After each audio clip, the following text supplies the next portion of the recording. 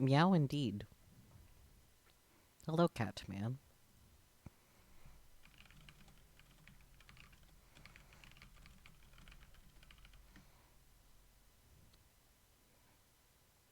Yeah, hello, Dawn. Welcome.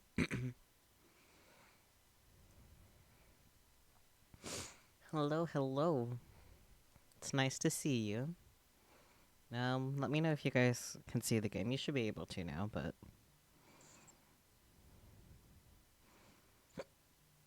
that was a painful hiccup. Game is seen very good. Um, I don't really remember where we left off, so I want to take a peek at the CG library. Maybe the CG library is not the place to be. There's a lot of missing CGs. Backspace is back. Da-da. Oh, it would be the clear list, right? Give me my cursor back. Okay, yeah, clear list. We have reached 3 out of 6 endings.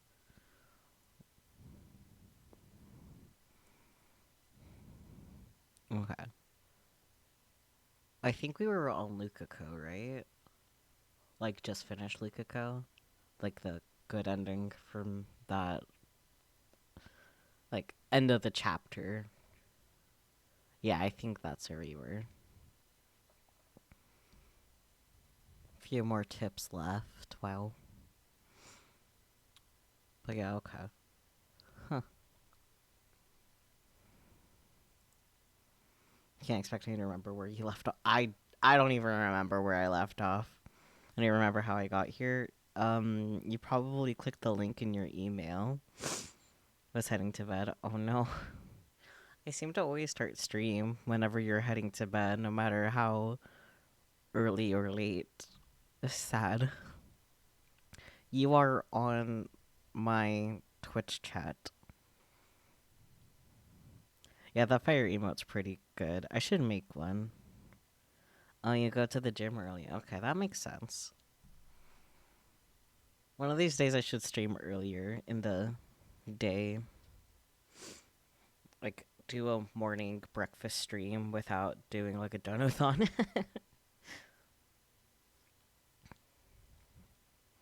I was actually with Kilma this morning because we were playing Gartic Phone.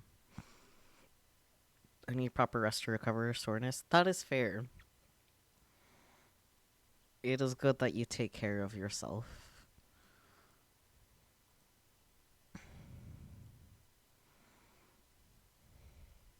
Okay, let's go load. Yeah, okay, so... Yeah, since we already had the Lukako ending, I imagine that we are... I think we started the chapter after doing the correct thing, per se. Rugby season starts in 2 months, oh wow. I forgot that you did sports. You're probably like the most active person in my chat. You wish you did sports, yeah. I kind of wish I did too, but like specifically swimming. Swimming is my favorite. Sadly, I am too fat and lazy. Mostly lazy. I was gonna say, like, you're really not that fat, man. Unless you gained a lot of weight since I last saw you, but I somehow doubt that. That fat. Meaning I am fat. Listen, I don't stare at your fucking body. Time to go cry in a corner. Don't cry in a corner. We love you, regardless of how much space you occupy. You can always make changes. True. There is a fitness center at my apartment complex. I really need to drag Spooky there because I don't want to go there the first time by myself. Just depends on your discipline. Yeah. Generally, I'm pretty good about self-discipline, but for whatever reason, when it comes to exercise, I'm not that good. But I am not exactly the most healthy individual, not for physical fitness reasons, so you're looking at gym memberships. Nice. Yes, Steins Gate. Hello, Nagiri. How's it going? Nigiri. Beautiful. I have some food with me.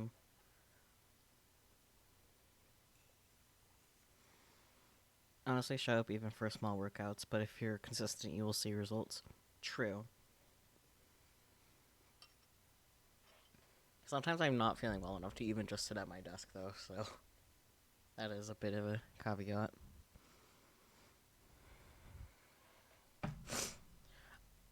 Honestly, I did go to one of the like 5 pools in my apartment complex recently, thinking like, yeah, let's do swimming, and thinking that like I would be up for swimming consistently after that. But it was so fucking cold. Just like I'm gonna wait till it's warmer outside because the pools are not heated, as far as I can tell. After I get my workout in, I feel good. That's good. Swimming is my workout. Good, Nigiri. You need to work on your endurance more than anything.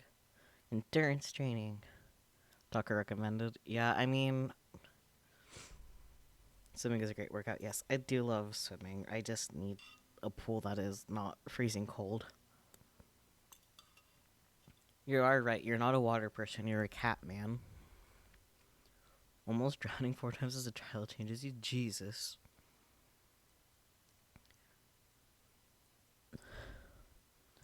At least the regular pools. I don't know if the Olympic size pool is heated because there is an Olympic size pool at my apartment complex.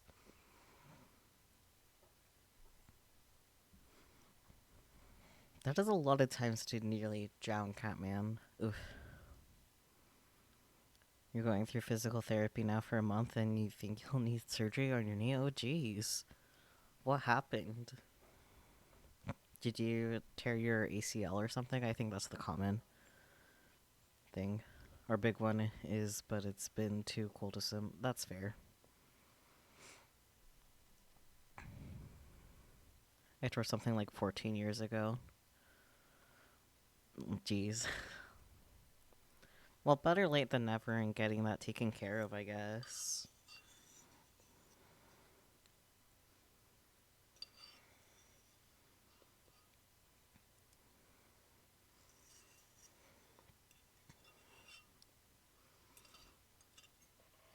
So it turns out I was mead and I did not start the new chapter yet, so I've left myself for this part. Jeez. Hopefully surgery isn't needed, but definitely good you're working on it. Yeah. Focusing on losing weight to make it easier. That's fair. I do kind of hate how fat phobic the medical system as a whole because like while obesity does cause issues, I feel like it's kind of a scapegoat for things. Just like, oh, you have this issue, it's because you're fat, and only because you're fat. There can't be any other cause. It's a little fucked up. Do you remember what button it is to pull up the phone? My phone rings. Speak of the devil. God, I don't. I think I remember what was happening. I don't know.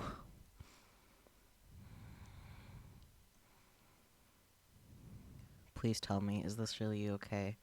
Like a go. Oh no. PT isn't working so far. My knee feels weird with the recommended exercises. Oof.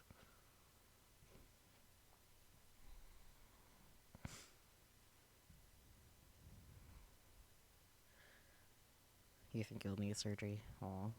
Well, hopefully you have a speedy recovery if you do end up doing that, and it works out well.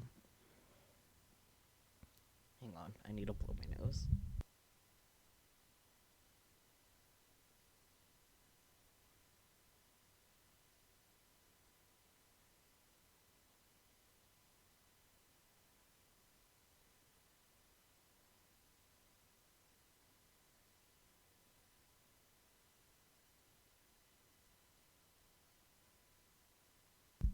Nine-month recovery time? Jesus. Like, I've had surgery before, but, like, it was top surgery, yay, being trans. I don't remember what the recovery time frame was, because it really didn't impact me too much, to be honest. But, like, I also just chronic pain all the time. So,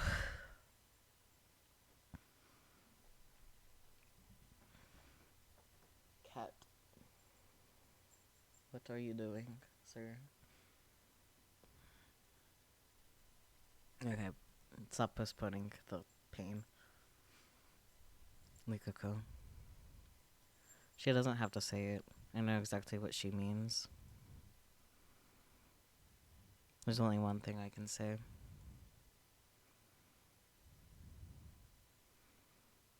Everything will be fine, as the subject line, Jesus.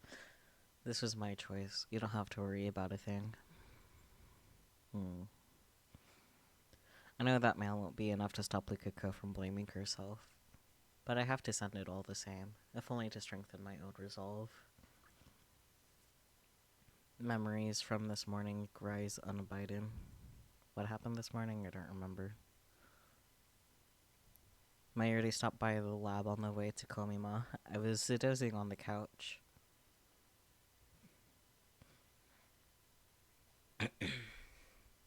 Suddenly, the darkness was burned away by light. Squinting against the fluorescent radiance, I raised my head to see who had entered.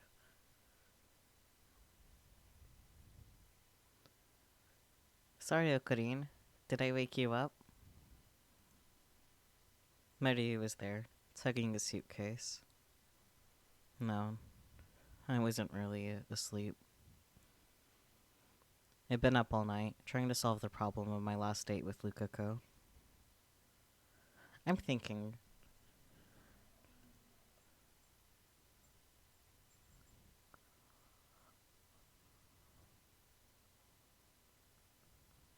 And it's not working.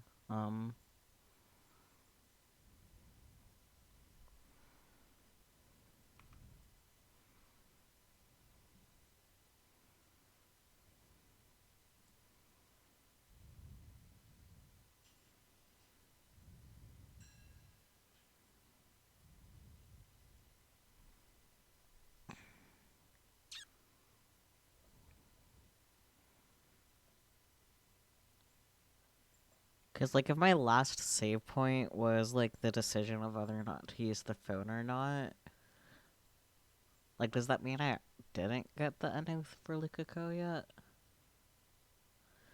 Let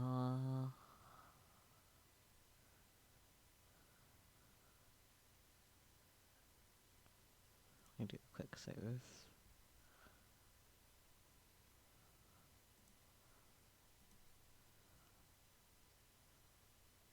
Because, like, that's not what I meant to do.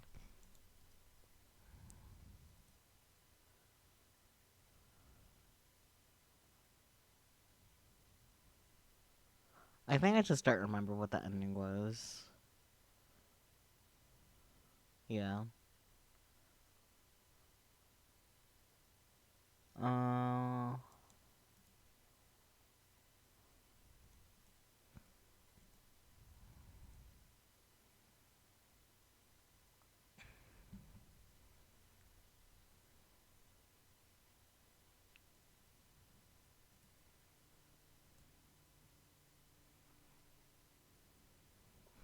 Let me double check a summary for what the Lukako ending was, because I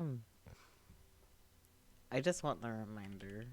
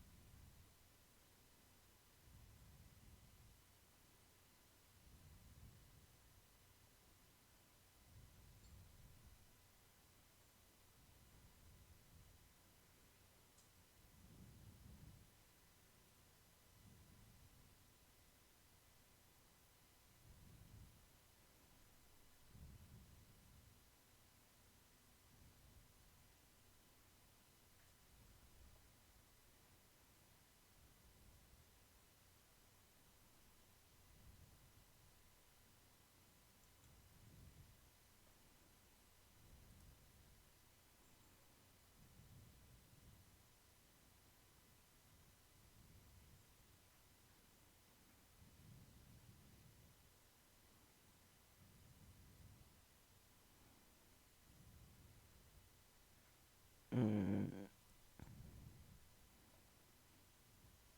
I do still have this on the quick save, so what if... Uh,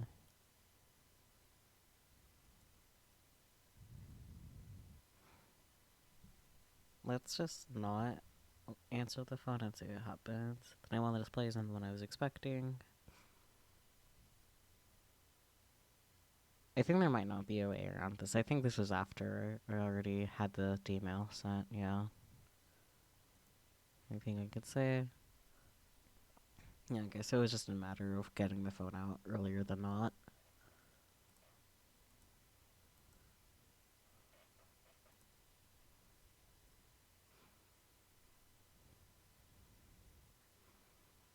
Okay, so I think I already, before I did this save, I already did the different thing. Because on the record it does show the Lukako ending already being got, even if I don't remember doing it.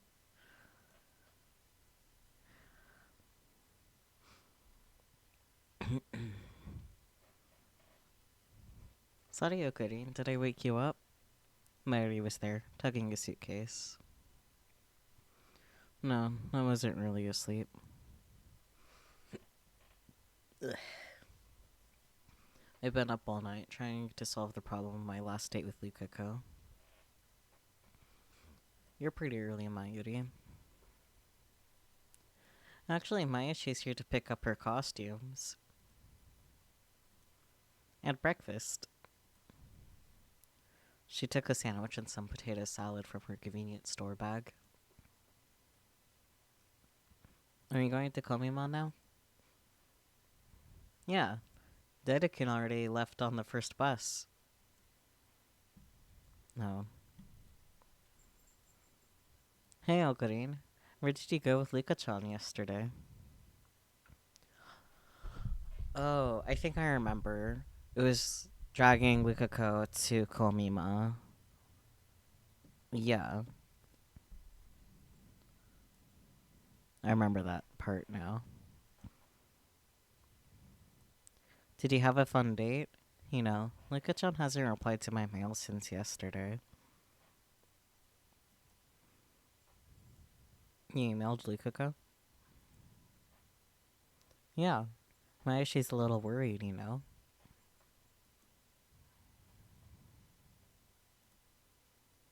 The day before, Lukako burst into tears barely 5 minutes after we met up. Then we parted ways. That's why I couldn't give Mayuri an answer.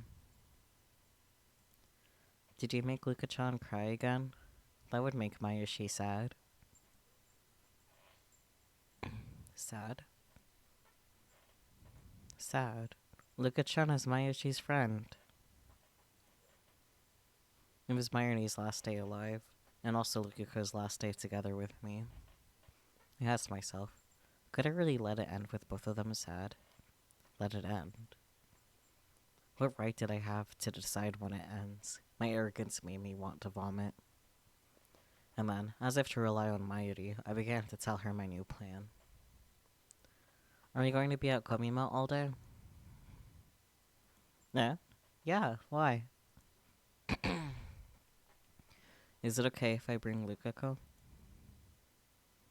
Really? Of course it's okay. Mayuri smiled happily, took some milk out of the refrigerator, washed down the sandwich, and began to enjoy her breakfast. You tried asking Lukako to cosplay, right? How did it go? Well, I couldn't convince her. I don't want to force her, you know. That would make her hate cosplay.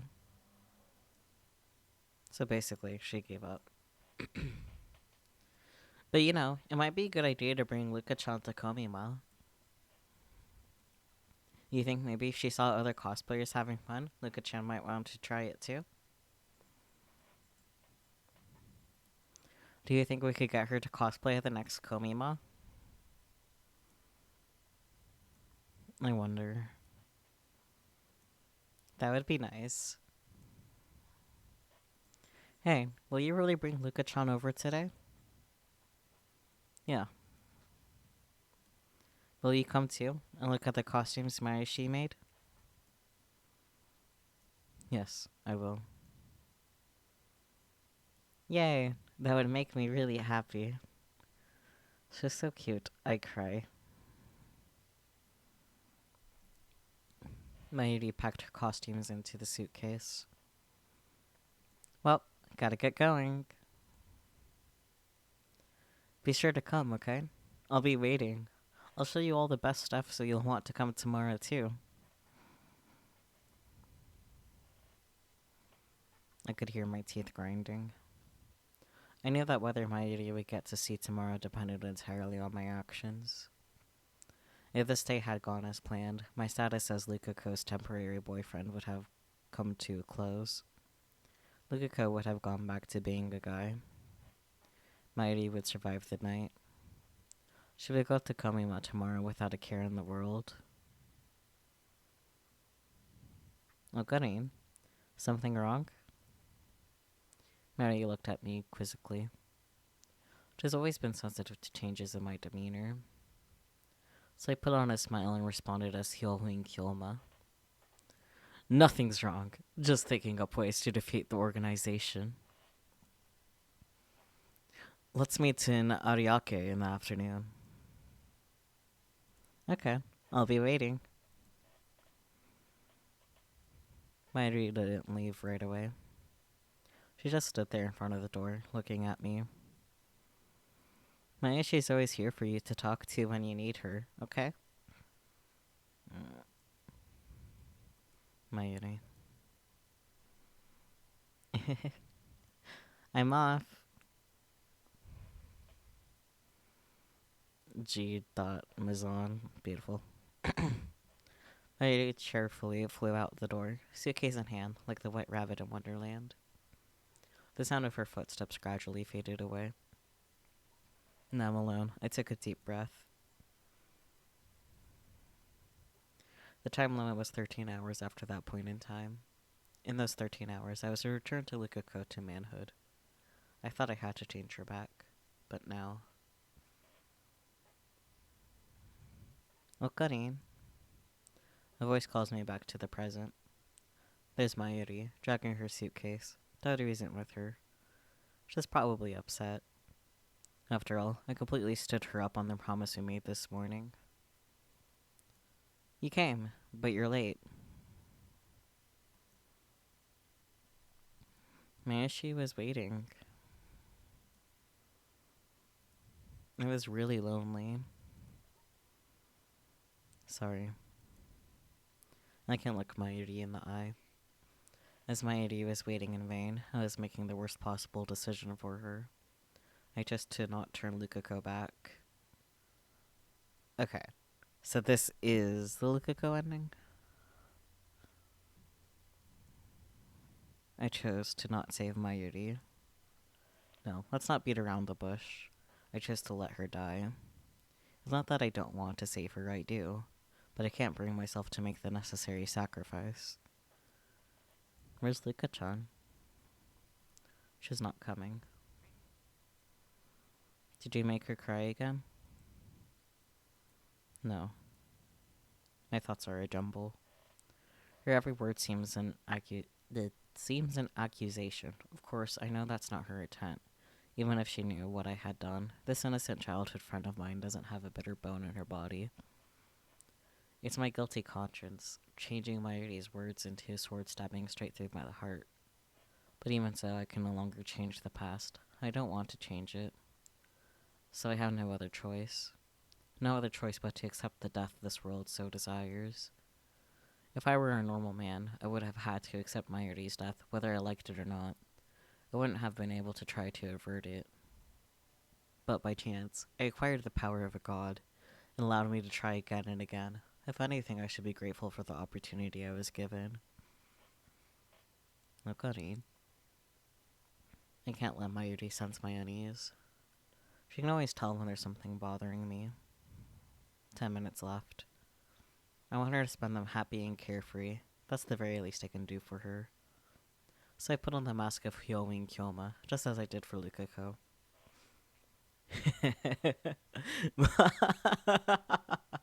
Fret not, my Yuri. Things between me and Lukako were absolutely marvelous. Hmm. That Miko and I are tied by a strong bond. That's right.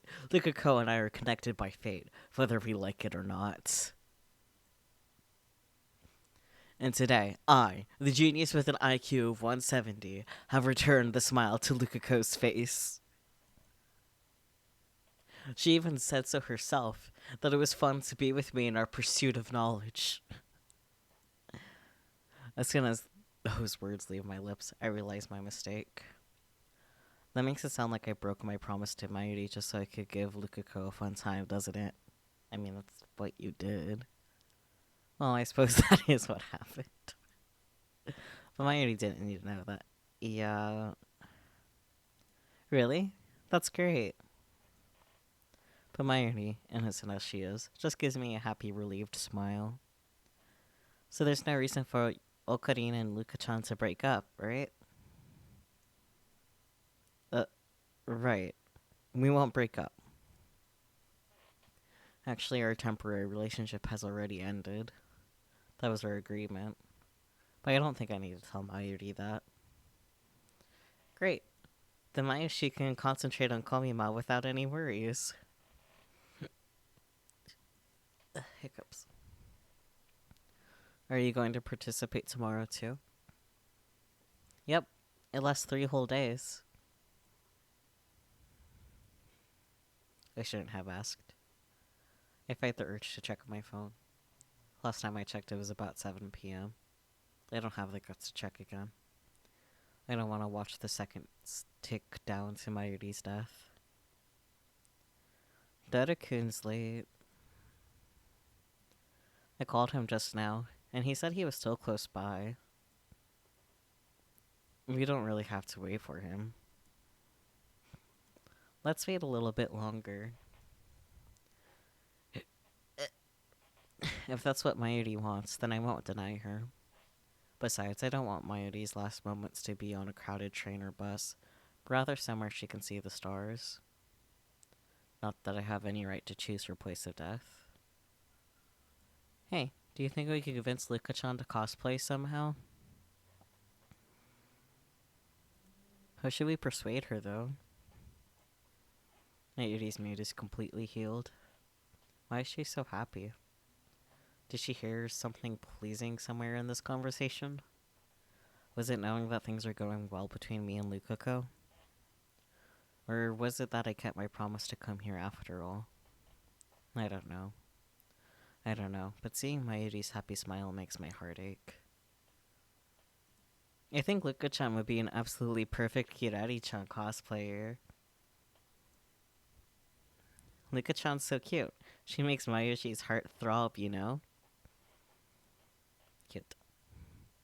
I want to spread Luka-chan's cuteness to people all over the world. Don't you, Okarin? Wholesome. Ah, or maybe you plan to keep Luka-chan all to yourself? But you know, you shouldn't monopolize her. Even Mayushi wants to kyun with Luka-chan. What's that even supposed to mean? I don't mind. It's not like I can keep her all to myself. Yay. Anyway, there's one more reason I want to get Luka-chan to cosplay. Mayuri's awfully obsessed with Lukako today. Come to think of it, Mayuri has done nothing but talk about Lukako for these past 4 days, ever since Lukako and I started dating. Luka-chan's usually a quiet girl, right?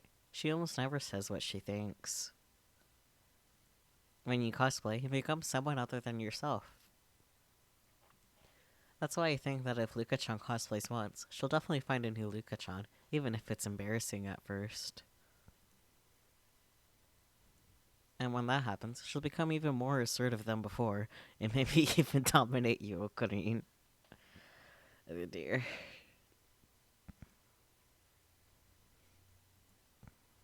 She really does care for Lukako. And yet, I know that all of her hopes and dreams are in vain. Suddenly, Mayuri falls silent. She looks up and raises one hand above her head, as if to catch the stars twinkling in the night sky. Stardust handshake. Can you see the stars? Yeah. Dog. Please. You can see the stars more clearly in Ariake than in Akiba. If only the stars would answer her call. If only she could melt into their embrace. What salvation that would be. In the past, when she has reached for the sky, I have always pulled her back down to earth, as if to keep her from floating away. But today, I don't dare. What does Mayuri think about when she reaches for the starry sky? I've never asked her. Perhaps now is the time. Hey, Mayuri. Okarin, Mayushi. Well, Daddy runs up to us, calling our names. Daddy-kun, you're late.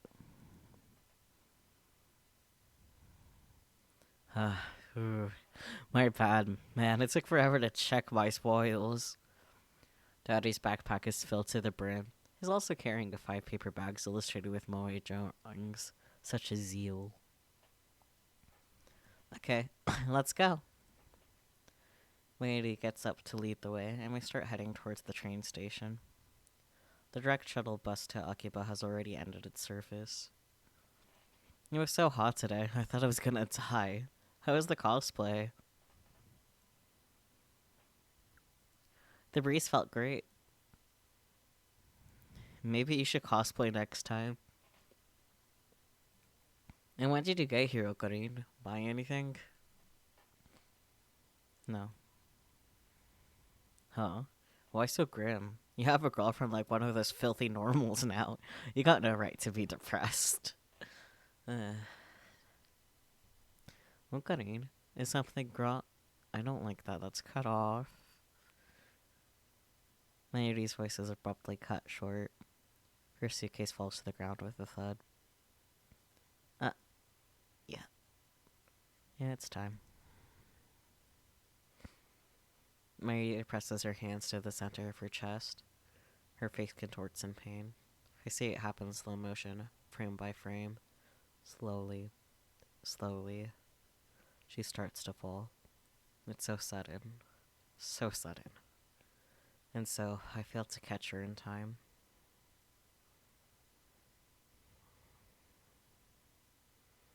Mayuri falls to the ground, motionless. Mayushi. I can't move. I can't breathe. Strangely, I feel no sorrow. All I feel is guilt. I knew this would happen. I could have prevented it. The one who killed Mayuri is me. Mayushi, what's wrong? Teorio tosses his bags away and runs to Mayuri's side. He lifts her up and slaps her cheeks a bit. I keep watching, as if I were merely a bystander. She's not breathing. What is this? What the hell is this? Oh, Green, there's something wrong with Mayushi. She's dead. What could be the cause? A heart attack? She wasn't killed this time. That's a relief. At least Mayuri died in one piece. Dead? No way. We were just talking. Hey, Mayushi, wake up. Where's the camera? Wrong candid camera, right? Daria. I put my hand on Daria's shoulder to calm him down. Mayuri's dead. Daria turns pale. His lips tremble as he looks at Mayuri's face in disbelief. Let's call an ambulance. Why did this happen? How can you be so calm? She's dead. She's never coming back. Don't you get it, Okarin?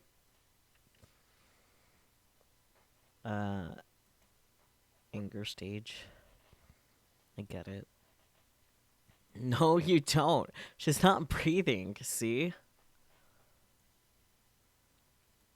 I stood by and let her die. Huh? Yeah, I could have said what, but you know.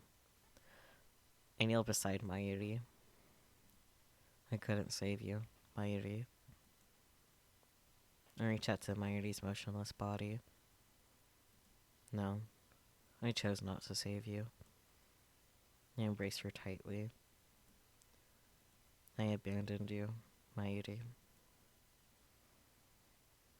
I look up to the starry sky, just as Mayuri always did. The tears don't come. Maybe I've gotten used to it. Or maybe it's because I'm not worthy to mourn her. What fills my heart is emptiness. I'm leaning against the wall, hugging both knees. I don't remember how long I've been here. I really need to blow my nose again. I'm gonna cry.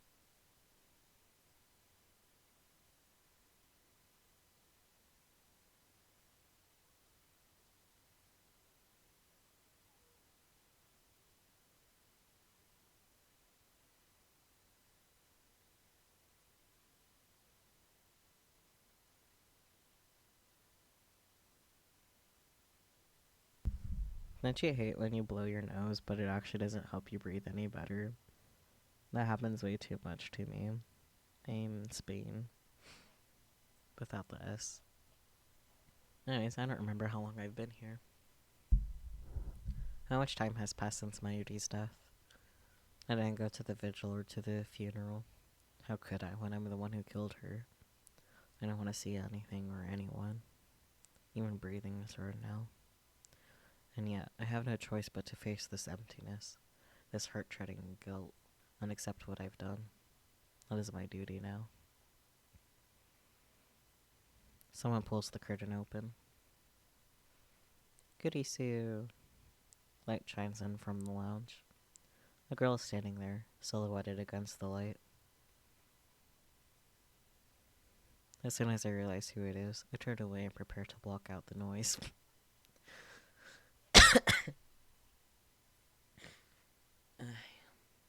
Look, Ove, it's been 3 days. Will you at least eat something?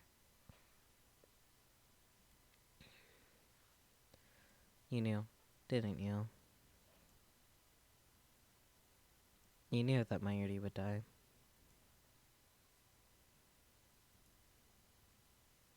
Why don't you time leap? I was sure that you would do anything to save Mayuri, even use the time leap machine. What happened to your plan to change due to Shibata-san's gender and take back the IBM 5100?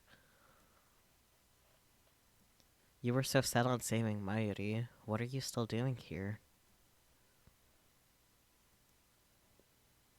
Wait. Did you already send the email? Did you already change world lines? If so, and you're just a remnant Okabe left behind, then that means world lines are parallel, and that this line is doomed to continue without Mayuri. I didn't send the email. My voice is hoarse, perhaps because I haven't spoken in 3 days. What do you mean? I couldn't change Lukako back into a guy. Instead, I chose to accept fate. No, that doesn't make it sound like I wasn't responsible. Makes it sound like I wasn't responsible. Did I read that right? I don't know. My brain go blur. I stood by him and let Mayuri die. I heard Kurisu gasp. Why did I confess? It's not something I should confess so easily. It's like admitting to murder. It should have been a secret between Lukako and me. And yet, do I want to be blamed? Would that make me feel better? It hurts to live with this bottled up guilt. At this point, I'd welcome condemnation. Words. Kurisu isn't one to mince words.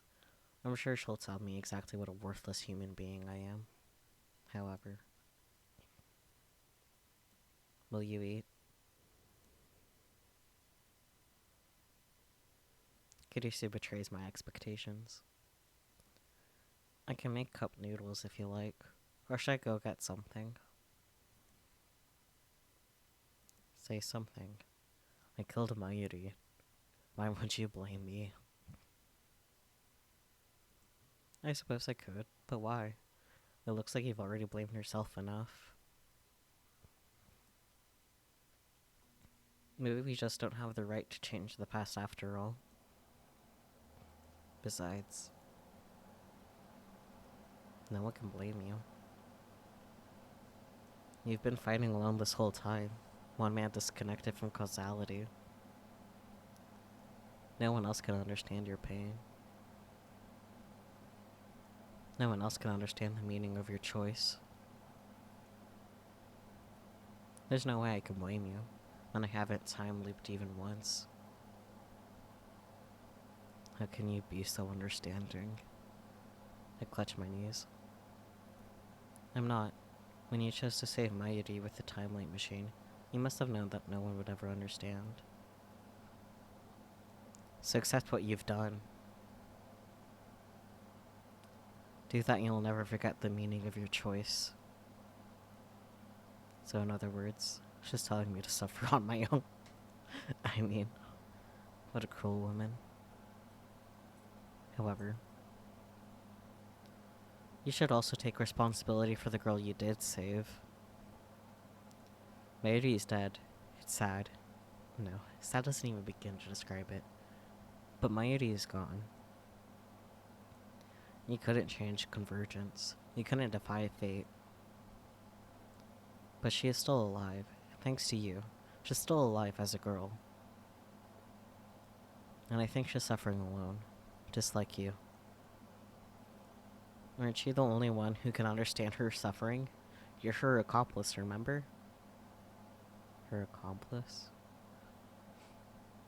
I knew you'd pull up no punches, Makise Kurisu. I think I remember this ending. Mikiko's image floats through my mind. She used to be a guy, but now she's a girl. Now she'll live as a girl from now on. I'm the one who chose that fate for Lukako. When I imagine her frail smile, I feel like spring has come to thaw the frozen soil of my heart. I can't bear to lose Lukako too. In that case, I know what I must do. Thank you, Kurisu. I'm glad I told you. Yeah, I think I remember this. Yeah. Come here, and they talk and cry together. Yeah, Lukako's crying. Yeah, I remember this. Yeah. Okay. So what did I do wrong? Yes, I didn't mean to escape.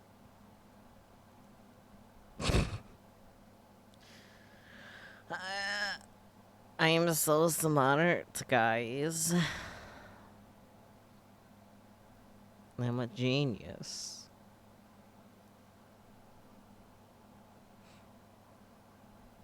I am so smart.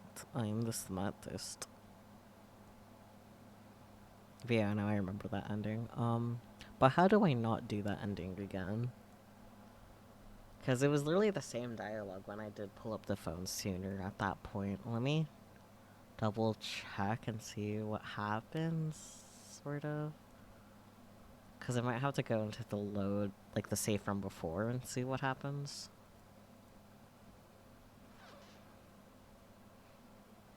Yeah. Phone. Now. Lukako. Is this really okay? Lukako. And now. Because that's still broken. Yeah, okay, so that is literally the same. So, go ahead and load previous one. Because there was the opportunity to send the D-mail. Here. Okay, so I somehow didn't do it here yet.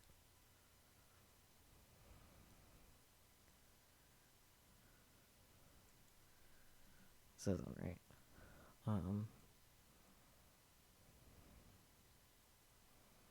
Put an address book. Phone wave. Lukako places her finger on top of mine. Okay. Making progress. And on top of the send button. I actually don't fully mind that I kind of ended up doing the other ending again. Like, served as a reminder of what the fuck happened. Okay, anyways, I digress. We're actually making progress now. About an hour in. Visual novels are hard, guys. Anyways, thank you. Okabe-san. Farewell, my love. Oh, oof. Here we go.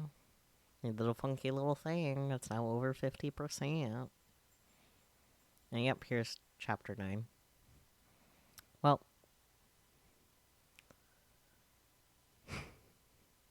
I'm just surprised they didn't do that the last time I played and then make a save here. Like, I could have sworn I would have done that. I know that was, like, at least the game plan. Let's make a quick save so we have that.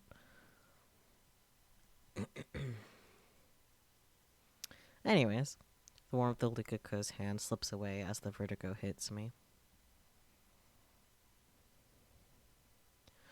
I'm still at the shrine, but I no longer feel Likuko clinging to my back. I turn around slowly.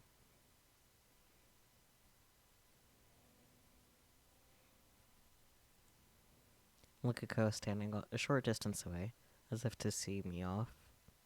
No tears, just a bewildered smile. My chest feels like it's about to burst. I hold it back.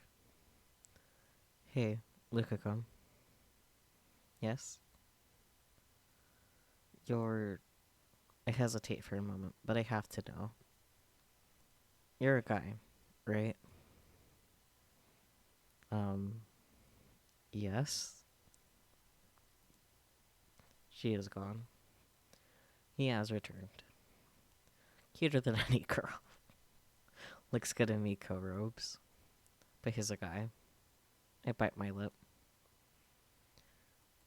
Do you like me? What? I don't understand. Do you like me?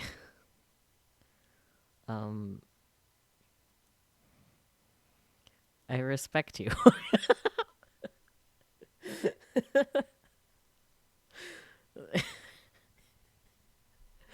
That's a fair response. He respects me. I don't deserve I don't deserve his respect. But that's not what matters now. Likuko's answer seemed clear, but wasn't. He didn't answer the question. If I change back into a guy, I'll have to hide my feelings for you. Likuko might still like me, even though he's a guy again. However, I'll never speak honestly about those feelings. This is what Likuko decided for himself. It'd be wrong to pry any further. Maybe I'm just running away. Maybe I should pry, force him to confront his feelings. But I'm just not strong enough to accept the consequences. I'll just end up hurting Likuko. Thanks. You are my disciple, now and forever. Agreed? Yes, of course I am. I look away, unable to bear his shy smile. The world line has changed. Likuko is a guy again. Which means the IBN 5100 should be here at the shrine. On the previous world line, Girl Likuko broke the IBN 5100 while cleaning the storehouse. But Guy Likuko didn't clean the storehouse. He never broke the IBN 5100. It's 6:46 p.m. Judging by past experience, it is very likely that I've averted Mayuri's death for today. But just in case, I should get back to the lab within the hour. Likuko, do you remember breaking an old computer in the Shrine Storehouse last year? An old computer? No, I don't remember anything like that. I don't really understand computers. I haven't played with them much. When Likuko was a girl, she trembled when I asked her the same question. And then she forced a smile, as if to avoid admitting that she broke the computer. But he's not trembling now. Likuko honestly doesn't know. Go get your father for me. I asked Likuko to fetch his father for me, so I can ask him whether or not the IBM 5100 was in the storehouse. An old computer. Yes, I do remember. I'll go check. Please wait a moment. He heads into the storeroom out back, just like on the previous world line. But on the previous world line, the IBM 5100 was no longer in the storehouse, since Girl Lukuko had secretly moved it. How will it turn out this time? Luca's dad returns after about 10 minutes. His expression is grave. That's all the answer I need. Nothing has changed. It's gone. I couldn't find it anywhere. I quickly glance at Lukuko's face. Blank. He doesn't seem to know anything. Lukuko is innocent, I'm sure of it. The lock to the storehouse is broken. Maybe someone may have stolen it. Oof. Stolen it? It didn't disappear? A thief took it? There's evidence someone dragged something heavy away. That wasn't there at the end of the year cleaning, and the lock wasn't broken when I checked last month. I think I know what happened. I never expected a thief would break in. Then shouldn't we report it to the police? While they discuss what to do, I sigh and consider the situation. This isn't going to work. The IBM 5100 is still out of reach. There are 2 D-mails left to cancel. Something tells me that if I cancel just one more, I can get the IBM 5100. But which one? Okay, Bason. I don't really understand, but please don't be sad. Just go. It matters not, like you always do. I chuckle. Lukuko's so adorable when she's trying to cheer me up. Did I use the wrong pronoun? I don't know. But he's a guy. You're using that phrase wrong, you know. I wave goodbye and leave the shrine. Reading was hard. 2 D-mails remain. First, the one I sent to myself with a winning lot of 6 numbers. That one should be easy to cancel. The problem is the other one, the one sent by someone I wish I could forget. Moika. Kiryu Moika. I know the gist of her D-mail, since she sent it as part of our early experiments. When Moika asked to send the D-mail, I agreed under 2 conditions. First, make the content simple enough that the D-mail's effects would be obvious. Second, make the contents public to all lab mems. Moika ended up sending a D-mail to prevent herself from buying a new phone a few days prior. The D-mail was sent to July 31st, an easy date to remember. The question is how it relates to the theft of the IBM 5100. It must be the butterfly effect, as it was with Lukuko's D-mail. This time, however, I will not hesitate to do what is necessary. Kiryu Moika does not deserve my sympathy. That woman and her men have killed Mayuri more times than I can bear to remember. I'll show her no mercy. There's just one problem. The cancellation email needs to be sent from Moika's own phone. I don't think a message from me telling her not to change phones would sway Moika's attentions in the slightest. I need her phone, but I don't know where to find her. What do I do? I return to the lab and set things up so I can timely bet a moment's notice. Fortunately, that isn't necessary. Yo, I'm stuffed. I barely ate today, so I was hungry. Is there more tomorrow? Yeah, and the day after, too. Mary just got back from Komima 30 minutes ago. She and Kurisu, who stay behind the lab, have just finished eating cup noodles. It's already past 8, and so far, nothing has happened. Mayuri is still alive. Going by the pattern, her death has probably been postponed until about this time tomorrow. Is this the will of some higher being? God, fate, the universe itself? Or is it merely coincidence? That doesn't matter now. Okie dokie, Mayoshi's got an early date tomorrow, so I'm going home. Mayuri takes a big stretch and starts getting ready to go home. She's been up since 5 this morning. Looks like she plans to wake up early tomorrow, too. That reminds me. I haven't seen Dario at all. He's fighting in the Komima Holy War too, so that doesn't surprise me. Busy checking his spoils, I guess. Hey guys, why don't you come too? I'll pass, but my assistant looks like she wants to go. What? Kirisi jumps up at my answer. Hey, don't put words in my mouth. I saw your eyes sparkling while you listened to Mayuri's cosplay stories. This is just making me realize how appropriate it is when people cosplay her to anime cons.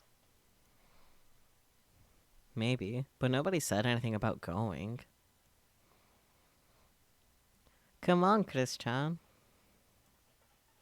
I know that Kurisu is an at-channeler, but is she an otaku? Not all at-channelers are otaku, but she has often hinted at an interest in cosplay. I am so good at reading. No way. I'd suffocate in a crowd like that. It's not as crowded on day 2. If you're worried, come in the afternoon. All the popular stuff will be sold out, though. You go, Okabe. You're Mayuri's guardian, aren't you? No, Mayushi is Okarin's hostage. Oh, right. That's what it was. Well, you don't want your hostage to escape, do you? Shouldn't you take her along in handcuffs or something? I got business in Akiba. What do you mean, business? The search for Kiryu Moika. I already sent her an email. We needed to talk, and now I'm waiting for her reply. Something tells me it's not going to work. No answer? I guess it was just an excuse. Christina, we need to talk. Again? Abrupt as usual. What do you mean, again? Nothing. What you gonna talk about? You two have been really close lately, huh? You're always talking together. Maybe she really wants to join you in your secret meetings and stuff.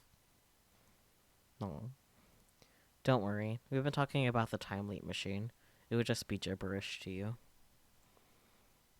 Not entirely accurate, but not a lie either. Yeah. Besides, the purpose of this particular discussion is to convince Christina to attend Komima. Prepare for good news, Mayuri. Oh, great. Thanks, Lokari. Cute. I'm curious about that again, though. Mayuri waits in the lab as I take Kurisu outside. So, Christina. I'm not going to Komima. You said again just now. We talked like this before, just the two of us. Losing your memory now? Does our little mad scientist have an acetylcholine deficiency?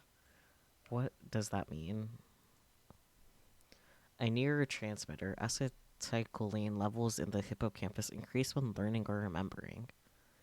Wow. Science. I'm being serious. You're acting weird today. What's going on? Please, I need to know.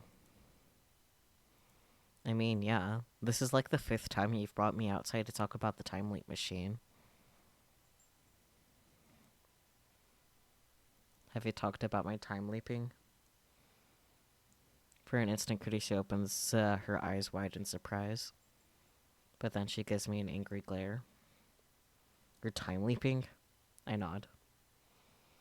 More than a dozen times already. I'm playing Project Diva in just 69. Nice. That many? What the hell are you doing?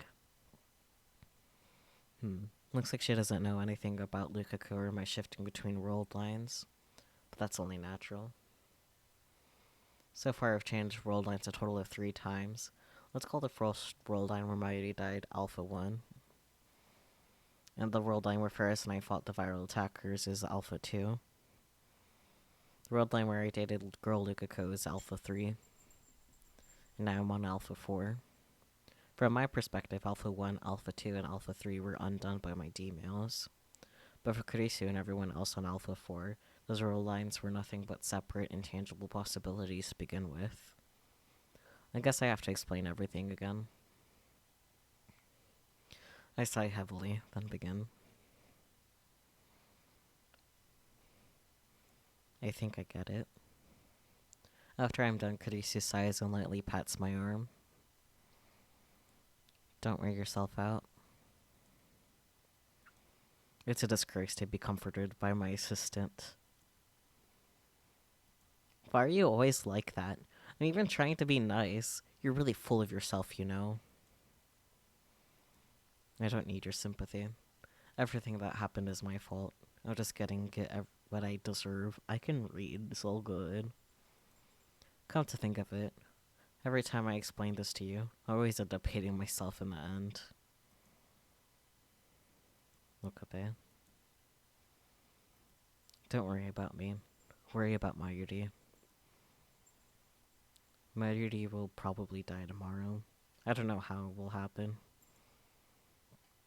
If Mayuri stays away from the lab, she can probably avoid running into Moika and her men. It doesn't matter though, she'll die all the same. All awful world lines converge on her death. Escaping the attractor field is the only way to save her.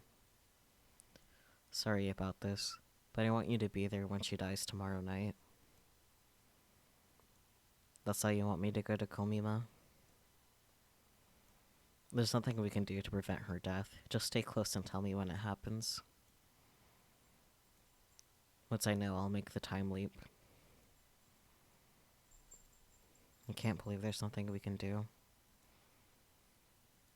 It just doesn't feel real, but it's the truth, isn't it? I can see it in your eyes. Are you okay? No. I haven't saved my... I know. That's not what I meant. Kurisu interrupts me. Are you okay? I don't follow. You're carrying an awful burden. It's rare for her to look so concerned for me. I told you not to worry about me. It's Mayuri you need to worry about. Tomorrow, I'm going to look for Moika. If Mayuri doesn't die tomorrow, I can postpone the time leap. If Mayuri does die tomorrow, I'll return to the past no matter what. I wish there were some way that Mayuri wouldn't have to suffer. Then why don't you time leap now? I can't plan efficiently without knowing the deadline. Really putting the dead in deadline, huh?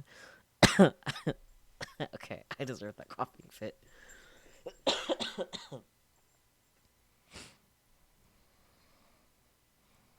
I don't want to see Mayuri die either, you know.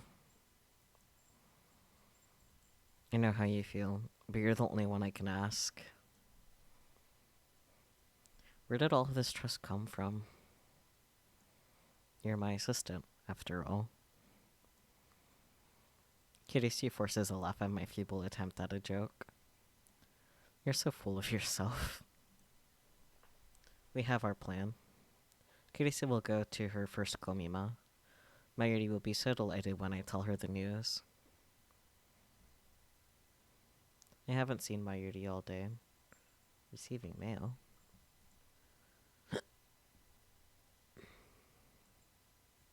I'm off. Morning, Ocarina. I'm heading off now. Cute. Headed out. Joined up with Mayuri. We're heading out to Ariake. Kinda excited. Cute.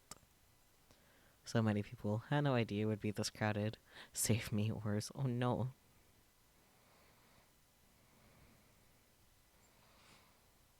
I haven't seen Mayuri all day. I want to be with her, of course, but that's not possible. Moika hasn't replied, which means I have to find her myself. Unfortunately, I don't know anything about her. Monitor brightness was too bright. My only clue is Archer, you're right. The company Moika supposedly worked at. I find it after a quick search online. Sure enough, their business is producing articles for PC magazines. Luckily, their office is in Akiba. I tried calling first, but it goes to voicemail. I guess they're still closed for the Obon holiday. Or maybe it's just a bad time. Looks like I've got no choice but to visit them in person.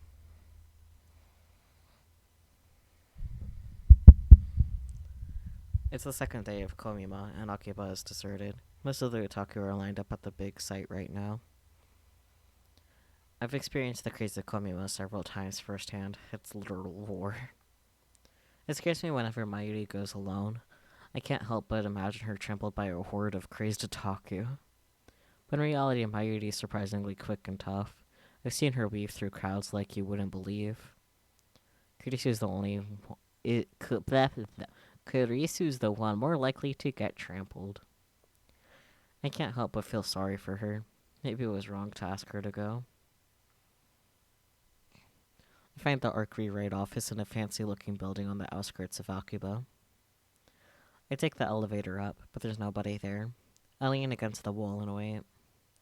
After about 30 minutes, a man dressed in a shirt and tie appears.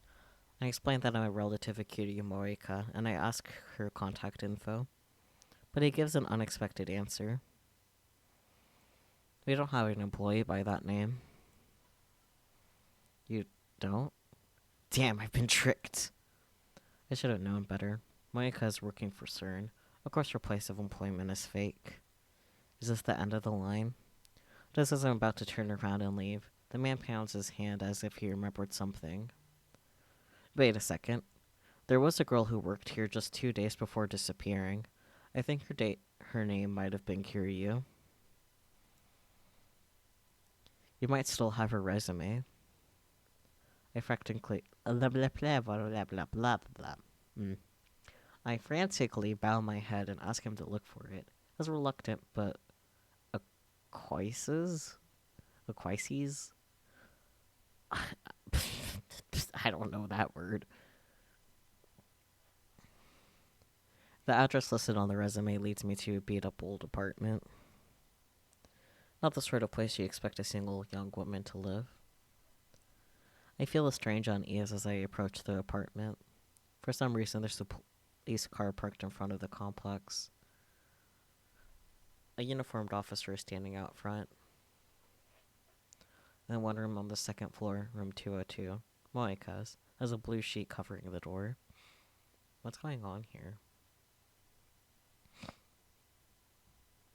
I walk up to the police officer. Excuse me, did the person who lives here who lives there move? Huh? No. Then, are you related? I knew her. You haven't heard? The police officer looks uncomfortable. The bad feeling in my gut is getting worse. What happened? Suicide. That's definitely the word I wanted to read today. But suicide. But why?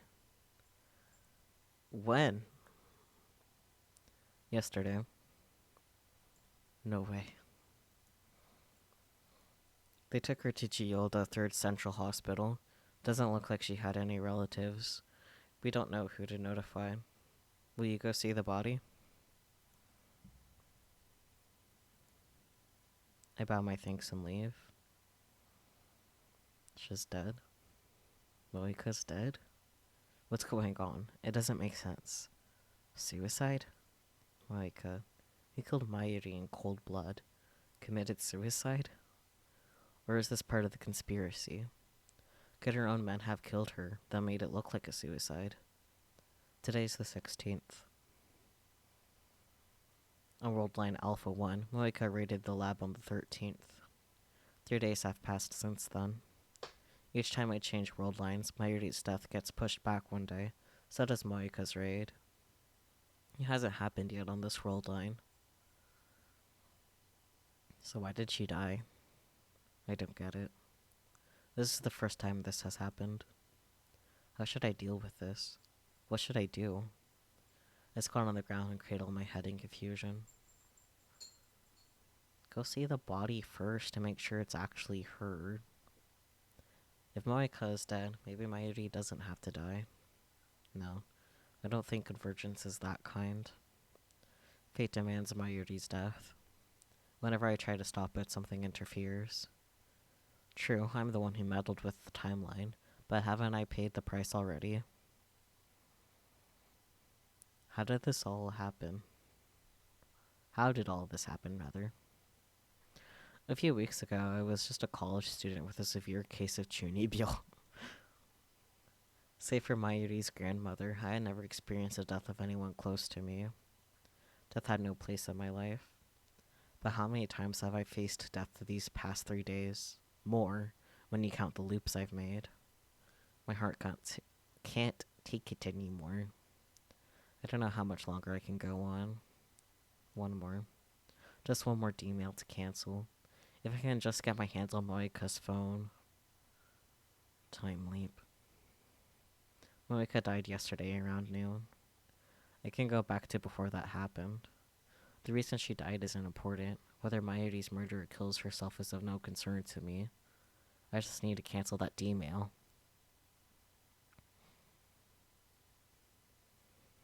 Upon returning to the lab, I casually look up at the second floor window, and what I see shocks me to my core. Electrical discharge? Oh no. Someone is using the time leap machine.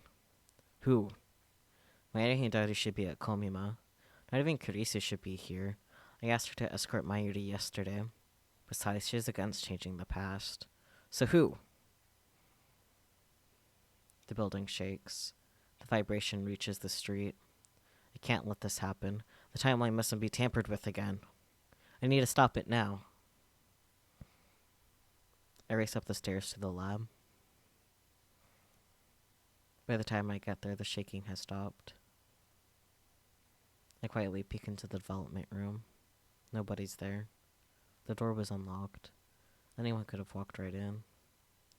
How could it be so careless? The time machine is still faintly warm, so somebody did use it. Who? Did they time leap? This is the first time someone else has used the time leap machine. Just to make sure, I checked the by 68,000. As expected, the history's been erased. The same thing happens when we send an email. There's nothing I can do about this. It worries me, but I have to focus on Morika. I set up the time leap machine. The maximum loop time is 48 hours. To leap more than that, you'll need to leap 48 hours and then leap again. The 42-inch CRT is on downstairs. That's plain as day since the discharge phenomenon just occurred. I put on the headgear. Preparations complete.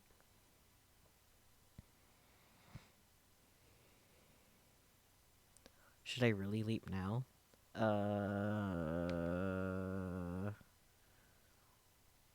We do a little savey save.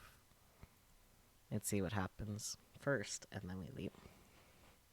Don't be ridiculous. Of course I should. Just a little more, and I can save Mayuri once and for all. I know what will happen if I don't leap now.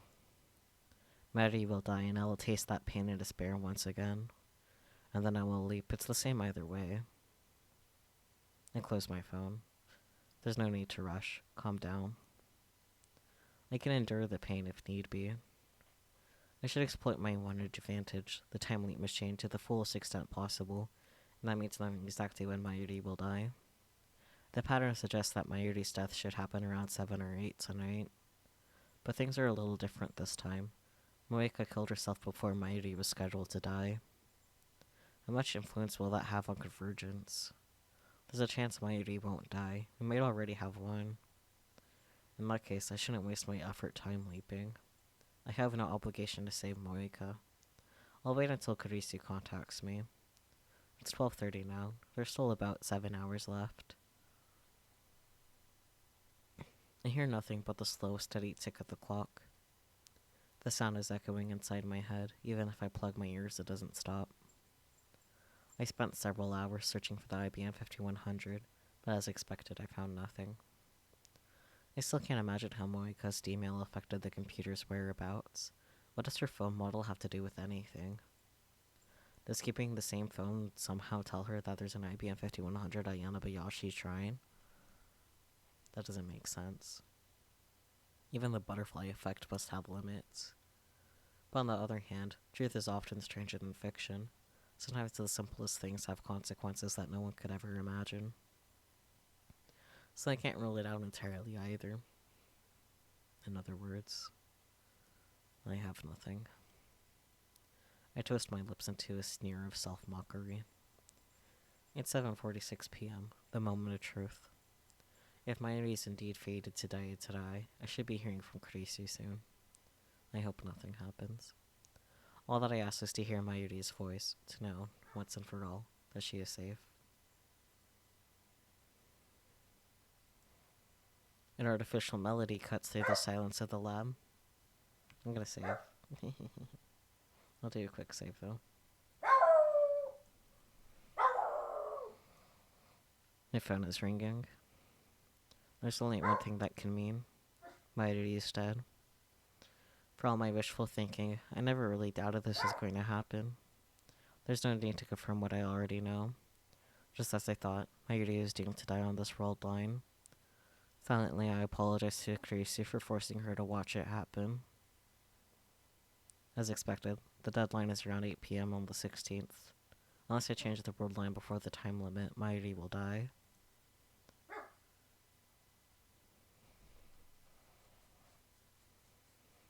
I put on the headgear and activate the time leap machine. I must obtain Morika's phone, no matter what it takes. Okay, I did do that save there. Let's do another quick save.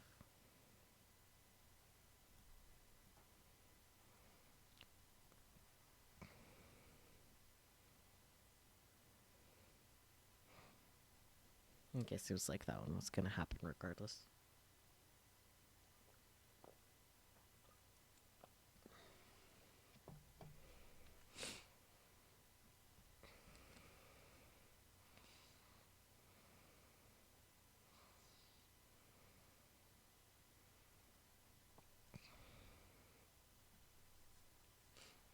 I make several consecutive leaps to travel back to the 11th. When I arrive, it's just past 8 p.m. I'm heading out. I leave the lab without waiting for the others to respond.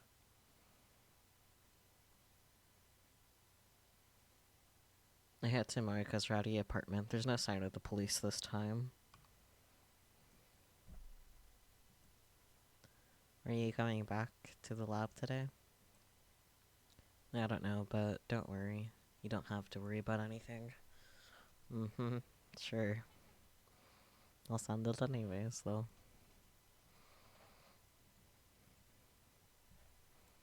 I'm saying to the police. Monika suicide won't happen for another 4 days.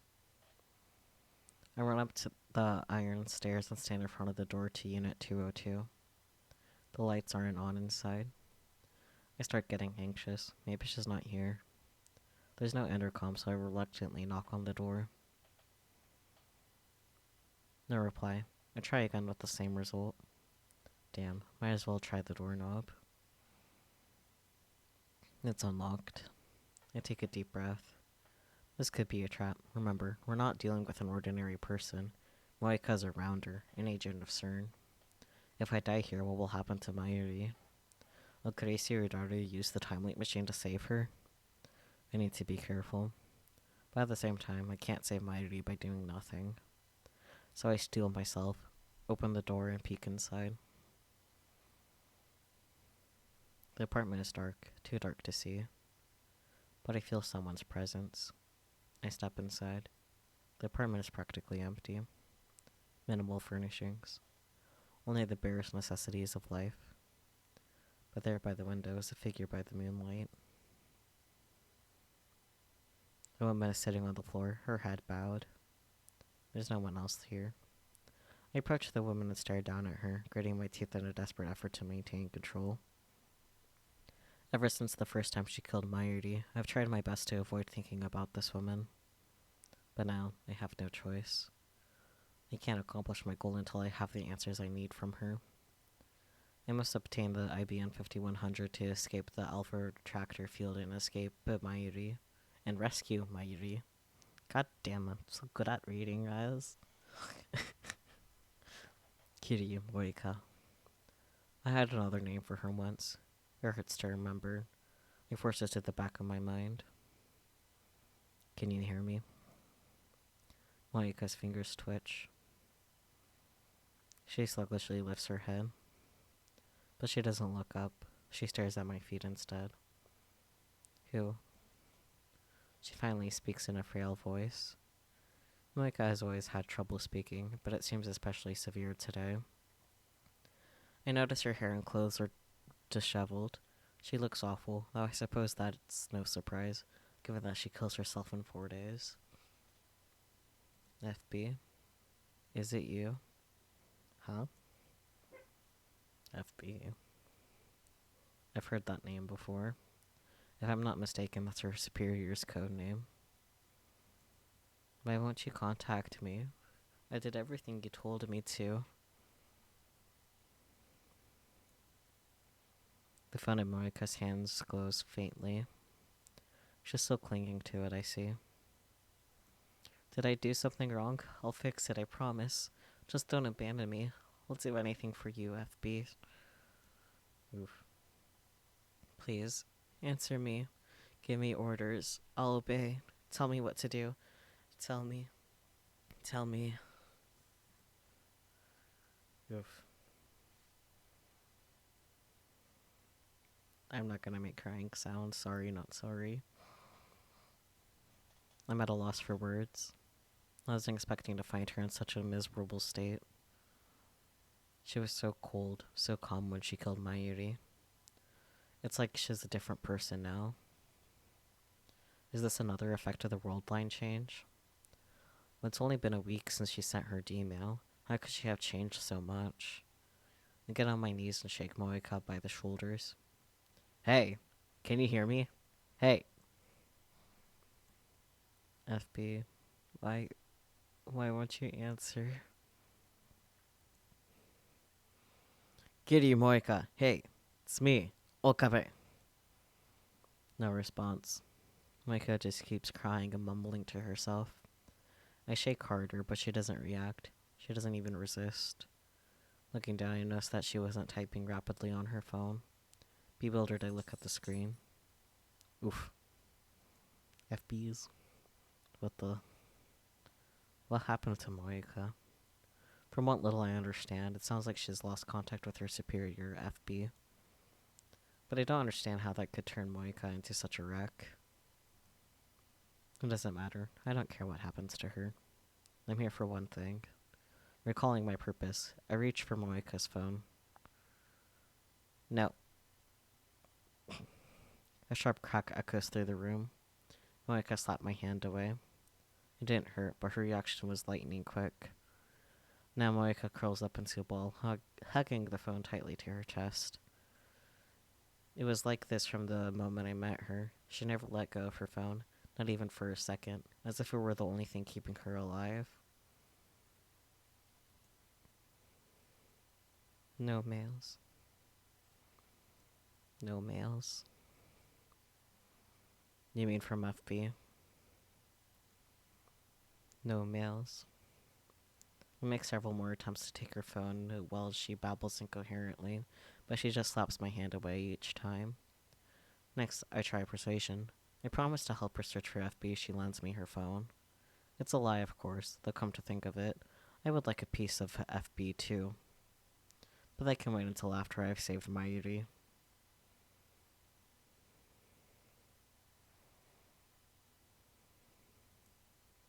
But Moika doesn't buy it, if, that is, she heard me at all. Damn it, we're not getting anywhere. Maybe I should take it from her by force. But what if she tries to kill me before I can send the email? In her current state, she might not have the strength to retaliate. On the other hand, if she does retaliate, there's not much I can do against someone with a gun. Yeah. What should I do? Her gun. Where would she keep it? I quickly scanned the room, but there's no sign of it. Can do a proper save. Crap, that startled me. Could she have picked a worse time? I try again, this time asking nicely to borrow her phone. Moika doesn't reply. She's staring at her phone. As she realizes that it's not her phone ringing, I see fresh tears pool in her eyes. She hangs her head. Why won't you respond, FB? You're the one who recruited me. Moika starts typing it on another mail. I guess she really doesn't recognize me. This is frustrating. Why is she acting like the victim here? Does she think she's a tragic heroine? Does she think she deserves sympathy? Can you shut the fuck up, dog? This is not about you. Why are you even barking? Gosh. You don't have the right to be so weak. It's my duty who deserves sympathy, not you. She died countless times because of you. Murderer. I swallow the word before it passes my lips. Damn it. I check my phone. It's Kurisu calling. I stand up and move to the entrance where I can take the call without letting Moika out of my sight. Hello? Finally. Where are you? You promised you'd help with the phone wave, remember? Or is your lab mem number just for show? Get daughter to help. I can't do it today. What are you doing? Where are you? Kitty Moika's apartment. So you are with a woman. You're the worst. Has she not met Moika on this world line? I quickly give Kurisu a simplified version of the usual explanation. Kurisu listens attentively, as she always does. Maybe she's more considerate than I give her credit for. As soon as I finish, Kurisu gives it to me straight. You have to take it from her by force. You've seen too many Hollywood movies. You're up against an agent of CERN. Play nice and you could end up dead. Don't hesitate. Remember, you're doing this to save Mayuri. I know you're pretty weak and scrawny, but you should be able to handle her in her current state. Gee, thanks. At least she's not beating around the bush. Suddenly she lowers her voice. You might think I'm a monster for saying this. Not that I care what you think, but... kill her if you have to. Wow. Okay, was not expecting that. Damn. Like, fair, but damn. You're a monster. But you're not a hypocrite, and that's what I love about you, Christina.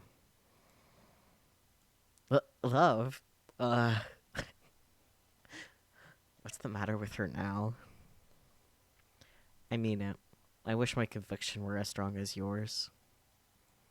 Well, thanks. But that's not all, right? There's a reason you're willing to suggest murder as an option. How did you reach that conclusion? Good. You're still thinking. I can't be certain whether your story is true. I don't quite understand this attractor field hypothesis. But based on what you've told me, if this cutie woman commits suicide 4 days from now, then that means her death flag is already active. In other words, this world line has approved her death. On previous world lines where that wasn't the case, you probably couldn't have killed her even if you tried. Something would have happened to prevent it. Or possibly, killing her would have caused a dramatic shift in world line divergence. But on this specific world line, her death is already certain. As you've experienced with Mayuri's death, the result is what matters, not the process. I believe the same applies to Kiryu. It doesn't matter how she dies. In other words, I can kill her instead of letting her commit suicide. She's already going to die, so that makes it okay. That's the kind of argument a murderer would make. Don't be a hypocrite. We're not talking about right and wrong here, Okabe. She's unforgiving as always, but it actually feels nice to speak frankly like this. But what about the law? Even if fate forgives me, society won't. As long as you have the timely machine, you can undo anything, even murder. The result will be that you gained the necessary information without killing anybody. True. I understand. Phew. Just remember one thing. You're responsible for what you do. I guess that's quite a thing for me to say, huh? After telling you to kill her. It's fine. Your advice was truly becoming of a mad scientist. Get it done, Okabe. Bye. She hangs up without another word. Strangely, I find Kurisu's harsh tone encouraging. Who does she think she is? A general? Maybe. I manage to smirk as I close my phone. Moika's still sitting on the floor. Kill her if you have to, Kurisu said. Moika did the same to us. She doesn't deserve mercy. Kill her or let her live. It's my choice, my responsibility. Even after I undo the murder, the memory of my crime will remain with me. That sin, that guilt, I'll have to carry that weight. I mustn't ever forget. That's what Kurisu meant when she spoke of responsibility. Murder is unforgivable, no matter the circumstances. Can you understand that, Kiryu Moika? I reach for Moika's phone. This time, there's no hesitation.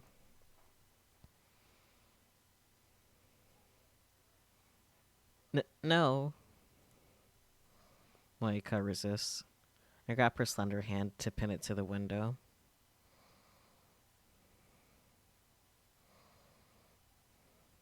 The glass rattles from the force, but thankfully doesn't break.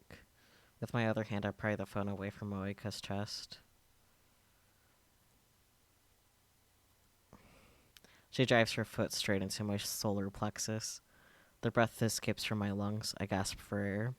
In a fit of anger, I raise my hand to strike. By the last moment, I hesitate. Damn, what happens to killing her if I have to? I know we're past the point of playing nice, but I've never hit a girl in my life. I don't consider myself a model gentleman or anything, but the idea that men aren't supposed to hit women is such a strong part of my common sense that it stayed in my hand almost like instinct. I can read so good. So instead, I wrap my hand around Moika's neck and squeeze. When she tries to kick me again, I pin her legs under my own. I squeeze harder. My fingers dig into her throat.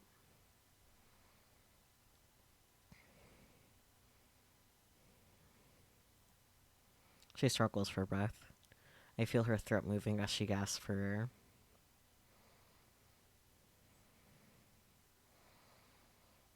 I can finally see my reflection in her tear-reddened eyes. Now I have your attention.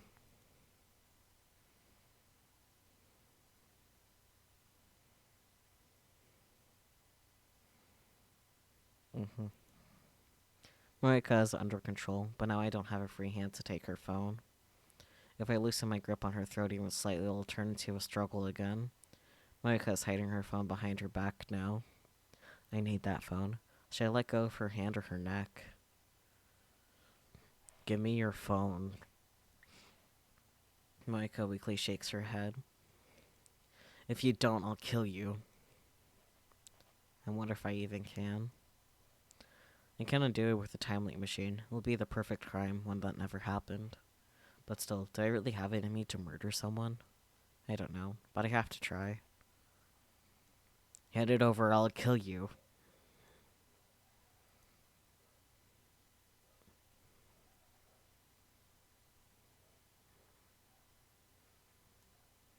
No words leave Moika's lips, just rough breathing.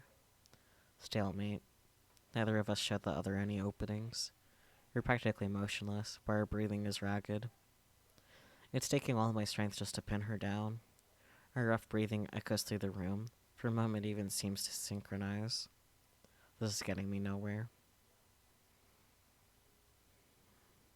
I remove my hand from her neck, then use my entire left arm to pin her against the wall in a guillotine choke.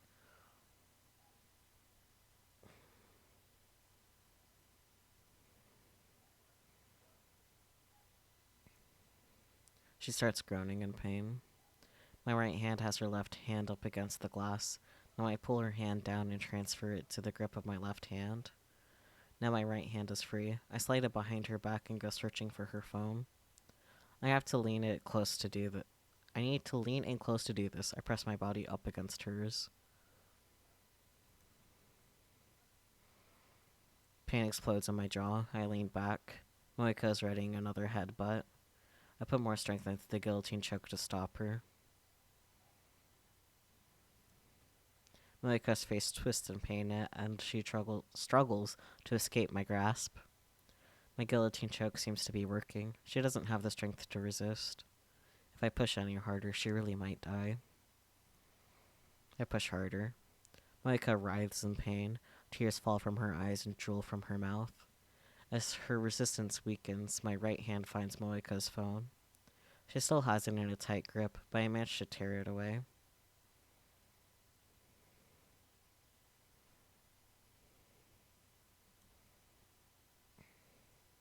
I quickly release Moika and step away.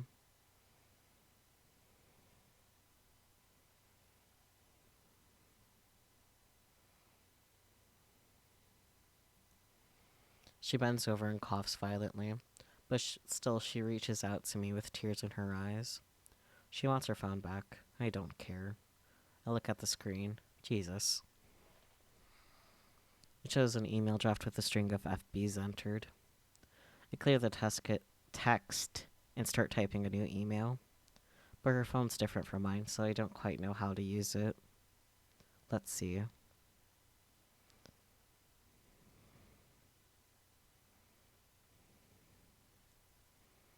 Startled, I look up to see Moika staggering to her feet, just like a goddamn zombie. I quickly run outside and close the door behind me. Then I lean my entire body weight onto it so she can't open it from the inside. The doorknob rattles as she tries to open the door. Then she starts pounding on the inside. It's a good thing doors in Japan open out. You wouldn't see this in a Hollywood movie. Anyway, I have her phone. Now I just need to pretend to be Moika and send the cancellation Gmail. Moika's changes to the past will be cancelled. This world line will change. The IBM 5100 will come back to me. And then we'll hack into CERN. Mission complete. Fate won't have Mayuri this time. Victory will be mine. This is Makase. Get ready for a D-mail. Okay, but what's that noise? I'm having a little trouble here. So you didn't kill her. Good job. I tell her Moika's address. It's ready. And Mayuri? Still here. She's at the Braun Tube workshop trying to get the manager to turn on the CRT. You didn't tell her anything, did you? About her death? Of course not. Good. Don't hang up yet. I put my phone down and resume typing into Moika's phone. A middle-aged lady comes out of the apartment next door. Her eyes meet, so I put on a forced smile. The lady's grins mockingly before going back inside. I wonder what she was thinking. Maybe she thought it was a lover's quarrel.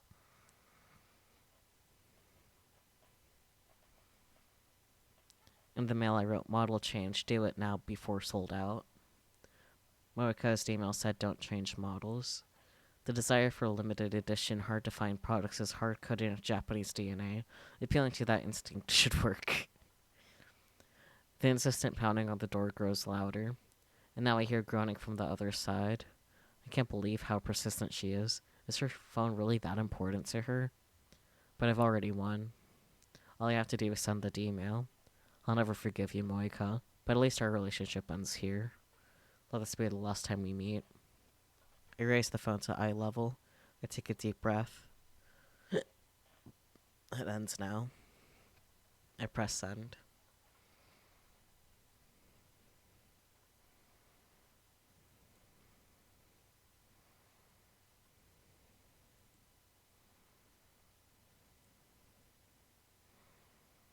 No vertigo, no dizziness, nothing. Reading Steiner didn't activate. What? Why? Why didn't the world line change? Did the phone wave fail to function? I bring my phone back to my ear. Curtis is still on the line. Well? Did he send it? Yes. Did it work? The discharge is occurring as normal. So it worked, right? Definitely. The world line didn't change. You mean it failed? Why? Consider the possibilities. Maybe the message wasn't enough to persuade Morika to change models. Could we have sent it to the wrong date? It's July 31st, I'm sure of it. Check when the original email arrived. Maybe her reaction will change if the new one arrives just after that. What a pain. The pounding on the door has ceased. Did she finally give up? No, she wouldn't give up. Does she plan to climb out the window and loop around? But we're on the second floor. That would be quite a feat. I should still have some time left. Try sending different messages. If that doesn't work, I'll adjust the timer. You're a lifesaver. What's going on there? Is Mr. Braun freaking out? I can hear him shouting from below. I'll shave down my ear, trying to calm him down, but who knows how long that'll last. I don't think there's much time left. I put my phone into my pocket without hanging up.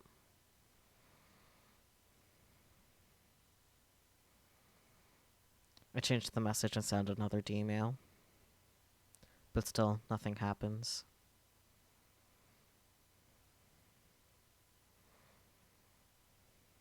I make another one. Send. No good. Why? What am I doing wrong? I like to ask Moika, but if I go back inside now, she'll probably just attack me. Which reminds me, she's been awfully quiet. What is she doing now? Maybe she really did go out the window. I look around. I don't see her anywhere. Think, why didn't the D-mail work? I wipe the sweat off my brow. My entire body is soaked. It must be the adrenaline. Maybe, what if Moika changed addresses when she got a new phone? I take out my phone. Are you there? Still not working? I tried 2 more times, but nothing. I frantically consider my options as I stare hard at Moika's phone. The walkway is dim, but Moika's gaudy purple phone shines in the faint light. Wait. I take another good look at the phone. There's something wrong here. What is it? Okabe. What's wrong? Gaudy purple. Latest model. Removable LCD screen. Model number GG01. My eyes tell me there's nothing wrong. I saw this phone when Monika sent her email, and many times before. She was never without it. It's the same. Nothing has changed. Nothing changed? Huh? What hasn't changed? Why hasn't it changed? Why is it the same as before Moika sent her D-mail? Moika's D-mail said don't change models. She should have had a different phone when she sent it. But she didn't. It was the same phone I'm holding right now. There's only one explanation. She never changed models to begin with. No way. She lied to me. Moika's email wasn't about her phone. That explains how it affected the IBM 5100. It also explains why my cancellation emails aren't working. That sneaky little... The door violently shakes behind my back. It's much stronger than before. She must be ramming something hard and heavy against the door. I quickly move away from the door. The door shakes again. I can see the frame starting to warp. She's crazy. I suppose I should be thankful she doesn't have a gun, but honestly, this is terrifying enough.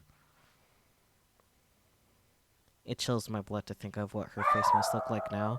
Dog. No one asked for your input. No one asked for your opinion, dog. Why is he like this? Why must he dog? Why must dog? He's really going at it, Jesus. Are you done yet? Better be. Never been the target of such single... Sir, please. I've never been the target of such single-minded obsession before. But unfortunately, I can't run away. I need to face Monika again and wring the information out of her. Both Ferris and Luguka remembered their emails. With prodding, Monika will remember too. I need that information. Crap. I don't want to go in there. My teeth are chattering. This is pathetic. I thought I'd won when I snatched her phone. But now my advantage is gone. Okabe.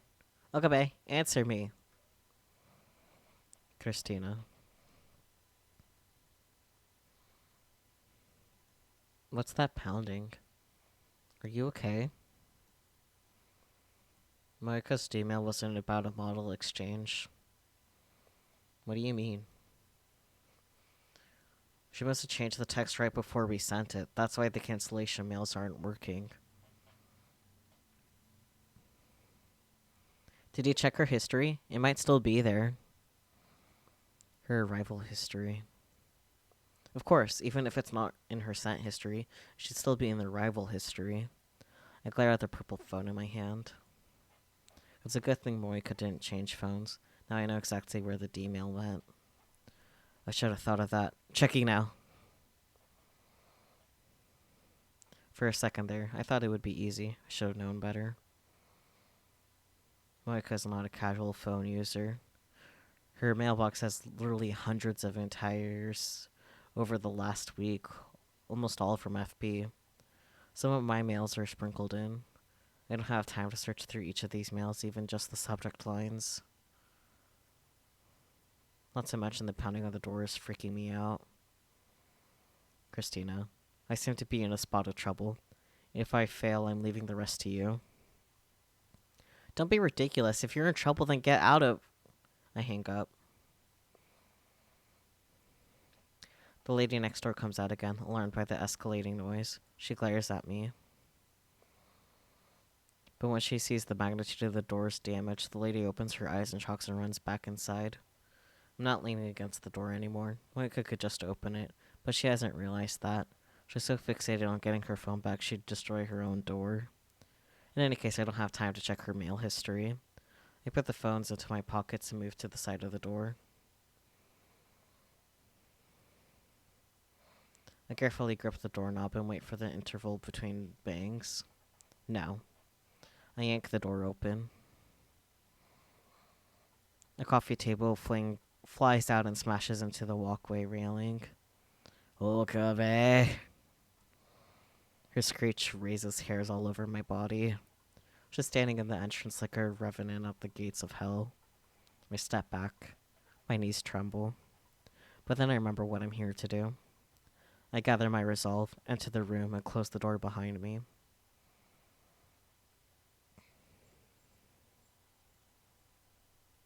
Or at least I try. The door's bent and won't fully close. I give up on locking it. Give it back. Moika glares at me, shaking with fury. First I have to restrain her again. This is a woman who would kill on command, who would break her own door down just to retrieve her phone. It's too dangerous to let her be. I'm stronger. I just need to get her on the ground. There's no time. It's now or never. Crushing my fear, I charge Moika at full speed. Our bodies collide. Moika tries to twist away, but I grab her clothes and use my momentum to push her to the floor.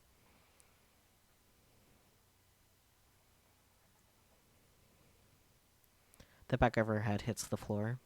Her resistance weakens. She doesn't know how to break a fall. Some secret agent. I quickly straddle her waist. Now she's mine. Give it back. Moika flails her arms and legs wildly. I should have known she wouldn't give up. Her fist strikes my jaw. Fortunately, Moika is weak. The blow does little damage. I still need to stop her from struggling. First, her hands. I start with her left. I grab her wrist and pin it to the floor.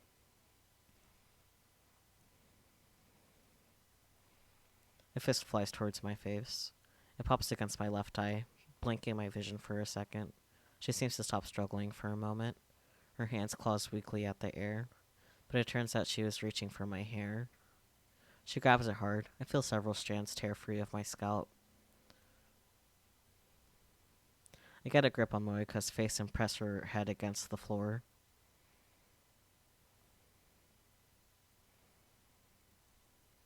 She tries to bite my finger, so I pull my hand back. I grab the hand that's grabbing my hair and dig my nails into her wrist.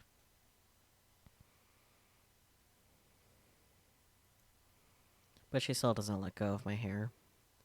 All the while, her feet are pounding against my back. She's also trying to free her left hand. I can't take much more of this. Why you? I instinctively headbutt Moika with all my strength.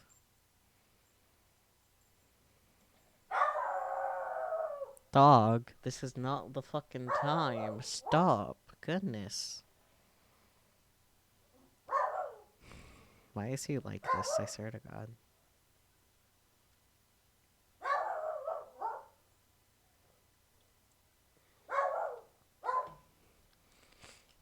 Why must dog? The ultimate question. Why must dog? I may never know. The world may never know. Why must dog?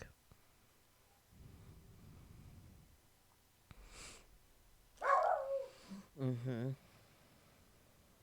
He go woo woo. For why? I don't know. It would be nice if he stopped, though.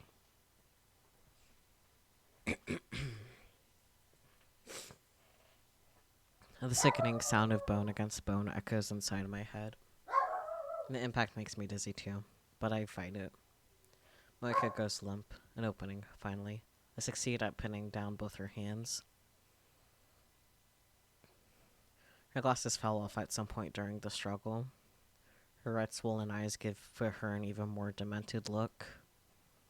There's an angry bump on her forehead to where I head-butted her.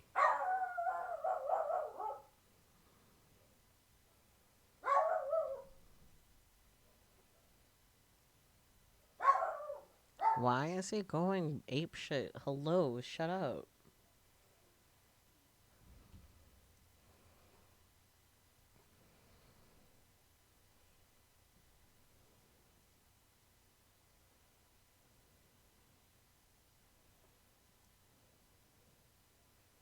That hurt, you crazy bitch. She spits at me. The lukewarm saliva hits my face. Ugh. I want to wipe it off, but my hands are full. Moika glares at me. There are tears in her eyes, perhaps from the pain. Eye contact. Good. We're making progress. Moika breaks eye contact when I mention it. She stares at my pocket. She must have caught a glimpse of purple. I'm not giving it back. I smile scornfully. I'm not letting you escape into your own little world again. You don't have that right. Give it back. Come and get it. Moika tries again to free her hands. I lean in harder to keep them pinned. My strength and position are superior, so Moika accomplishes nothing.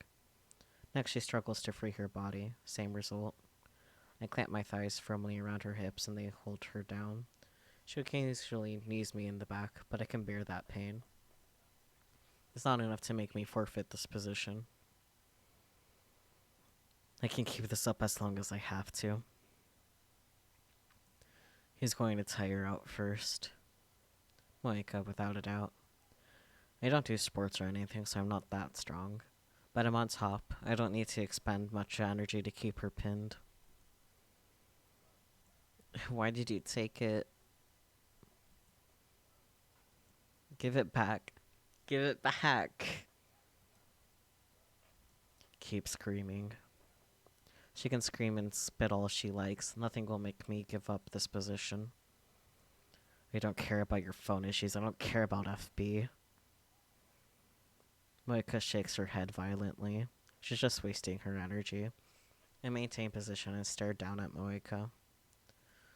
You don't kill her on this world line, and the world lines where you did have already been erased. But I remember. I remember everything you did. Everything that never happened. I'll never forget that you killed a Mayuri, and I'll never forgive you. So there's no escape for you today. We're gonna stay here as long as it takes. Until now, I've always run away from facing Moeka. But I can't do this on this world line. I have to know what her email said. So let's be honest with each other, huh? Moeka is still struggling. Give it back! Give it back! Give it back! I'll kill you. I'll fucking kill you. Yeah, I'm sure you will, sweetie. Let me go.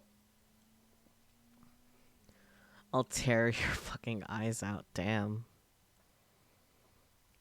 So you can talk without your phone. I'm impressed. You piece of shit. I'll gut you with a kitchen knife. Alright. I'm a mad scientist. Dissection is my specialty. Die. Oh, I'm not saying that part. This woman's out of control.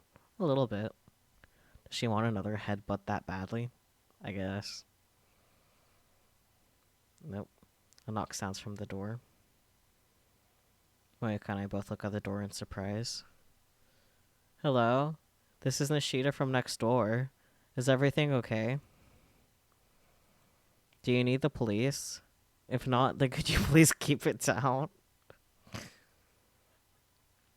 The walls here are pretty thin. Damn, I didn't think about that. I can't have her calling the police.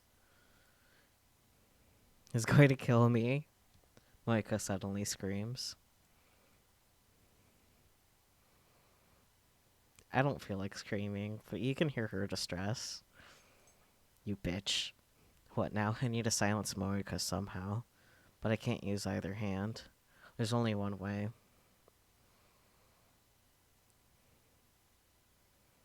I suddenly press my lips against Moeka's.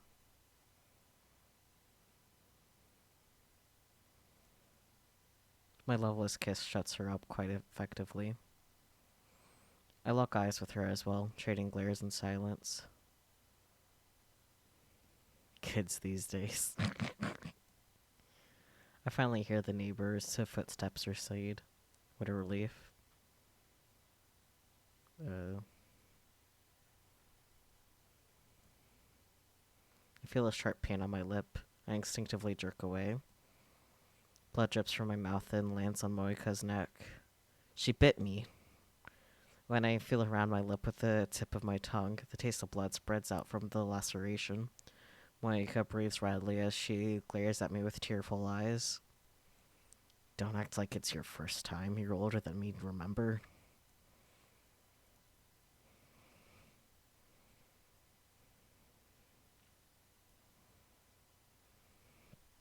She grimaces and looks away. Her pink lips glisten with saliva. I find the sight alluring if... I might find the sight alluring if the situation were different. It is a situation, alright? Moeka turns her face away and looks up, through the open curtains at the bright full moon outside the window. How much time has passed? It feels like it's already been dozens of hours. But it's still night outside. This probably hasn't been more than 1 or 2. Moeka hasn't said a word since I kicked her. She hasn't tried to escape either. Her expression is blank. She's just staring off to the side. What's she looking at? I follow her gaze, but the only thing there's a half-empty bottle of water. Has she given up? Either way, I can't let my guard down. Maybe it's the stress, but it feels like my body is going numb. And I've been drenched in sweat for a while now. This room has no air conditioning whatsoever. The heat is starting to get to me. I thought I had an overwhelming advantage in this position, but it's harder to maintain than I expected.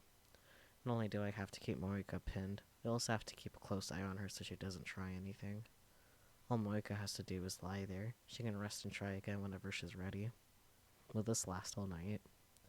At this rate, my strength might give out first. Fear mounts. If she escapes, she's going to try to kill me. She must have her gun somewhere, I'm sure. I consider calling courtesy for help, but I can't use either hand, and I don't even know what time it is. Damn, it's almost like I'm the one trapped. No, stay positive. You can do this. Moika's dependent on her phone. That's her weak point. If I keep her separated from her phone, then sooner or later, her will to resist should collapse. It's a matter of whose strength will fail first. Okay. Okabe-kun. Suddenly, Moika calls my name. What do I have to do?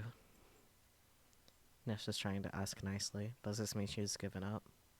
This is what I was waiting for. Now I move in for the kill.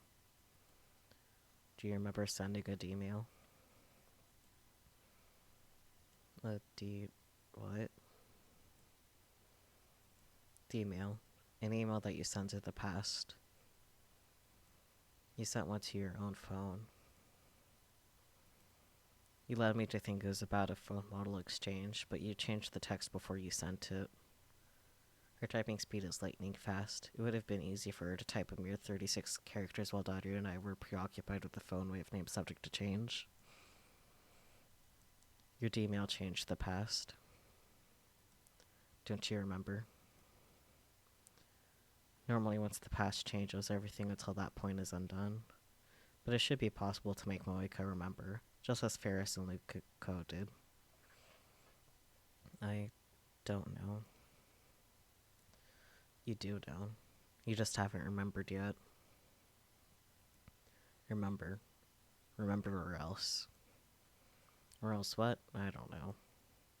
This is just a tactic to put pressure on Moika. I have another plan to make her remember.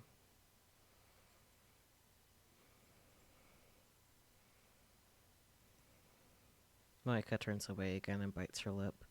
Tears start falling from her eyes. I watch, never once taking my eyes off her.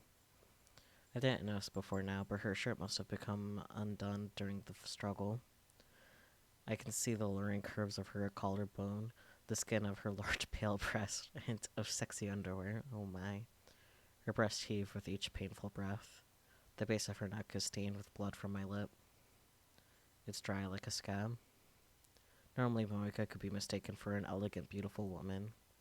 But now she has large shadows under her eyes. Her skin is rough. Her face is pale.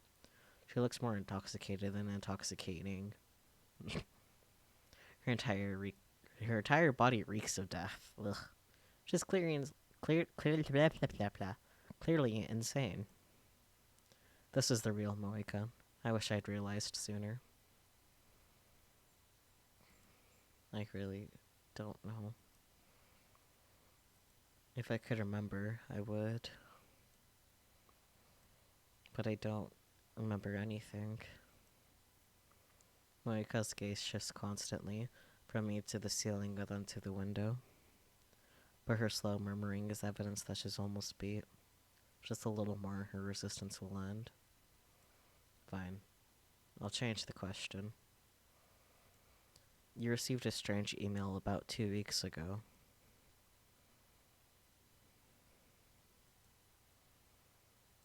It came from your own number, and it was dated several days in the future. Moika's eyes open wide. Gotcha. You remember? Good.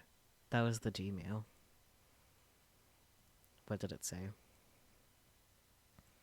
If I tell you, I'll return your phone. Fuck you. She suddenly curses at me. I won't tell you. Why not? It's my mission. Her mission. I recall what Moika told me on a previous world line. The Rounder's mission is to find and acquire IBM 5100s. In that case, the IBM 5100. She fell into my trap. Her reflexive response was all I needed to see. It was about the IBM 5100. How much do you know? I'm asking the questions here, just answer. I can't. I won't betray FB. So you're choosing FB over your phone? How loyal. But Mayuri's fate hangs in the balance. I can't give up. Marika still hasn't calmed down. She's been opening and closing her hands for a while now. She's not trying to escape my restraint. She's just twisting her body, licking her lips, shaking her head, trying to brush the hair off her face. It's like she's suffering from withdrawal without her phone. Soon she won't have the mental fortitude to resist. If she won't talk now, then I'll just wait until she will. Is it really that painful to not have your phone? Why are you so dependent on it? I can't talk to people. You're talking right now, aren't you? And when she attacked the lab, she was leading the squad of hardened killers. But Micah shakes her head violently. If I can't use mail, then I'll be cut off from the world. But are you fishing for sympathy? You're just afraid of being abandoned by the Rounders, aren't you? No, not the Rounders. FB. It's the same thing, isn't it? Then don't say the world. You're the one who killed an innocent girl. You're the one who erased Mayuri from the world. I didn't kill her. Not on this world line, maybe, but on another world line. You came to steal her time machine. You killed her. You killed Mayuri. Another world line where I interrogated Morika. She told me that Mayuri was expendable. It didn't matter to discern whether she lived or died. If FB told me to, then yes, I killed her. Who is FB? Where the hell is he? I asked her the same question back then, but another rounder appeared before she could answer. Something tells me she won't have backup this time. Moika's position in the rounders has changed. I can't tell you. Then let me tell you something. Listen good. If you're holding out for backup, you can forget it. Nobody's coming to save you. The pain and your despair are just going to get worse. In 4 days, you'll kill yourself. Micah seems startled by this. I go in for the kill. I came here from the future, using the time machine Cern wants so badly. That's how I know. You kill yourself in this room, all alone. Your precious FB doesn't save you. No one does. Not the Rounders, not CERN, and not the Committee of 300.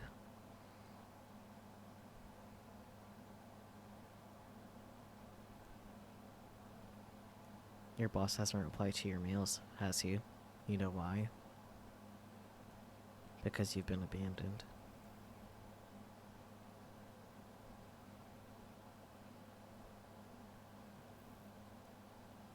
Moika's face contorts in despair.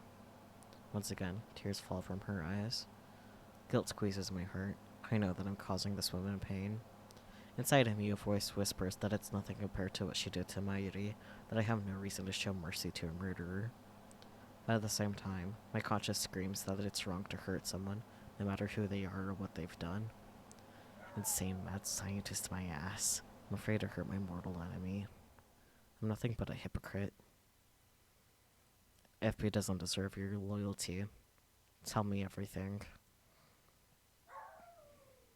I ignore the ache in my heart and push harder, but Moika shakes her head violently. FB wouldn't betray me. FB wouldn't abandon me.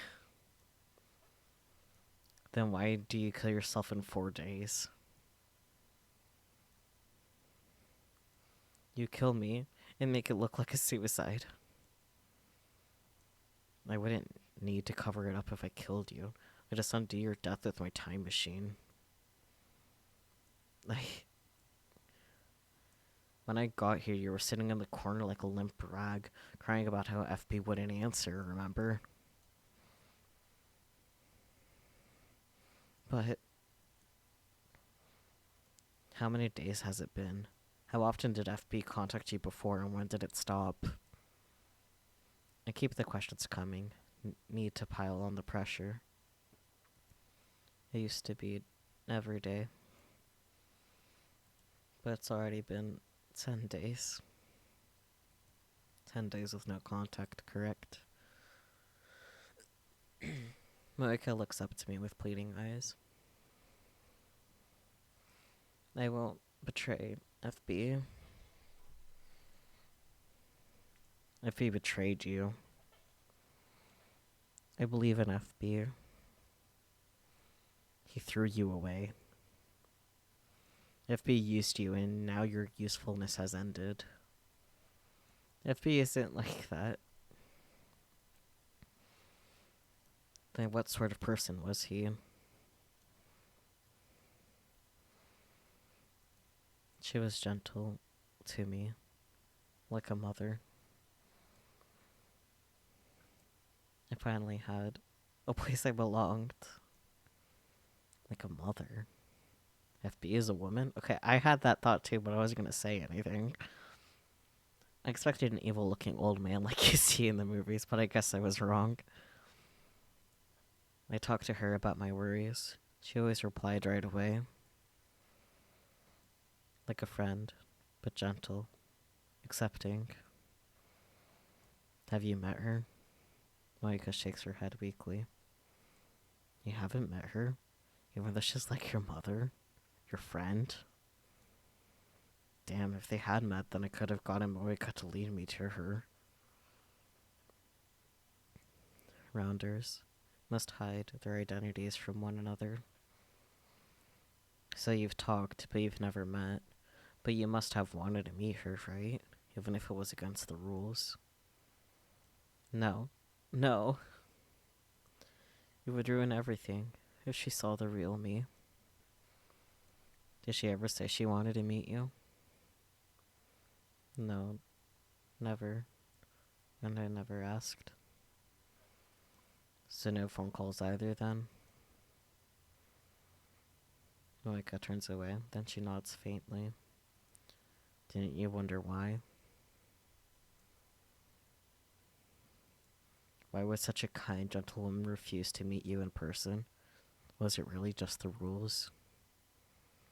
Now why isn't she returning your emails now? Think about it. She was using you.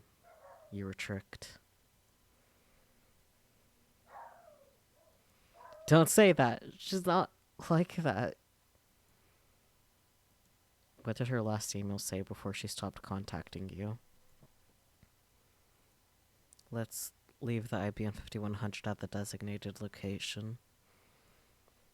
The IBM 5100. Moika, you fool. You let your tongue slip.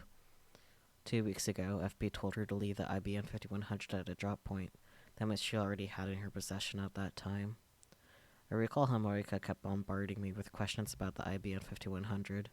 I might have let it slip that I found the computer at Yonabayashi train. Out of that, she sent her email. The world line changed. The lock was broken in the shrine's storehouse door. The IBM 5100 was gone. These facts point to one conclusion.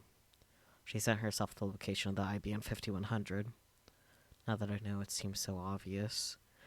I honestly already kind of put that together. I didn't say anything, obviously, but like I put it together that that's what the thing was. 'Cause, yeah, that's okay. He's a little fucked up in the head. It took him a little bit longer to get there. If only I hadn't trusted Moika. If only I had seen through her lies. But no, I played right into her hands. I was the tool's tool. I almost burned into self-deriding laughter. But I desperately hold it back and keep a straight face. What was the designated location? The coin locker. In front of Daibiru. The coin locker in front of Daibiru. Wait, Isn't that where Lukako hid that IBM 5100 on the previous world line? Is this another effect of convergence? Can I retrieve the IBM 5100 if I go there now? No, I can't expect it to still be there. Remember what happened with Lukako? The invisible force of convergence is keeping the IBM 5100 away from me. If I want to get it back, I have to cancel Moika's email. I know the message. I've already reached my goal.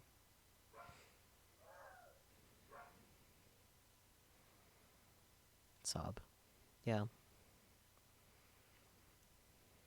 Moika starts crying softly.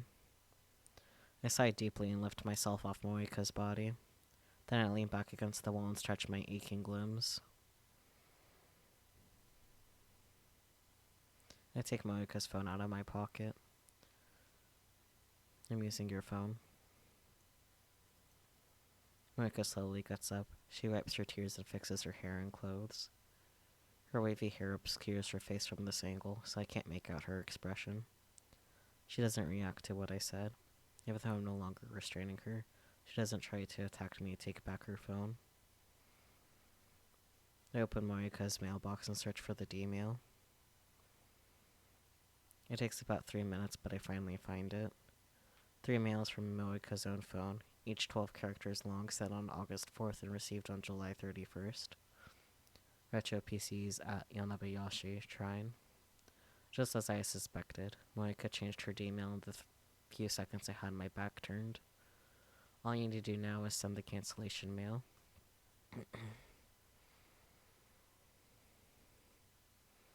Okabe. You at the lab?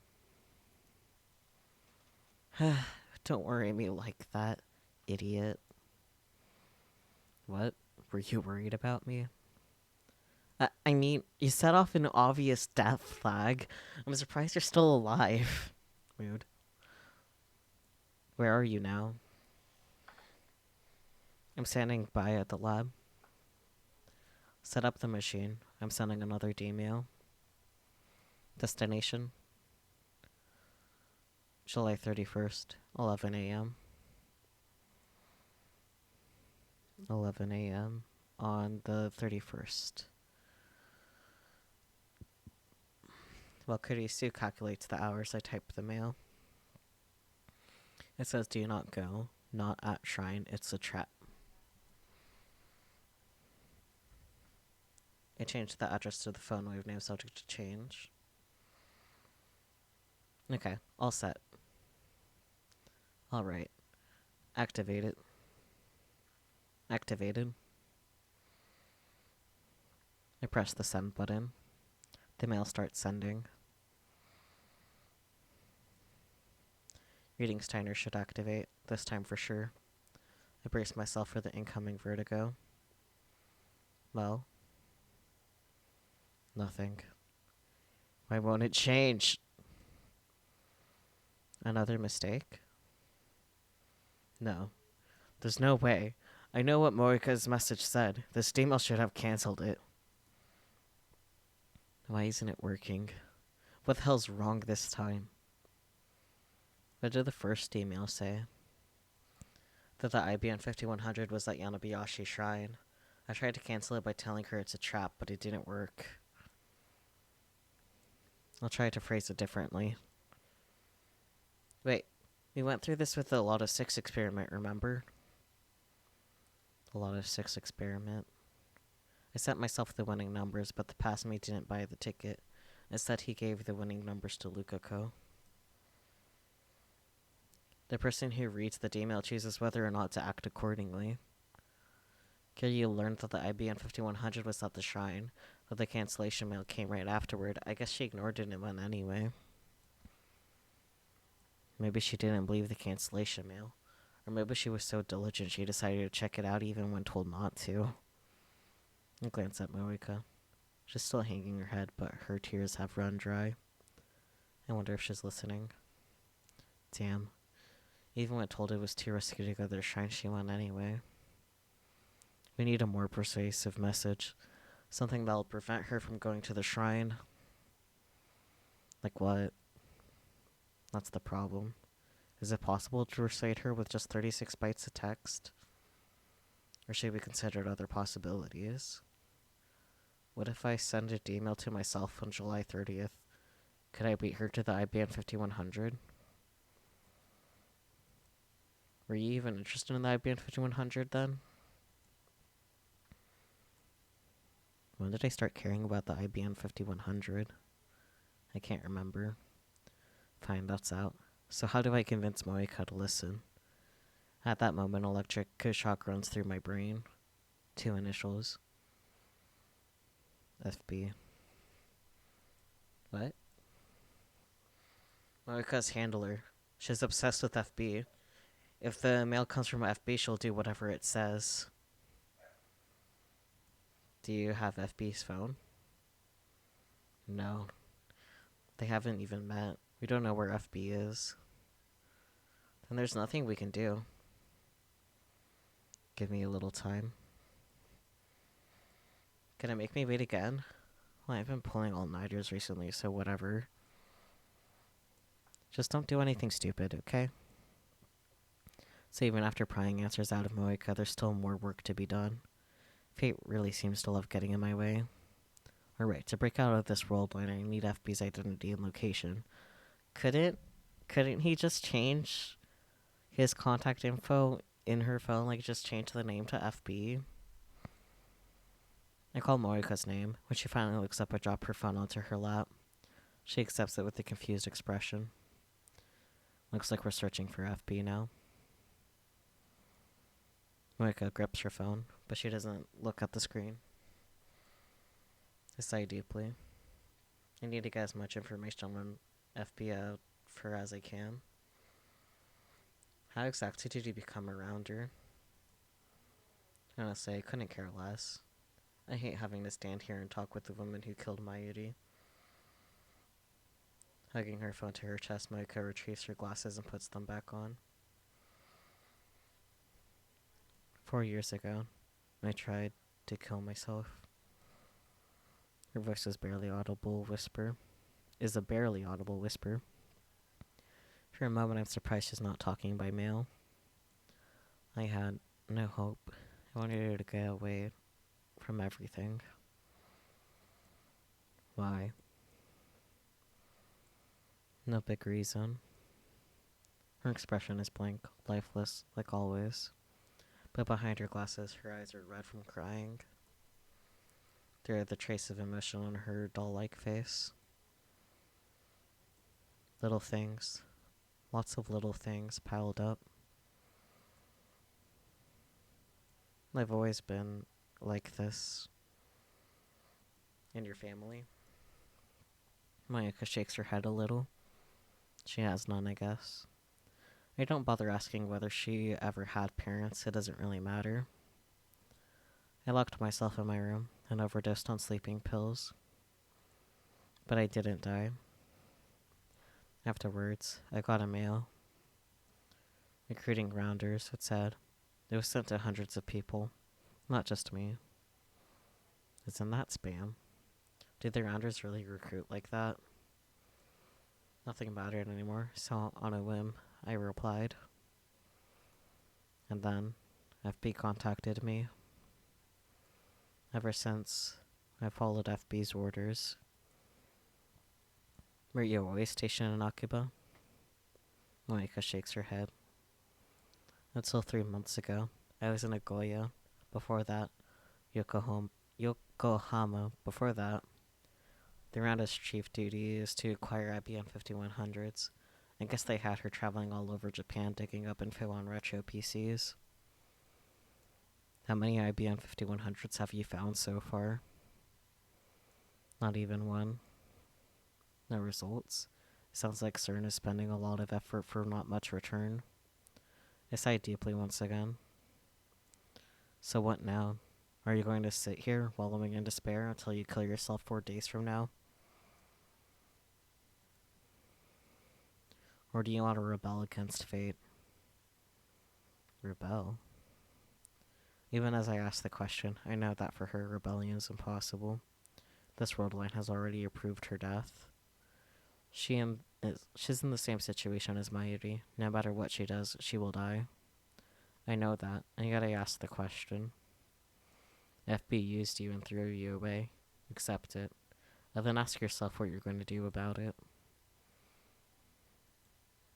Moika looks down. Even if FB did use me, that was the only place I belonged. That was the first time in my entire life that I was needed. FB gave me purpose. To protect that purpose, to protect FB, I would do anything. You're beyond hope. Well. I stand up. Drown in your dependence for all I care. Your death has already been decided. But I won't let fate have its way. Her rebelling to the end. No matter what, I will save my Yuri. Just a little bit more. I can't give up now. It's midnight, and Akiba is practically empty. The silence is eerie. There's no sign of anyone near the coin locker. Considering the IBM 5100 size, you couldn't fit in the regular sized lockers. She must have put in one of the 3 large lockers on the right. The light's on. The bottom locker is still in use. Is the IBM 5100 inside? My heart starts pounding in my chest. I feel my face grow hot with excitement. We've been apart for far too long, my partner, but now it's only a thin locker door separates us. Is this what love feels like? Let's not go crazy. I force myself to consider the situation calmly. Is the IBM 5100 really inside? I want to check right this instant. I can't believe I forgot to ask Moika which locker she used. Should I get a crowbar or something to pry the locker open? If the IBM 5100 really is inside and I steal it, what will happen to the world line? I've yet to cancel all of the D-mails, which I thought was the only way to restore the original world line. But now that IBM 5100's so close, why can't I just reach out and take it? I know how to cancel Moika's D-mail, so I can always do that if this doesn't work. Let's try it, just to make sure. First I make a quick visit to the lab. Ignore the complaints of the lab mems who stayed awake at the lab all night. I retrieve a makeshift crowbar from the development room. Then I return to the lockers and thrust the pointed tip of the crowbar into the crack of the door.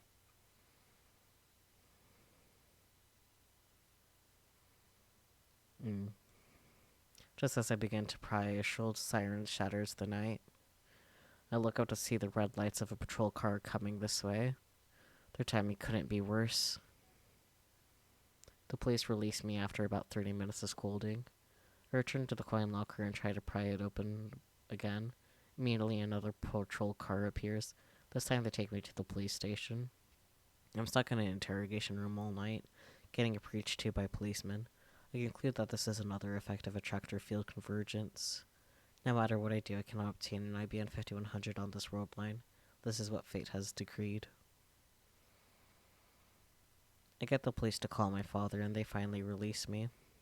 They didn't go so far as to arrest me, but the policemen, as well as my father, scolded me harshly. I act apologetic, but in actuality, their words fall on deaf ears. After my father goes home, I head straight to Moika's apartment.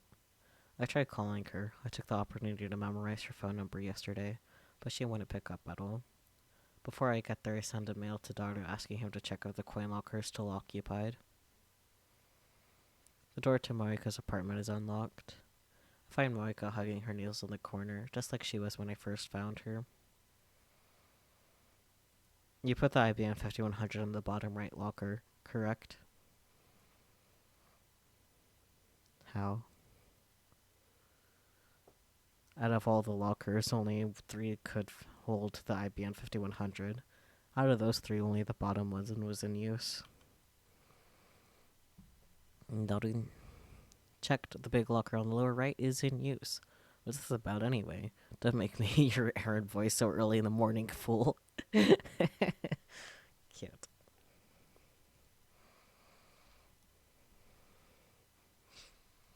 If that's the one you used, then FB hasn't picked it up yet. Do you know what that means? Monica frowns. It means that if we stake out the locker, you'll get to meet FB. Yeah, it didn't occur to you? Some secret agent you are. I'm headed there now. You coming? What will you do if you meet her? Borrow her phone. That's the best way to prevent Morika from going to Yanabayashi Shrine. I can't meet her. I'm too afraid. The real me would never live up to her expectations. Something tells me her expectations were never that high to begin with. Morika's face could... Let's try that again. Morika's face contorts again. I'm being blunt. Not only because Morika is Mayuri's murderer, but also because Morika's weakness is starting to get on my nerves. Just like Daru's mail said, the locker's still occupied when I get there. I look around to make sure there are no patrol cars. No crowbars this time. I don't feel like getting arrested. I head across the street to Daibiru, hide behind one of the humongous pillars and begin the stakeout. My legs are getting tired. I was going to buy Mayuri's portable game console, but I decided I didn't need the distraction. Still, it's pretty tough to keep standing like this. I also need to stay inconspicuous. Someone might notice if they see me standing in the same place for hours. I wouldn't want a security guard to give me trouble. I mean, I guess there's not much to worry about that. I've already been here for 7 hours without incident. My legs are numb, so I squat and lean against the pillar. So hungry. I'll have to go get some food, but I can't take my eyes off the locker. Just then, somebody taps me on the shoulder. FB? I try to leap to my feet, but my legs get tangled and I fall over. Moika standing there, looking down at me with those glassy eyes. What are you doing here? I'll keep watch too. Is that okay? Why the change of heart? I stand up and dust off my clothes. You were comfortable with your male-only relationship, weren't you? I thought you wanted to maintain that distance. So what made you decide to risk a meeting?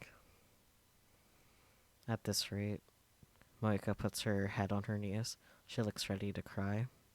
I've seen that expression once before, in her moonlit apartment. If I lose contact with FB, I'll lose my connection to the world. Monika nods faintly.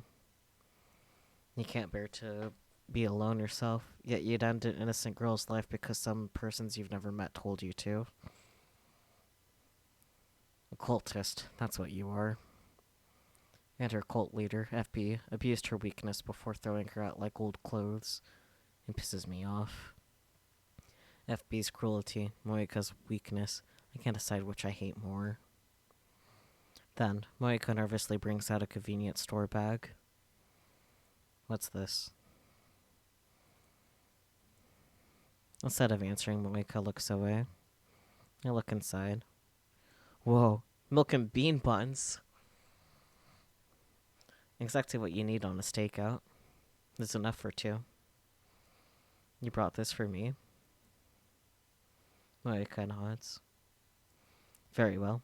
You may join the stakeout. Now we can take turns watching, and we'll also look less suspicious to passers-by. The night draws on, and still no sign of FB. We nap in 1-hour shifts, but it doesn't help that exhaustion. On top of that, I don't have anyone to talk to. Moika can't keep a conversation going, so there's nothing I can do to stave off boredom. I went back to the lab to shower just before dawn, but Kurisu, who was working on an all-nighter on the time leap machine, just glared at me. The wait finally ends, so just after 1 p.m. on the 13th. Someone comes to open the lower right locker. We watch from behind the pillar. It's a nondescript middle-aged man. He's dressed in a new suit, but it hangs rather poorly on him, as if he's not used to wearing it. Is that FB? Monica shakes her head firmly. FB is a woman, so maybe she just hired someone to pick it up. Or it could be someone from the locker company here to clear it after weeks overdue. That'd make us all idiots, Moika, FB, and me. The man has the key to the locker. He pays the late fee with 100 yen coins, then removes the cardboard box with the IBM 5100 inside. The man thought ahead and brought a push cart. He puts the IBM 5100 onto the push cart with a bit of effort and begins walking away. Follow him. The man heads straight for Akihabara Station. Strangely enough, he walks up to an overweight man standing in front of the ticket machine. The overweight man is wearing a t-shirt and has all the signs of an otaku. He doesn't seem to have anything in common with the first guy, who looks like an average salary man. They transfer the IBM 5100 into the overweight man's suitcase. After they exchange a few words, the overweight man enters the station alone. Then the guy in the suit leaves. Weird. What was the purpose of that transfer? Is that overweight man FB? Or is he just another link in some kind of chain? At any rate, if we keep following the IBM 5100, we should reach FB eventually. We enter the station. The overweight man boards the Yamanote line. We board on the next cart and keep watching through the connecting door. It's a weekday afternoon, so there aren't many passengers. 30 minutes later, we arrive at Shinjuku Station. Here, the train sees a sharp increase in passenger traffic. He's getting off. Moika pulls on my sleeve. The overweight man has slipped into the stream of departing passengers. He's about to exit onto the platform. We follow him, but due to our slow reaction, we have to push our way through the boarding passengers. The train doors close and it slowly departs. The man starts walking toward the exit. Shinjuku is crowded, so we have to follow close behind or we'll lose him. But then I stop in my tracks. What? The man is empty-handed. His suitcase is missing. What? For a second, I think we followed the wrong man, but no, it's definitely him. We watched him the whole time he was on the train. There's no doubt he had the suitcase when the train arrived in Shinjuku. Could he have passed it to someone else in this crowd? Clever. They know how to lose a tail. Should have stayed on the same cart as him, and then you would have seen better.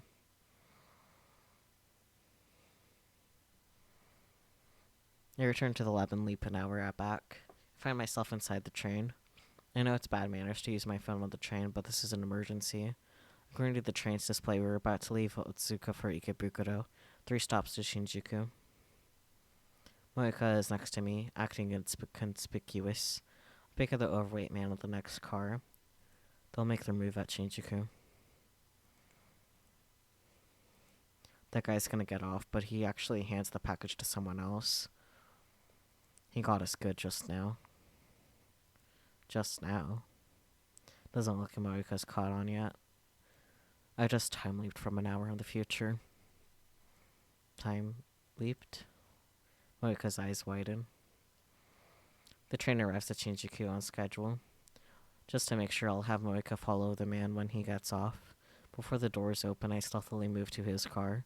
He still has the suitcase with the IBM 5100. Now arriving at Shinjuku. The doors open and passengers spew out. The overweight man leaves too, just like last time. However, I knew it. He leaves the suitcase on the train, and now passengers from Shinjuku board. Someone walks up to the abandoned suitcase. It's a woman in her 30s pushing a baby stroller. There's no baby. The woman casually loads the suitcase into her stroller and sits down. After witnessing that scene, I return to the neighboring car. I need to be careful. These guys are serious about avoiding pursuit. The train starts moving. I contact Moika so we can regroup later. After that incident, the package swaps couriers like a hot potato, snaking around the tracks that run through Tokyo like a web. Whenever they give me the slip, I time leap and resume the chase. Finally, the courier and package get aboard the Hibiya line and return to Akihabara Station, where it all began. Really? I recognize the last courier. He's one of the men who raided the lab with Moika. Dark skin, crew cut, the one who hit me with his gun. That man easily carries the 25-kilo package out of the station. Me follow. The car honks its horn. Moika and I immediately hide. Peering out from the corner, I see a white flatbed parked in front of the station. A muscular man hops out of the driver's seat. What? I had a feeling after the truck was described. No. I know that face. No, it can't be. I desperately try to organize my thoughts. That's Tanoji Yugo, owner of the Braun Tube Workshop. Mr. Braun. Why? Why is he here? Does this mean he's connected to FB? To the Rounders? Was the Braun Tube Workshop just a front for CERN? Is that how he could afford to keep it open? What's going on here? His shop is right below the lab. If he's working for the enemy, then... I shiver at the thought. Stop. Let's not rush to conclusions. He might just be another courier. We watch from a distance. Tanoji takes the suitcase from the crew cut man and loads it into the back seat of his car. Then he gets into the car alone and takes off towards Showadori. I stare after it in disbelief.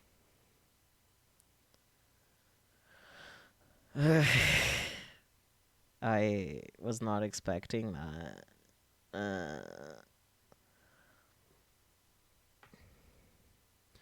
I time leap several hours to before the first man arrived at the coin locker. Then I explained the situation to Moika. My plan is to get ahead of the package. After killing some time at Starbucks, we rent a car. I don't have a license and Moika's driving. We go to the street in front of the roundabout, facing Showadori, and park near Yode but Ashi camera. Now we wait.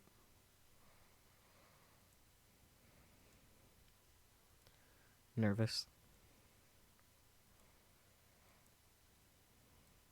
You look terrified. How long have you been driving? First time. Oh. What? This is your first time? Oh, come on, just don't crash. I was surprised Marika had a license in the first place. Apparently FB told her it would come in handy for her rounder work. I have Marika wait in the car while I keep a lookout on the roundabout. The white station wagon's already stopped there. From this distance I can clearly see Tanoji in the driver's seat. Nobody else is riding. The crew cut guy should arrive just after 5 p.m. As expected, the crew cut man arrives right on time, effortlessly dragging the suitcase behind him. It feels weird seeing the exact same scene from a different angle. I hurry back to the car where Moika's waiting. He's coming. The station wagon rolls past us. It takes a left turn on the Showadori intersection towards Okachimachi. Moika smoothly sets the car in motion. Finally, we arrive at Tanoji's house in Okamachi. Okachimachi, I can read so fucking good. This is the house where Suzuha lived. Her rusty old mountain bike is still sitting out front. Tanoji brings the IBM 5100 inside. We stop a little farther down on the road and keep watch. What does this mean? Where's FB? The question is, why did he bring it inside? Is he just holding on to it? Or is he FB? Does he know FB? Moika insists that FB is a woman, so maybe it's Tanoji's wife, whom I've never met. I have Moika show me one of FB's mails. Sorry for not being useful, M4. It's true that you're not very good with people, but I think that's just part of what makes you unique and special. Besides, you have no trouble talking to me, do you? Honestly, M4. There's nobody else who works as hard as you do. I'm very thankful for that. I'm glad you joined the Rounders. Even if nobody else follows you, I'll always look out for you. Feel free to email me whenever you like. Oh yes, since you're finally in Nagoya, you should try some of the local delicacies. It's not good for your health to keep eating convenience store food. Or do you not like miso, M4? In any case, a girl your age needs to eat better. I recommend the firm miso stew. Your next mission is to go to Akihabara in Tokyo, so find an apartment by next week. I deposited a special bonus in your account, so feel free to use it. Talk to you soon, your mother, FB. She's kept a lot of mails archived like this one. M4 is my codename. FB gave it to me. Monica is a mailing machine. She sent FB nearly 10 mails a day, but FB replied to every single one. You have to be a saint to reply to all those emails. No wonder Monica was so dependent on FB. So, time for another stakeout. I have daughter set up a wireless infrared camera on the telephone pole down the street. We park a couple of blocks away and watch the video feed. The next day, Tanoji goes to work on his moped like usual. He returns after sunset. There's no sign of his daughter, Nae, or his wife. Something finally happens early Sunday morning. Just before 3 a.m., 6 people show up at Tanoji's house. It's them. It's dark, but I recognize them. They're the rounders who raided the lab with Moika. Moika doesn't show much of a reaction. I thought she knew them. I ask, but she says she's never met them before. It looks like this role of Lance Moika has been cut off completely. Were they done with her once she found an IBM 5100? Tanoji comes outside and loads the IBM 5100 into the station wagon. Then the 6 men get in and drive away. Tanoji sees them off, then goes back inside his house.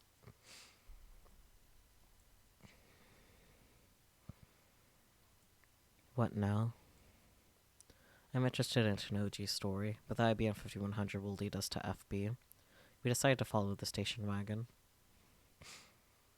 The pursuit ends at Narita International Airport. The 6 men, IBM 5100 in tow, board a plane headed for France. France, Stern's home country. What does this mean?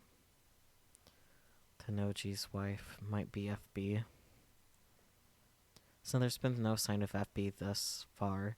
She must be an extremely cautious individual, but the evidence suggests only one possibility.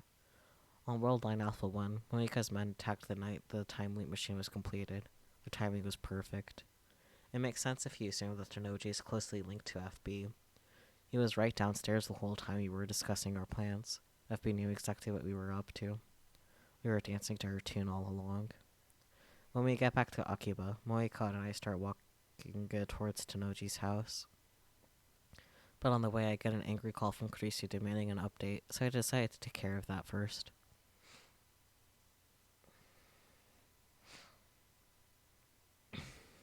Mail? You've got mail. Mayuri. I saw Orion last night. It was really pretty. I hope you were looking up at the same time, because then it would be like we were close by, even if you were really far away. Stars are romantic if you think like that, aren't they? Yeah, I saw it too. First night in a while I've had time to look at the stars, but I don't think it was Orion. That's a winter constellation. I mean...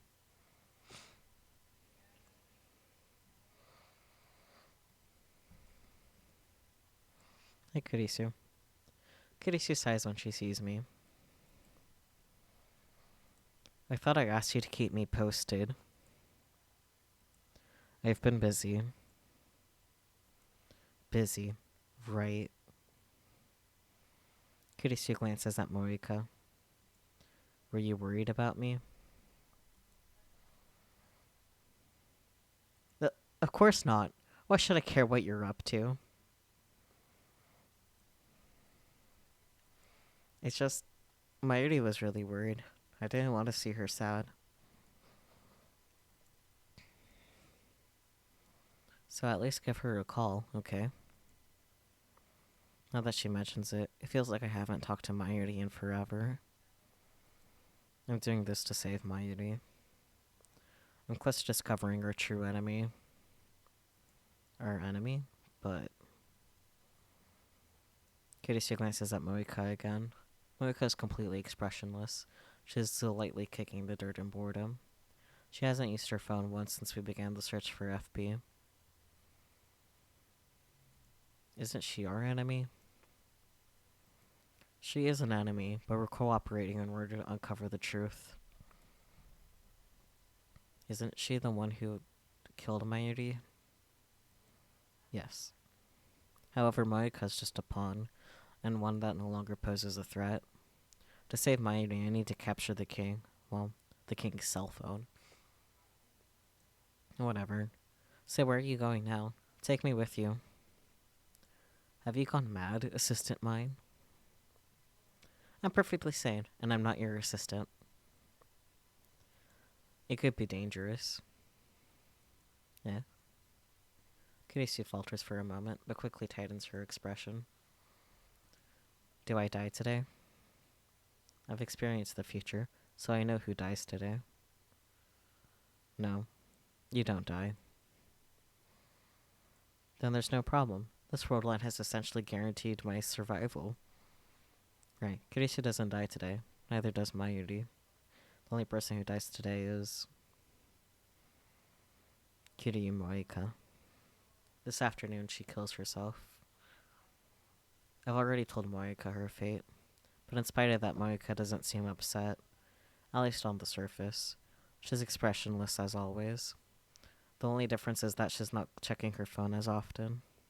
But Moika's not a strong woman. Beneath that expressionless mask, is she struggling against the fear of death? I decide to confront Tanoji directly. I have Kurisu stand guard outside the house while Moika and I go inside. Not that we're planning to break in, we ring the doorbell like honest citizens. Tanoji soon opens the door and invites us into the living room. The divergence meter is sitting in the usual spot. I glance at the numbers. 0.523301%.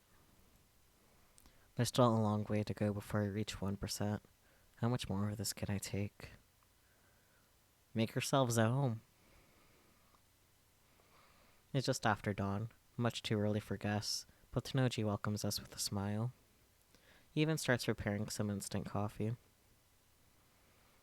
You're an early riser, Mr. Braun. Yeah, gotta see my little girl off to school. I know it's summer break, but habits die hard. Is your daughter still asleep? Hey, you thinking of trying something while she's sleeping? Touch her and I'll break your head, got it? Don't worry. I'm more interested in his wife. There's still no sign of her. Is she asleep too? Or could she be hiding somewhere? I like to do a thorough search of the house, but of course that's impossible. And then there's what he said just now about seeing Nae off to school. That sounded like something a single father would say. I suspected that FB was Tanoji's wife, but that may have been a mistake. Maybe Tanoji is just another courier after all. Maybe he doesn't even know about FB. There's the possibility that FB might not even be in Akiba. I need answers, but how do I get them? Marika's just staring at the floor. I can't count on her for any bright ideas. And whether or not Tanoji's wife is FB, I don't think this man will fall for any tricks. I decided to go for the direct approach. A few hours ago, 6 men stopped by this house to pick up a package, which they then delivered to France. You were there. I saw you. This time Tanoji doesn't give me his usual macho attitude. He just smiles softly. And? The package contained an IBM 5100. You know what that is, of course. Yeah, the legendary retro PC. This is too easy. He's never this cooperative. Are you just another courier, or are you a rounder?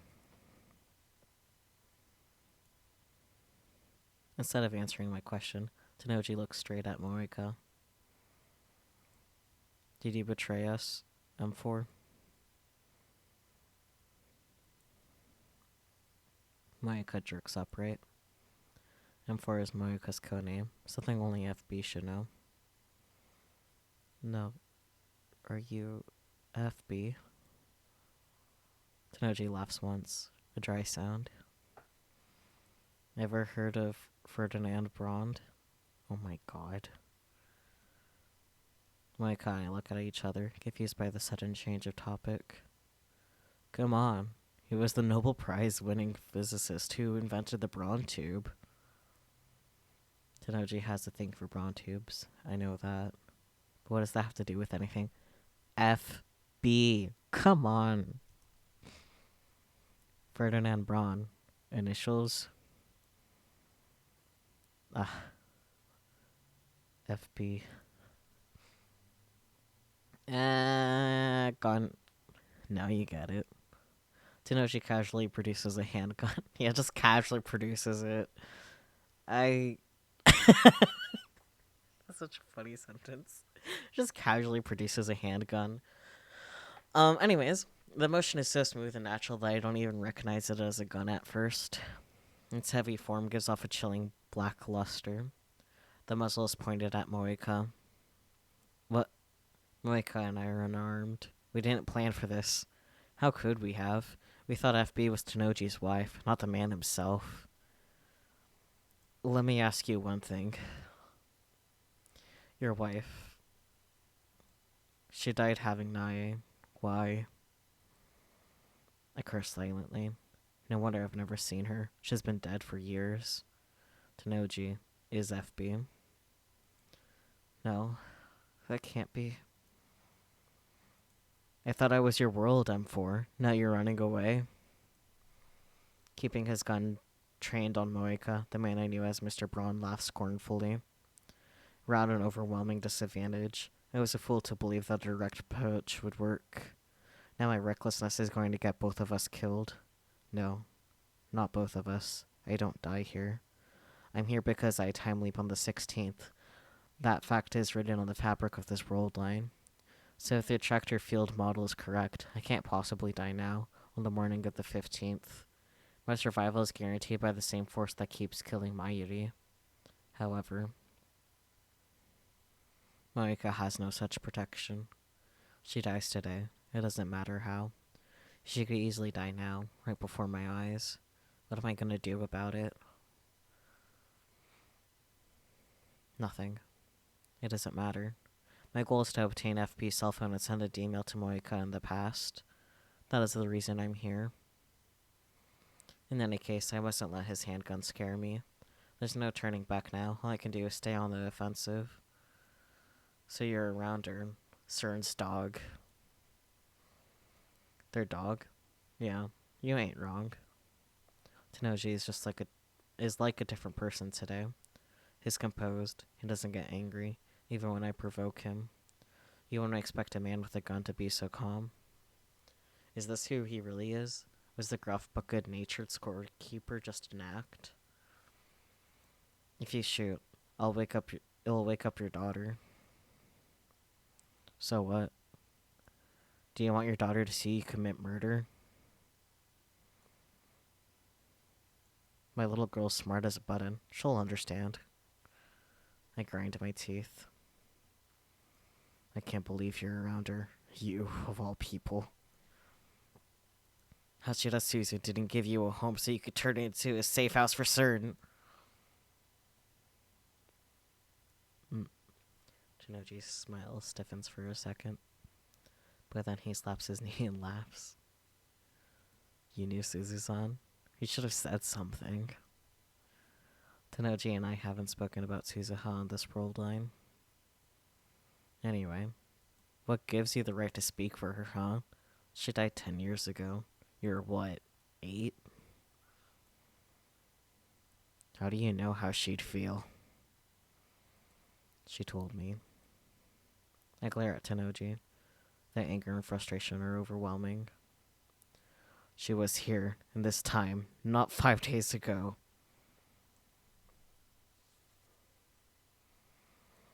I'll bring it to you here in Akihabara. That's my duty, and I'll see it through. The rest is up to you. Change the future, please. I still remember her words vividly, though it feels like it's been forever since she spoke them. In objective time, it was just a few days ago. She was right there, and you never knew it. Hachida Suzu, no. Amane Suzuha was a time traveler. She came from the future to stop CERN. What? You never noticed, FB? The woman who saved your life came from the year 2036. She was one of us, a lab member, the daughter of Hashida Itaru. Suzuha hated CERN, and here you are, a man who owes her everything, doing their dirty work. Is this how you honor Suzuha's memory?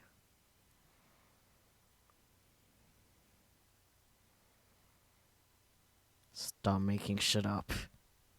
Tenoji thrusts his gun at me. I barely managed to keep from flinching. How did you turn out this way? Fuck you. It's complicated. Complicated? Is that supposed to be an excuse? Are you really FB? Michael looks completely lost. Tenoji sighs and lowers his gun. Yeah, I am. The mails. I wrote them. Why did I pretend to be a woman? Camouflage, obviously. Had to hide my identity. The internet's full of guys pretending to be girls. I gotta say, though, M4, you send too much goddamn mail. You has time for that shit. You better be grateful I bothered to reply. No. FB was like a mother to me. I'd do anything for FB. That was the point. It's easy to manipulate nut jobs like you. Just gotta give them something to cling to. Enough. I approach Tenoji, but freeze once he points the gun at me again. Why did you stop emailing me? Huh? No, right. Your usefulness... Your usefulness ended the second you dropped off the IBM 5100. I'm useless? That was obvious. I've been telling her this whole time that FB abandoned her. I guess it wasn't real to her until she heard it from FB's own mouth.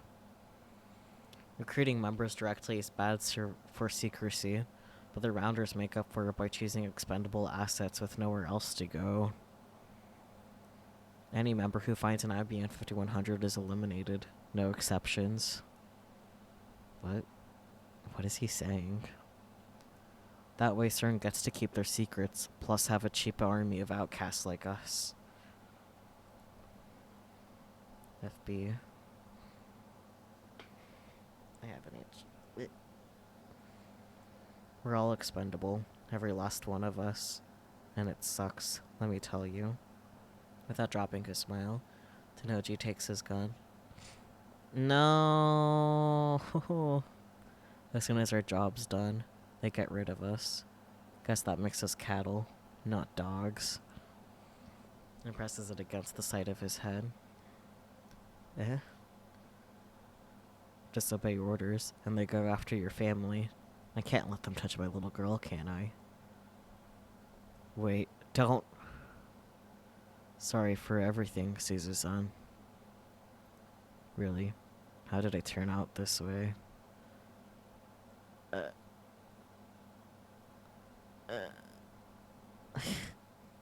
He pulls the trigger.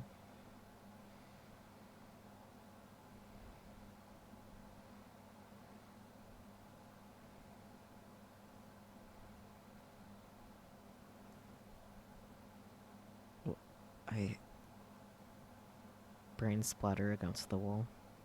Tenoji's massive body drops to the floor and sprawls out, motionless. A dark red stain begins to spread over the tatami mats. He's dead. Tenoji is dead. No.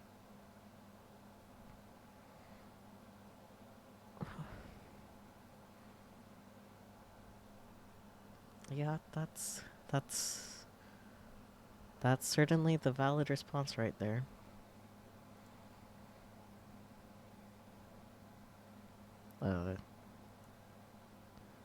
It's over, and I still don't understand what happened. Would he have killed himself even if he hadn't confronted him? Was his death, too, the will of fate? Tenoji had completed his mission. Maybe he chose to eliminate himself rather than face certain assassins. You fool. I bite down hard on my lip. I pound my fist against the floor. You left your daughter all alone. He meant to protect her with his sacrifice, but what was Nai supposed to do now? How could you die with a smile?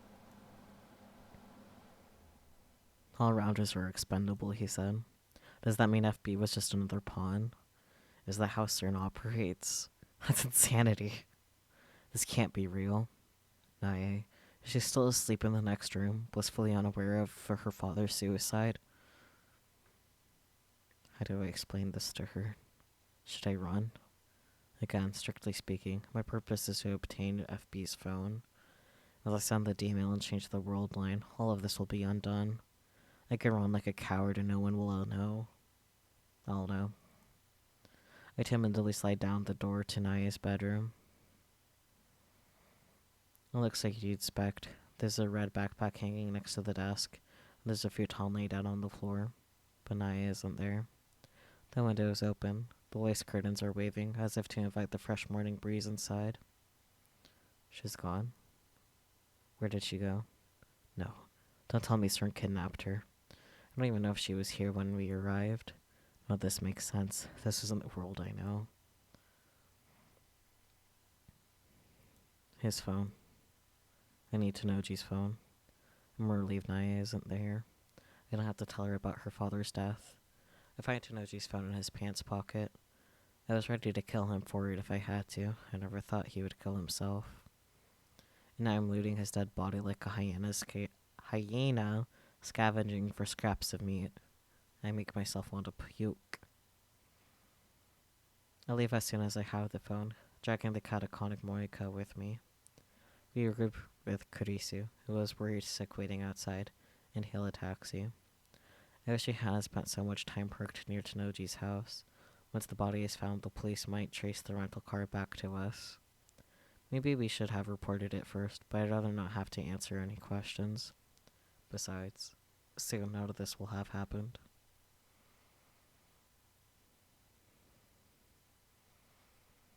So the manager was FB.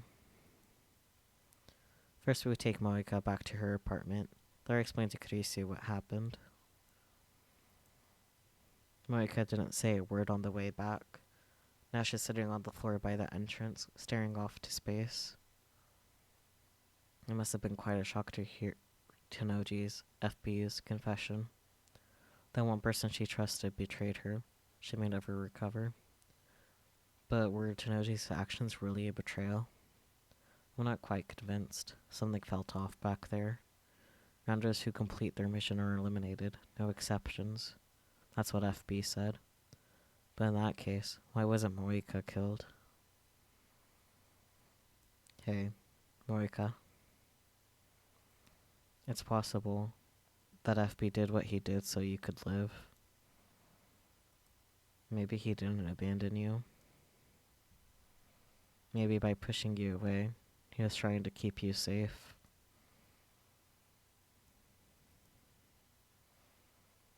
This may just be wishful thinking.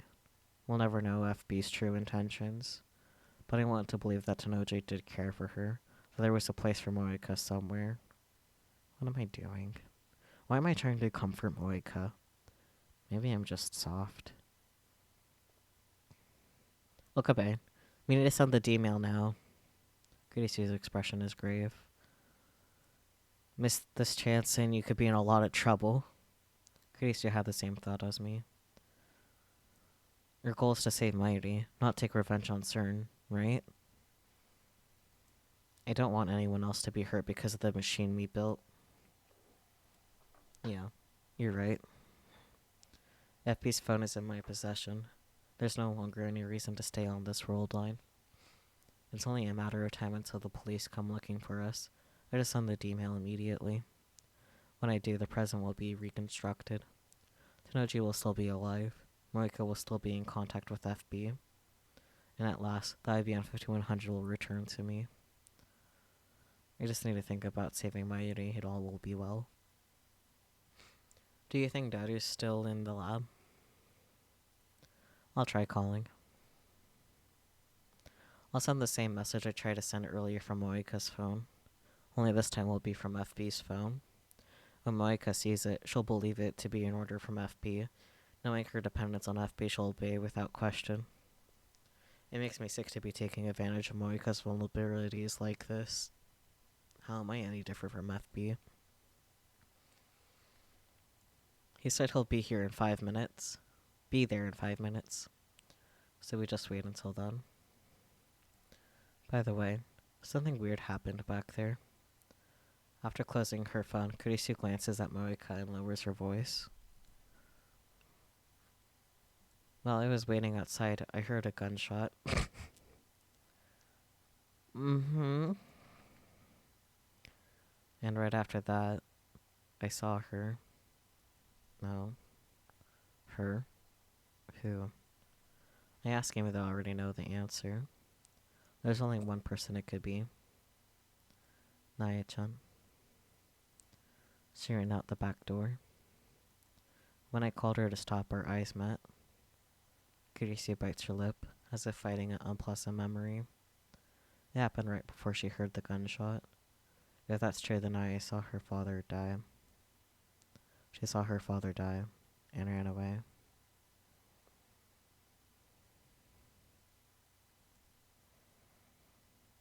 There's a knock on the door. Someone's here. Who? It's gonna be Naya, isn't it? Moika, who had been squatting by the entrance, slowly lifts her head. This is wrong. The timing's too perfect. Today, Kiryu Moika dies. This world line has already approved that fate. Has it come for her already?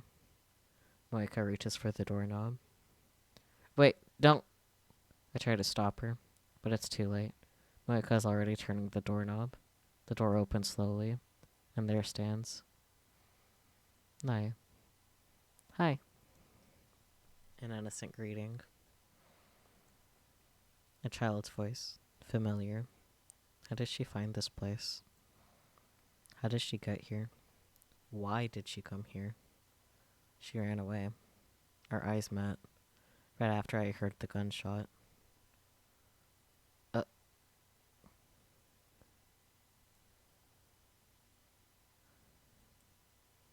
Naya steps up to Moika. Moika's body blocks my view. That means that little shit definitely purposely killed Mayuri in that one timeline. Ugh. The next instant, Moika drops to her knees like a string-cut puppet. Innocent laugh. Hands dyed with blood. A cleaver in her hand. No way. Yes way. Naya's lips twist into a victorious sneer. She looks straight at me, her eyes burning with intense hatred. Those aren't the eyes of a child. What's going on here? Is she really Naya? I won't forgive you. The venom in her voice chills me to the bone. Daddy died because of you. I'll never forgive you. I'll kill you with my own 2 hands. Kurisu and I stare in shocked silence. Neither of us can move a muscle. Okabe Rintaro. My heart skips a beat. I feel like someone just walked over my grave. I'll come for you in 15 years. I hope you spend them quivering in terror.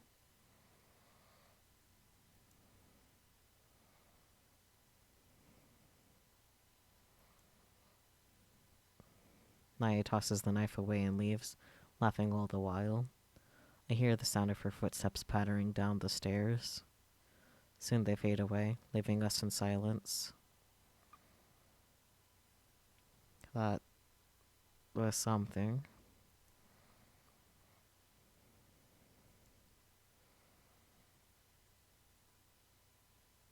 What the hell was that? A demon? Was she possessed? My entire body is shaking.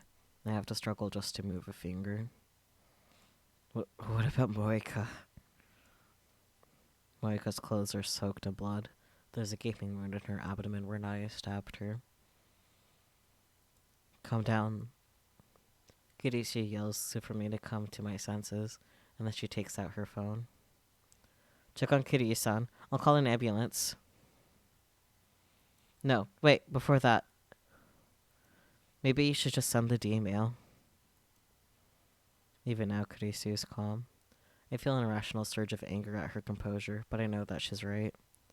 Once I send the email, this world line will be undone. I know that, but I still run to Moika's side. When I lift her up in my arms, I see that her chest is already covered in blood. Moika. She's my enemy. Hang in there. She killed Mayuri. Can you hear me? Moika! I can't understand her. I can't forgive her. And yet, I can't help but call her name. Because in a sense, she's a victim too. I mean, victim of murder. Moika slowly opens her eyes. Her eyes are blank and unfocused. She's fading fast.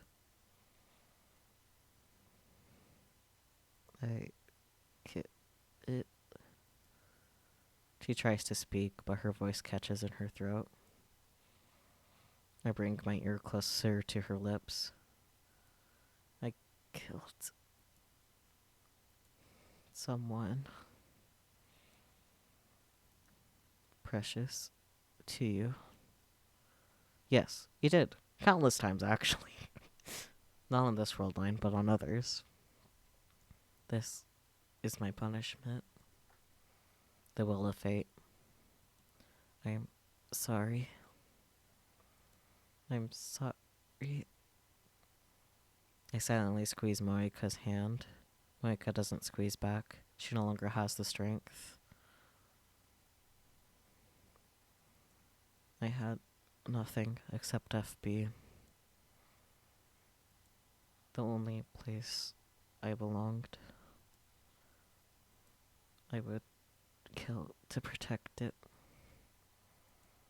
You're right to hate me. I'm sorry. I forgive you. The words come to my lips unbidden.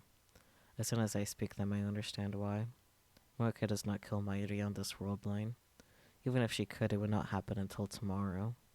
This Moika, the one dying in my arms, is innocent. And yet, even now, she says, I'm sorry. How can I not answer her?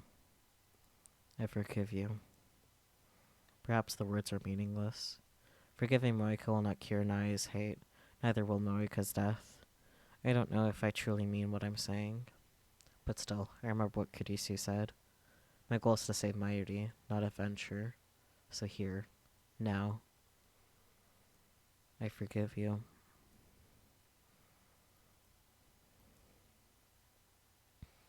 The anguish seems to fade from Moika's face. Her eyes slowly close.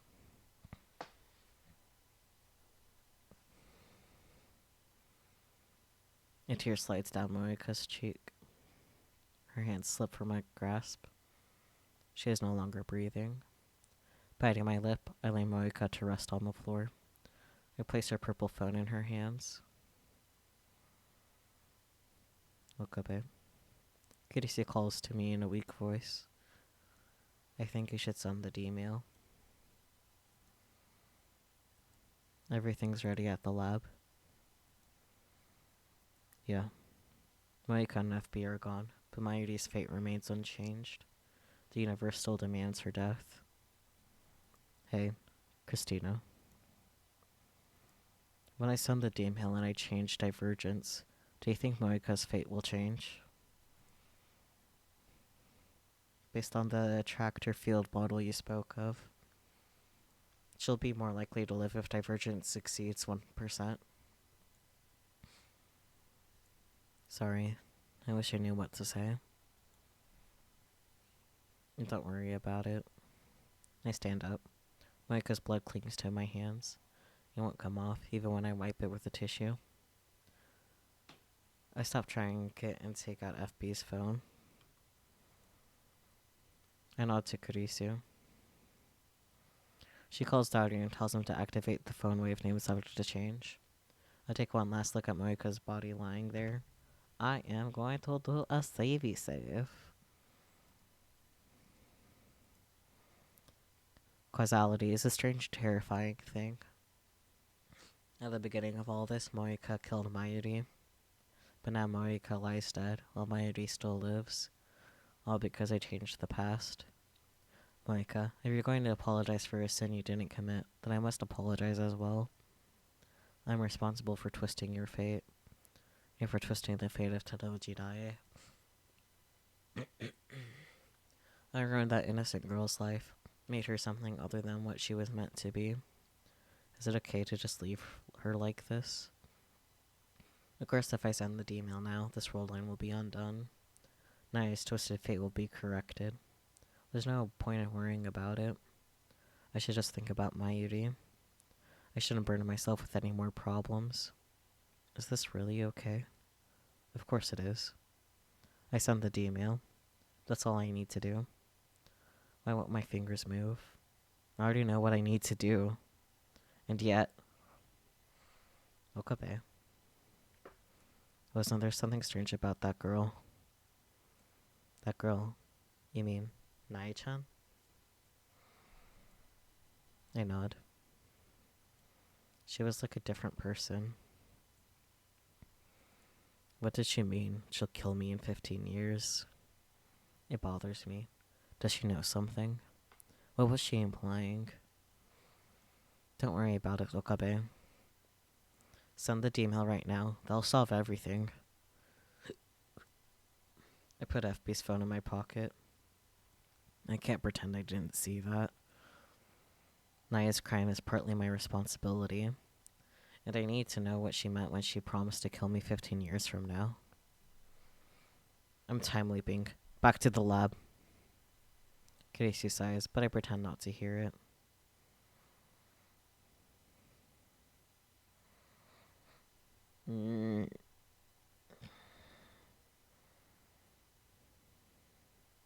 They're enemy, but...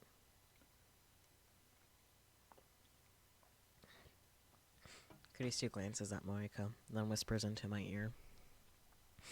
Isn't she our enemy? It's about 7 a.m., right?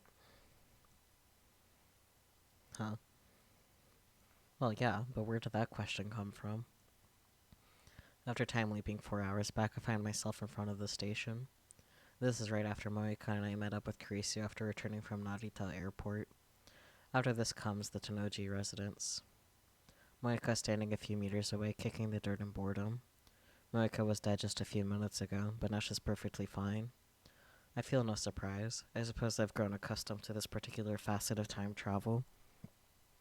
After all, I've seen Mayuri come back to life countless times already. There's one other thing experience has taught me.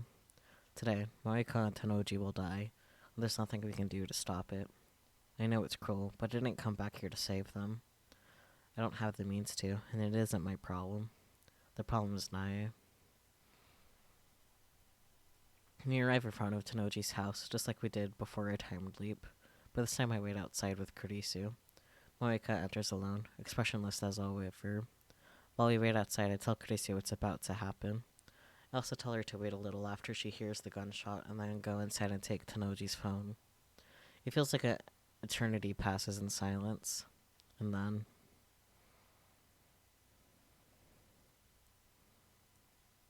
Kurisu gasps. Her body goes stiff. There really was a gunshot.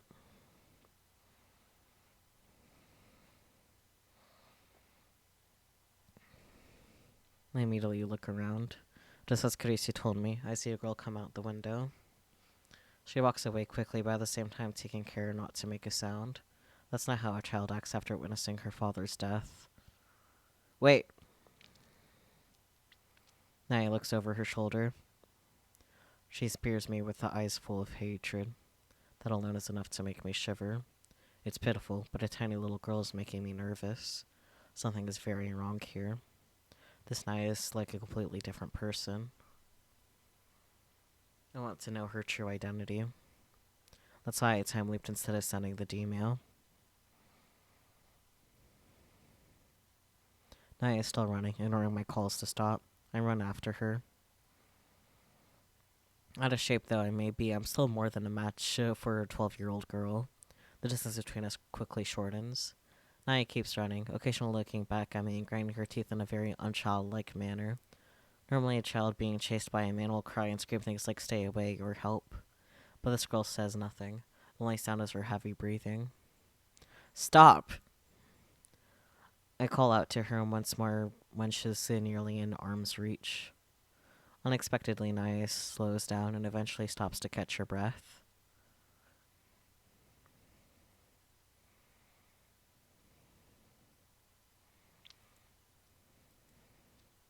Looks like she's realized she can't get away. From the sound of her breathing, she must be at her limit. We're alone. Chrissy and Moika must still be at the house, and the streets are empty thanks to the Obon holidays. Perfect. I was afraid someone might report me as a child molester. Now I can get what I needed to know out of this strange girl who looks like Naya. I call out to her as I catch my breath. Are you really Tanoji Naya? Naya glares at me as she catches her breath. You plan to kill Kitty and Moika after this, don't you? That's right. She punctuates her nonchalant reply with a cruel smile. That is not the face of a child. Revenge for your father. You and Kitty and Moika killed Daddy. Your dad killed himself. He blew his own brains out. He would have done it even if we hadn't been here. It's not our fault. I don't care. What? Kitty Moika was there when Daddy died, but she didn't stop him. I won't forgive her. Nor you, Okabe Taro. You weren't there, but Daddy wouldn't have died if you hadn't gotten involved. Wait, she blamed me for hiding the IBN 5100? Finding the IBN 5100? How the hell was I supposed to know? But I won't kill you now. I can't. The tiny little girl, barely half my height, looks up at me with a smile that chills my blood. I'll kill you in 15 years. Keep living in fear until then. I get on my knees and grab Naya by the shoulders. I hold back my terror and meet her stare for stare, and yet this girl doesn't even flinch. Who are you? She isn't Tanoji Naya. What do you mean you'll kill me in 15 years? Exactly what it sounds like. 15 years from now, I killed you. Killed? Why is she using past tense? Naya laughs once, a harsh and mocking sound. Then she leans in and whispers. You still don't get it? Just now you asked who I am. I am Tanoji Naya, no doubt about that. But I remember the next 15 years. No. Did she? Time leap?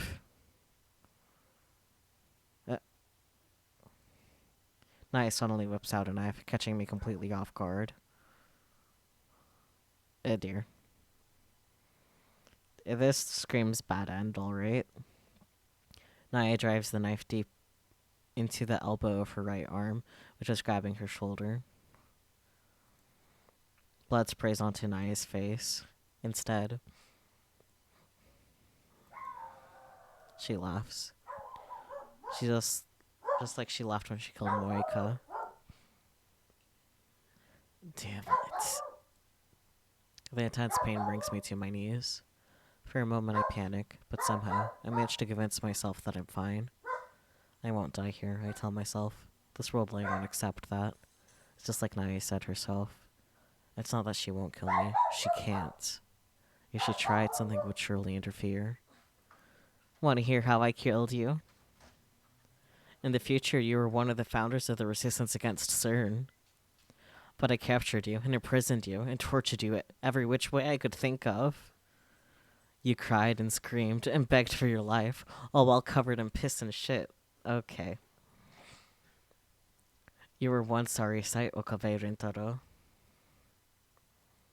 After I ran out of things to do, I finally slit your throat, and then I stabbed you over and over and over again, so many times that I don't even remember. And that's how your life is going to end. That's your punishment for murdering Daddy. Okay. Naya grabs my arm and digs her tiny fingers into the wound.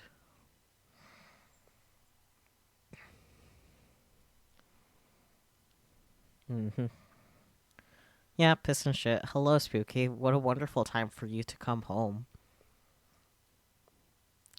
Quite the thing to come into. My nerves burst into flame, not just in my arm, but throughout my entire body. The pain forces the air out of my lungs into a blood-curdling scream. I can't shake off Naya's hands. I can't even move a finger against the pain. CERN confiscated your time leap machine. They kept it locked away for 15 years until I came for it. After I became a rounder and killed you, I used that machine to come all the way back here. It was hard, let me tell you. That piece of shit can't leap more than 48 hours at a time. To travel 15 years in 48-hour increments would take... Damn, I can't calculate through the pain. 2,738 leaps. Jesus. Umaneka looking ass screen. I mean, yeah, I see that. I messed up a few times, though, so it was really more like twice that, at least. I kind of lost count after a while. Now I get it. When I came to this world line, I went back to the lab after learning of Morika's suicide. And what's like off there, I found evidence someone had used the time leap machine.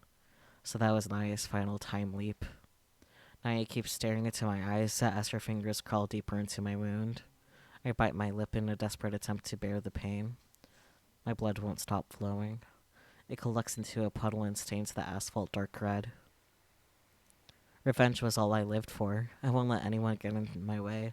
I'll kill Kuryu Moika with my own 2 hands. I won't let that bitch kill herself. She doesn't deserve to go out easy. You left 15 years just for that? She's insane. And it was Moika and I who made her that way, who turned an innocent little girl into a creature of hatred starved for vengeance. We stole 15 years of her life. 15 years, I can't understand what it's like to live with such hatred for so long. Just for that? Naya's slender fingers pry deeper into my wound, so deep I can feel her fingers against my bone.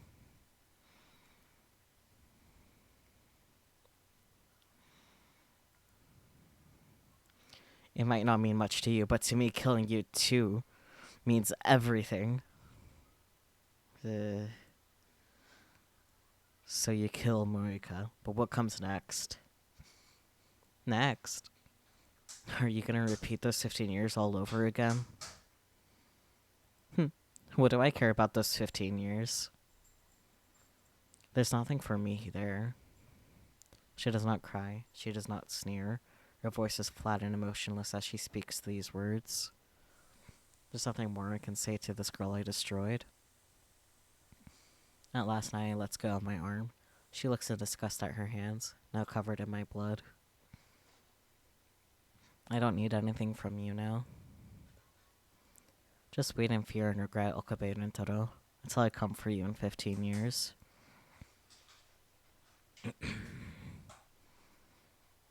I'm powerless to stop her from running away.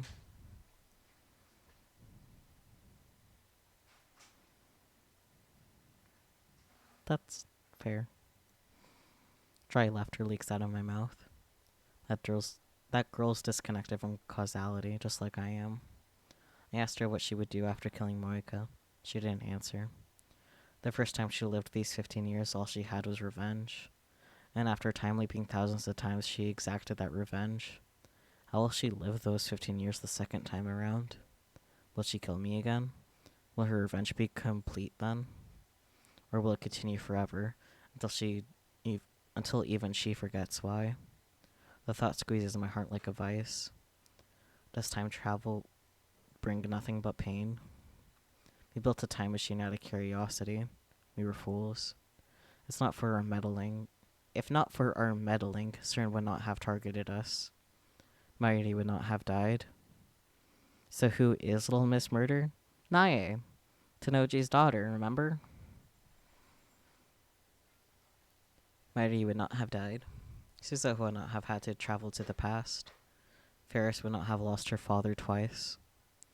Lukako would not have had to forsake her feelings for me. And Moika would not have killed Mayuri. Okay. Kirishiro runs up to me. She turns pale at the sight of my bleeding arm. That's fair. Sorry, I didn't hear you. I don't know how to help with you on that. Like, you're just in the kitchen, and you could just turn up the stream volume. She turns pale at the sight of my bleeding arm. What happened? Are you okay?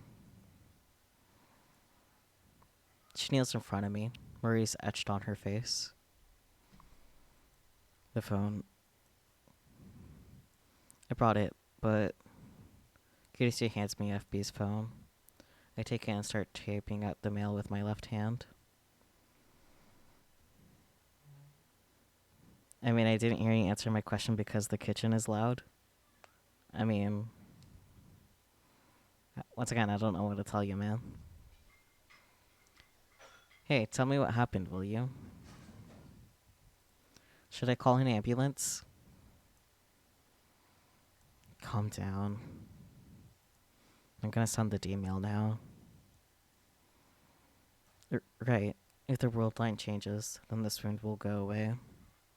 Yes, but who cares about my wound? She does, obviously. Tenoji's death, Moika's death, and the damage to Naya's soul will all be undone. That's what matters. I finish the mail and take a breath. Hey, why do you think Tenoji didn't kill Moika? What do you mean? Any rounder who finds an IBN 5100 is silenced, no exceptions. That's what Tenoji said. In that case, the one who should have been eliminated first was Moika. She found the IBN 5100 in the first place, and yet Tenoji cut contact with her instead. And when he exposed his true identity, he shot himself, not Moika. I think he wanted to save Moika. Perhaps that's just wishful thinking. Perhaps I'm just looking for an ounce of comfort in all of this suffering. Even if that was Tenoji's intention, it was meaningless. Moika will die today, whether by her own hand or Nae's. It doesn't matter. However, I hope it works out on the Beta World line.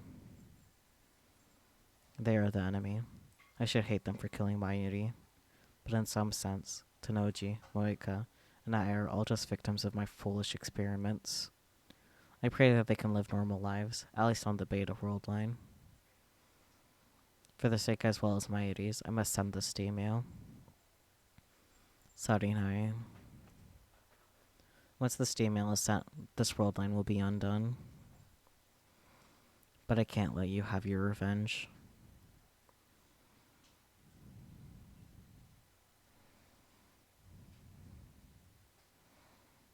Only went up a little bit? Come on. The world shatters, warps, and reforms. Eventually, those sensations disappear, and color gradually returns to the world. I find myself standing in the street near the lab. The burning pain in my right arm is suddenly gone. I look down. There's no wound, no blood. Instead, I'm holding a convenience store bag with 2 bottles of Dr. P. I guess it worked. I head straight for Moika's apartment. When I get there, Moika opens the door normally and peeks out at me. She looks fine, no signs of despair, no blood stain by the door, no knife either. Okabe-kun. How did you know where I... Let me kill some time here. I barged into the room. The hour of Moika's death passes with no sign of Nae. The world line has changed. I don't need an IBN 5100 anymore. Moika's right in front of me, but she sends me mail. It feels like forever since we last conversed like this. What do you mean?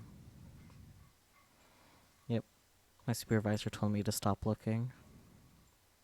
FB told you to stop.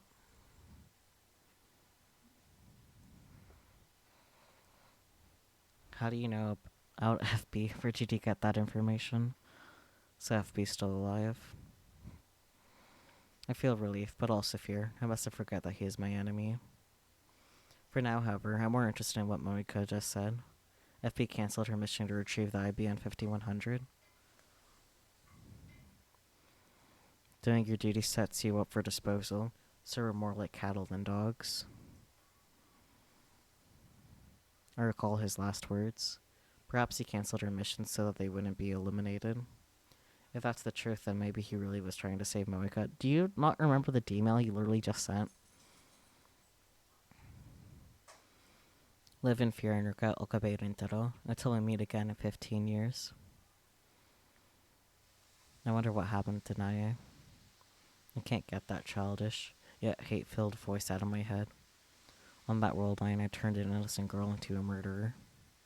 I bite my lip hard enough to draw blood. I won't fear you, Nae, nor will I repent. That world line has already been undone. But how will things turn out on this new world line? No, there's no point thinking about it. If the plan worked, the IBM 5100 should already be back in my possession. And if that's the case, then there's no need to stay on this world line either. On the way back to the lab, I stopped by the Braun Tube workshop and peeked in through the window. The 42-inch CRT is powered on, and Tanoji, FB, is lounging in front of it, reading the sports pages. FB is still alive. His daughter, Nae, has no reason to hate anyone now. I climbed the stairs to the lab. There's nobody there but Kurisu. Have you been to Kiryu Moika's apartment? Huh?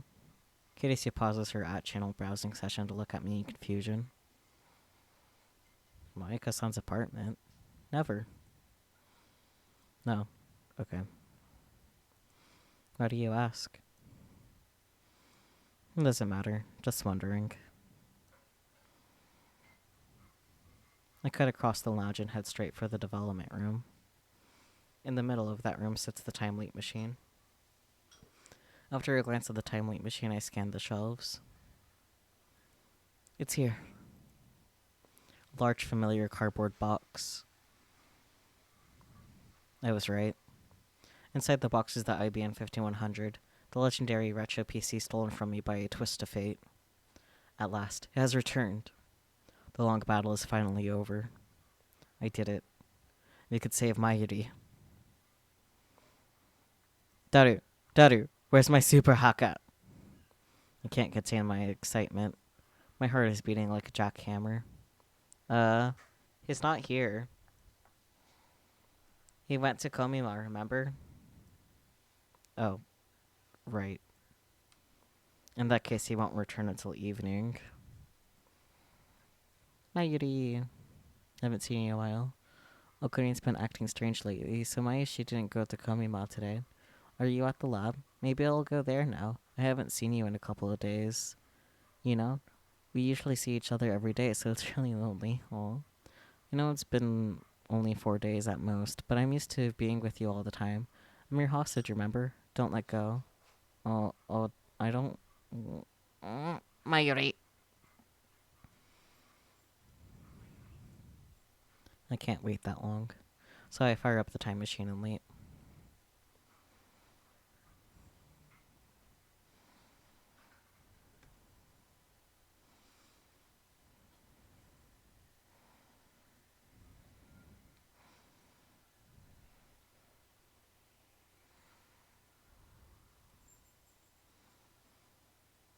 As shape and color return to the world, I see Daughter in front of his computer, sleepily playing an Uro game. Kirisu's napping on the sofa. She probably just got done with her all-nighter on the time leap machine. Mayuri's not around. She probably went to Lukako's to beg him to cosplay. Daru, Christina. Kirisu jerks awake. It's time for the final phase of Operation Verthandi. Miss Honoria's declaration earns only blank stares. Why are they so slow? The IBN 5100, Daddy. Yeah. Listen to me, man. We have an IBN 5100. Of course we do. You're the one who found it, Okarin. Yes. Yes, I did. I found it at Yanobayashi Shrine. Have you been drinking too much soda? Let me sleep, for crying out loud. Kitty seared up her eyes and complains. She looks dead tired. I was up all night. A question, Daru. Have you researched how to use the IBM 5100? Huh? Well, yeah, I guess. Can you believe I did it while preparing for Komima? I'm like a saint or something. They'd knight me for this in England. Then we shall cast you Sir Super Haka. Hell no. Will you guys shut up? You're giving me a headache. Your daughter knows how to use the IBM 5100, then we can hack CERN right now. Hear me, lamems. My enemy's not here, but that's actually more convenient. Our long struggle has at last reached its climax. Ragnarok is at hand. Now we must deliver the decisive blow. With the power of the IBM 5100, we shall crack CERN's most secure database and destroy it from the inside. Through the cowardly apparatus known as Echelon, the enemy has acquired precious intelligence on our activities. Now they plot to steal our sacred time machine, upon which to rest the hopes and dreams of all mankind. Is it cool if I grab a nos? It's like 9:46. Don't you plan to sleep tonight?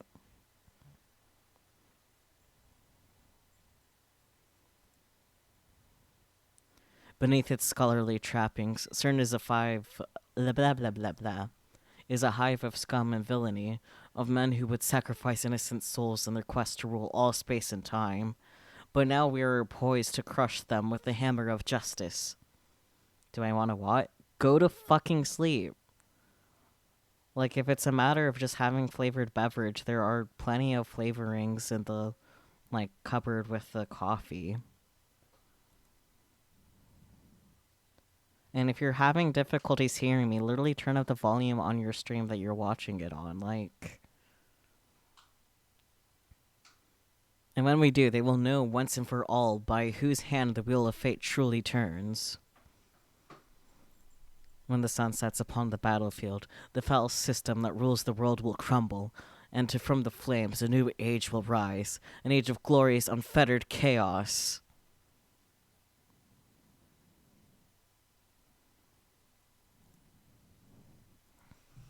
Ugh, shut up. Kurisu gets fed up and rises from the sofa. What are you talking about? Nobody can know the darkness in Okarin's heart. First, get your character straight. What kind of mad scientist talks about the hammer of justice? I guess he just got caught up in the heat of the moment. Maybe he regrets it now. Come on, guys. Stop complaining and get ready. Get ready? To crack CERN, weren't you listening? I don't think that's a good idea. Why did you become a goody two-shoes? Where's your ambition? Are you trying to get us arrested? That's not the problem. I fight the urge to grind my teeth. Instead, I fix Kurisu with my stare. It's taken me so long just to reach this point. This is my chance to escape the Alpha World line and save Mairi. I won't let anyone get in my way. Anyone. Okabe. Why so serious, man? I've got good reason. To them, only half an hour has passed since the Time Leap machine was built. But to me, many days have passed since this ordeal began. Same. Please. I bow my head deeply. Please hear me out. Or else Mighty will die, and in 26 years the world will be ruled by CERN. Suzuha's sacrifice will have been for nothing. Daru claps me on the shoulder, then smiles broadly and thrusts his thumb skyward. I can read so good. It's not like I'm cracking for you or anything, okay? Daru being soon. Oh god. Fair. I burst out in laughter. Sir Supahakra Sundere version is here to save the day. I couldn't have asked for a better right-hand man. I'm going to take a quick moment to do a quick save, funnily. And I'm going to go on a quick break so that way my headphones don't die. Remind me later. Yeah. Gonna pull a quick hang tight. Yeah, okay. Be back in like 10 minutes, something like that. Yeah.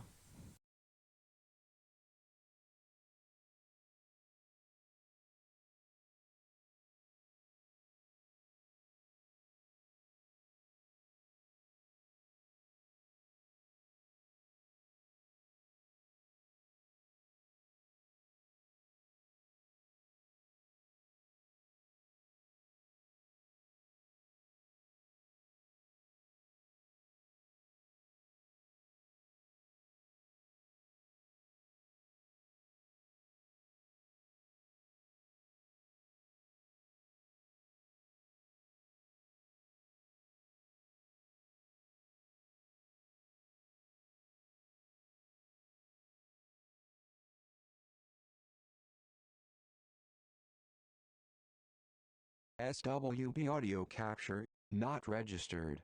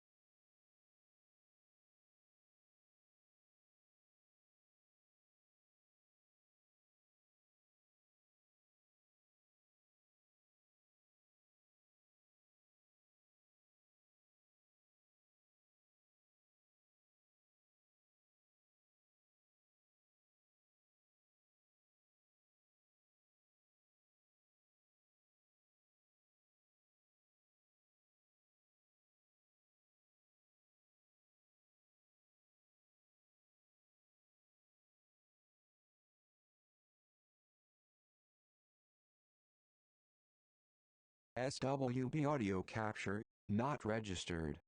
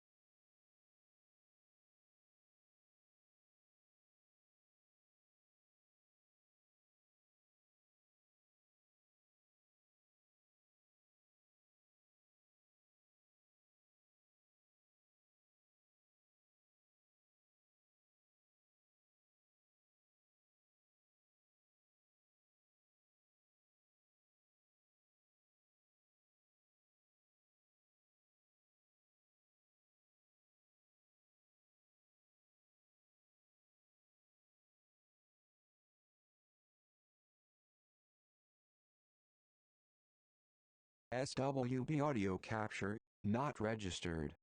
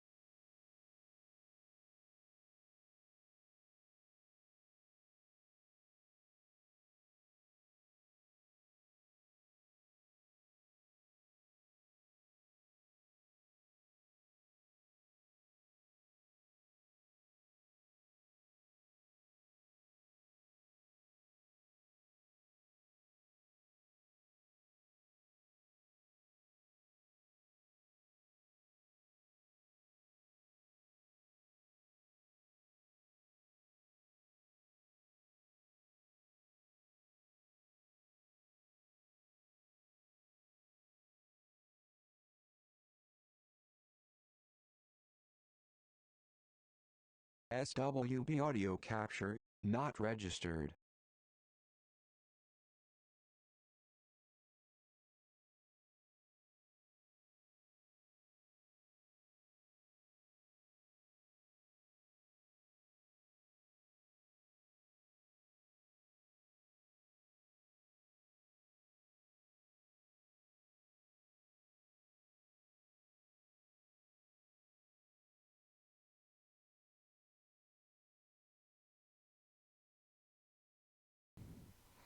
We return. Hello.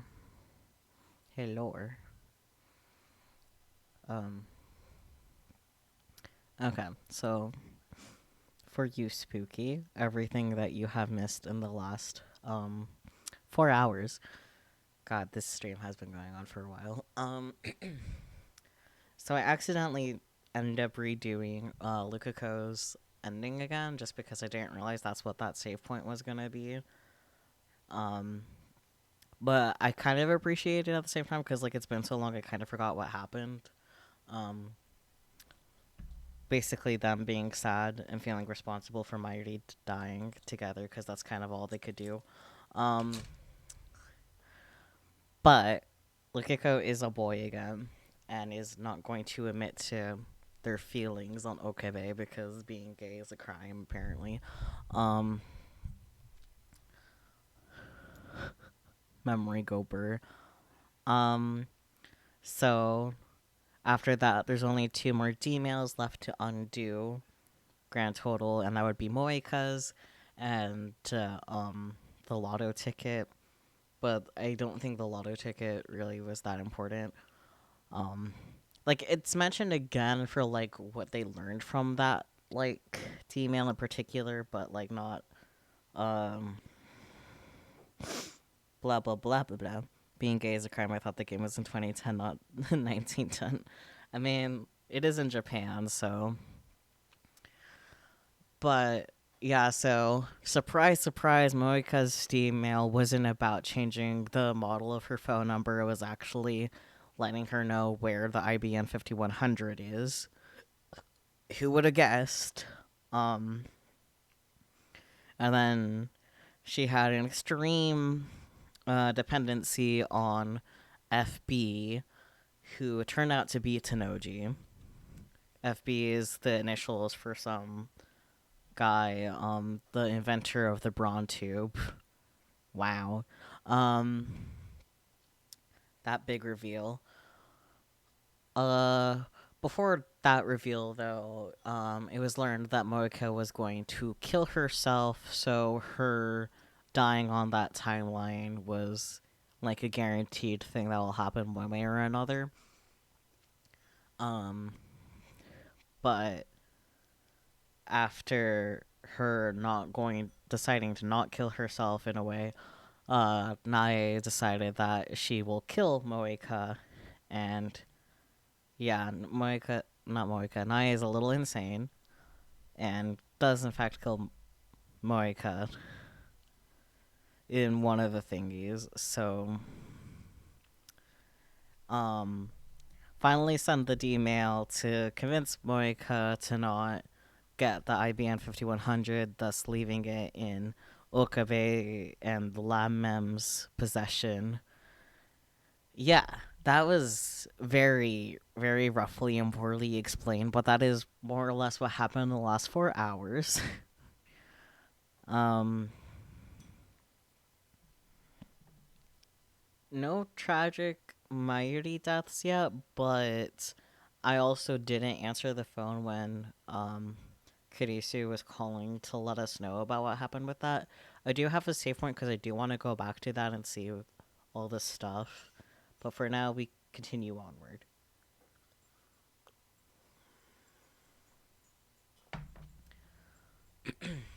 Yeah, so I thought he hooks the IBM 5100 to his PC. I explained the situation one more time. Let's hope this is the last. I somehow get the feeling it is not because it's chapter 9 out of 10. This all happened because of the very first email I sent to Daru. Stern intercepted that email with the echelon and figured out what it meant, then sent their rounders after us. They will kill Mayuri, kidnap us, and steal the time leap machine. Some years after that, I assumed Daru and I escape and form the resistance to which Suzuha belonged. I tried to save Mayuri, but nothing worked. Every world line converged on the same result, just as attractor field theory said they would. You know, if this is all in your head, I think you've got a career as a light novel author ahead of you. Of course, Daru would say that. Let's see how the tips describe a light novel. Ranobe. Illustrated novels targeted primarily at teenage and young adult males. Cover artwork often depicts cute girls. Although light novels can deal with just about any subject matter, recent years have seen a trend towards stories about teenage boys meeting cute girls and winding up in extraordinary situations.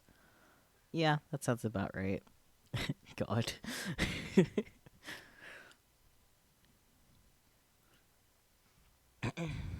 It's true. All of it. To prevent Mayuri's death. And to free Suzuha's future from CERN. We need to escape from the Alpha World line. And I think we can do that by canceling all of our changes to the timeline so far. I couldn't read so good. That should return us to the Beta World line, the world line that existed before I sent that first email. There's just one more step. We need to erase the first email from CERN's database. Maybe he could write a choose your own adventure novel?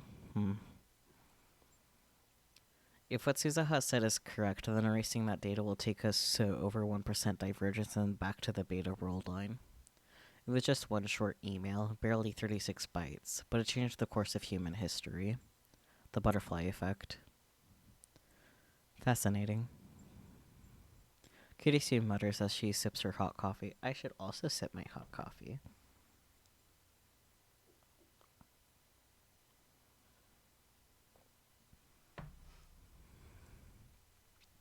It looks like she's already recovered from her exhaustion.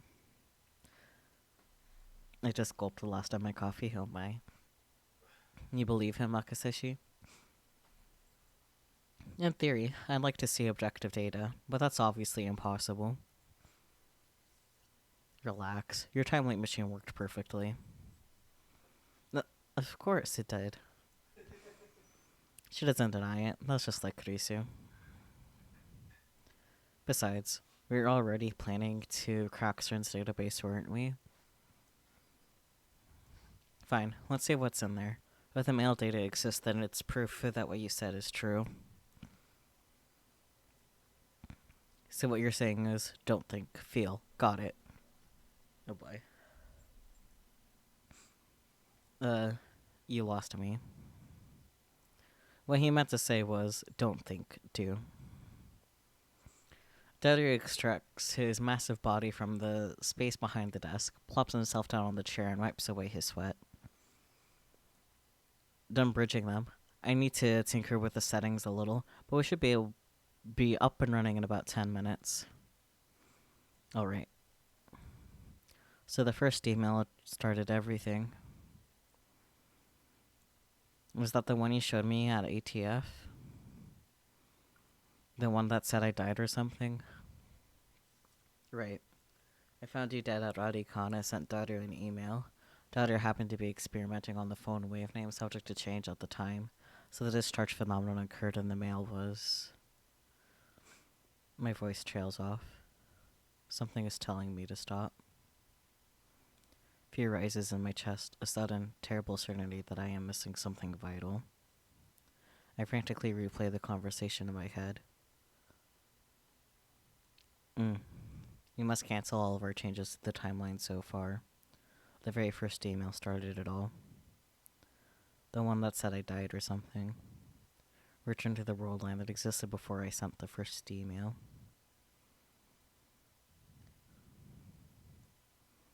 An icy fist seizes my heart, and I turn to Krisu with a look of pure terror. Our eyes meet. Those eyes of hers no longer show the sharp defiance from when we first met. Instead, they glow warmly with the light of curiosity. What? I was right. I had missed something vital. Something dire. The world line I set my sights on to save Mayuri. The world line upon which Suzuha staked her hope for the future. The world I am at the last poise to reach at the end of this long struggle. On that world line, Mayuri lives. On that world line, CERN fails. And on that world line, on the 8th floor of RowdyCon, Makise Kurisu dies.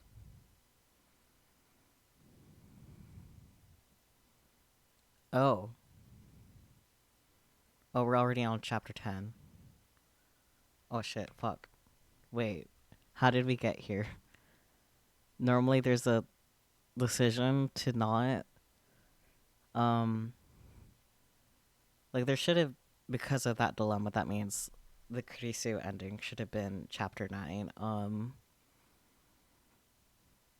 guess that means I gotta go back to my saves and see what I can fix, per se. Because, like, I'm pretty sure Kurisu ending has to be chapter 9, because when I was taking a peek at how many endings, like, I'm pretty sure I saw, like, different endings per chapters. And then, of course, the true ending is at the end of chapter 10 as well. So, okay, that's a first. Oh, wait, cancel. I need to save first. That's what I was trying to do. Oh, I already saved that. Whatever, 2 slave slots won't kill anyone. Now load.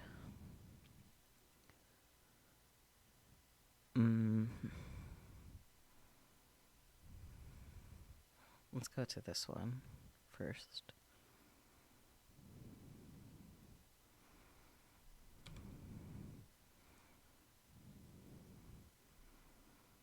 It did a quick save as it transitioned to chapter 10.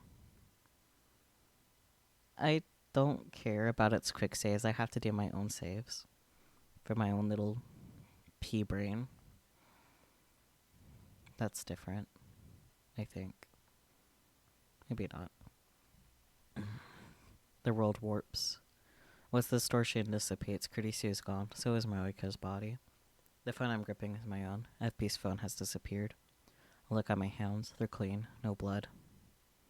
No knife on the floor either. Everything was undone. But then why am I in this room? There are 2 bottles of Dr. Pepper on the coffee table. Both are open. One is nearly empty, but the other is still full. No, I mean, I think that's where the other chap 10 came from. Oh, no, because that was like like there's the quick loads too. Yeah. So there's its own little quick load here.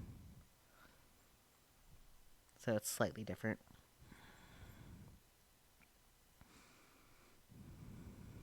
I jump with the sound of a running shower. After a few minutes, Moika comes out of the bathroom, expressionless. You're alive. Moika sits down on the tatami mats, not questioning why I'm here. She takes out her purple phone and begins typing a mail. It feels like forever since I've seen her lightning speed typing. I don't need an IBM 5100 anymore. This mail doesn't make sense. Yes, it does, because of the D mail you just sent. It reads like Moika and I were discussing the IBM 5100 just moments ago. 'Cause you were. Of course, that's exactly what happened on this world line. Yes. That explains why I'm here. Mm-hmm. What do you mean? My supervisor told me to stop looking. Your supervisor? You mean FB?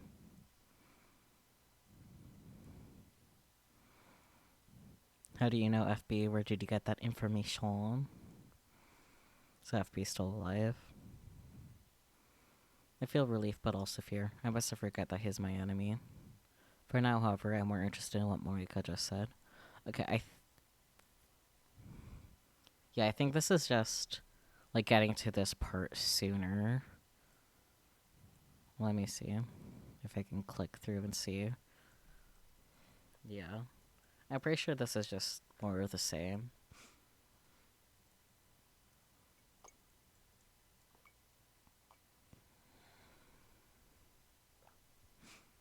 Yep. Take a peek. He's there, alive and well.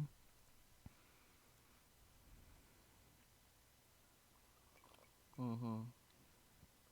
Oh wait, nothing but Kurisu. Wasn't Dottie there before, or is this? I don't remember. Have you been to her apartment? Huh?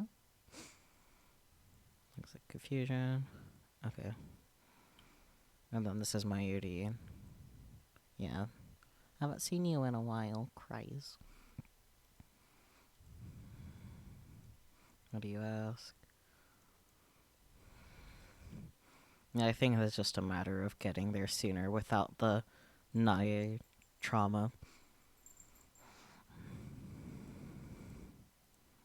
You know, the having Nae be at our throats. Yeah. He's at Komima. Yeah, and then, yeah. Okay, so this is gonna be the same.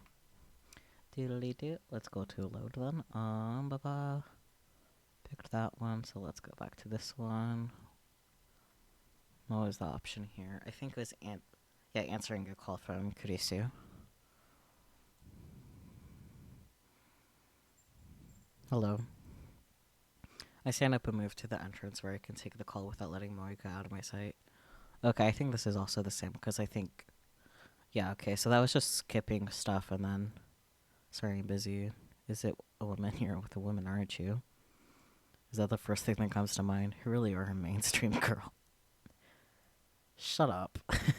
Okay, this is a little different.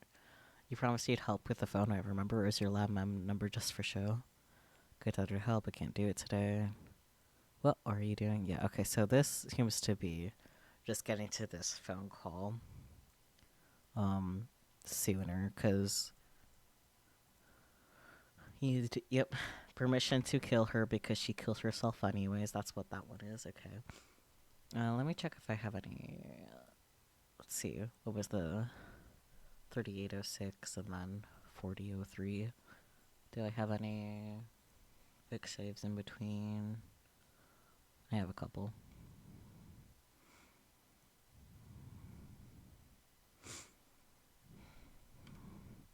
Okay. Hello? Look up, eh? Just... Okay, yep. My Yuri is dead.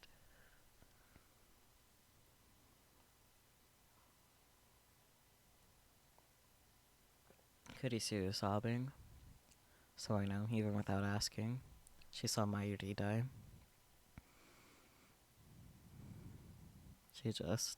I saw it happen. She's dead. Mayuri's dead. This can't be. She suddenly collapsed. Why? It doesn't make sense. She's not breathing. She won't answer at all. Please, Mayuri. Okabe, what do I do?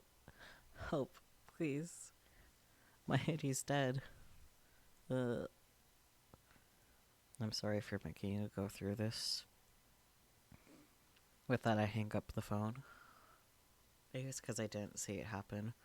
Or maybe my heart has simply grown numb. But this time I don't feel much pain. I hate myself for it. I pound my fist against the table.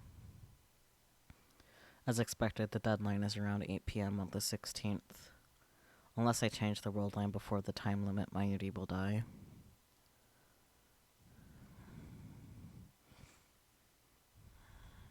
I put on the headgear and activate the time leap machine. I must obtain Moika's phone no matter what it takes. Let's go ahead and leap them.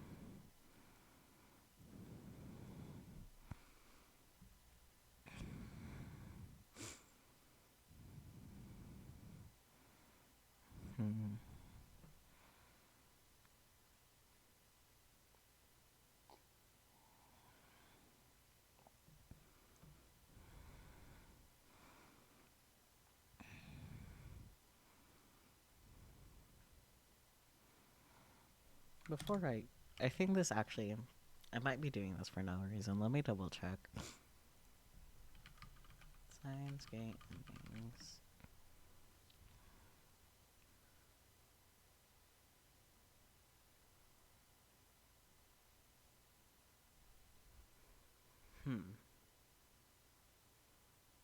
Okay.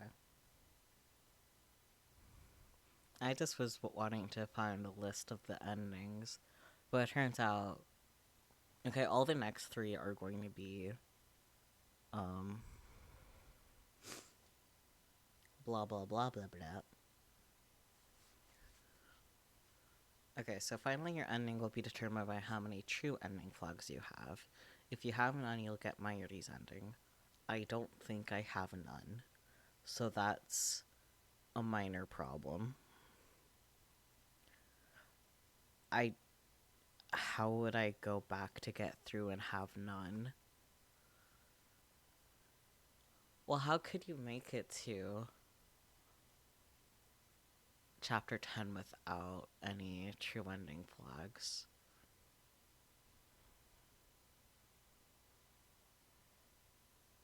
But if you have 1 through 5, you'll get Carisi's ending. If you have all 6, you get the true ending.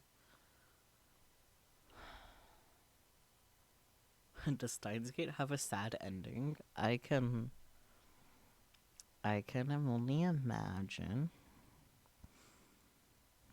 Let me see. Ranking the endings. Okay, this is people just ranking the endings.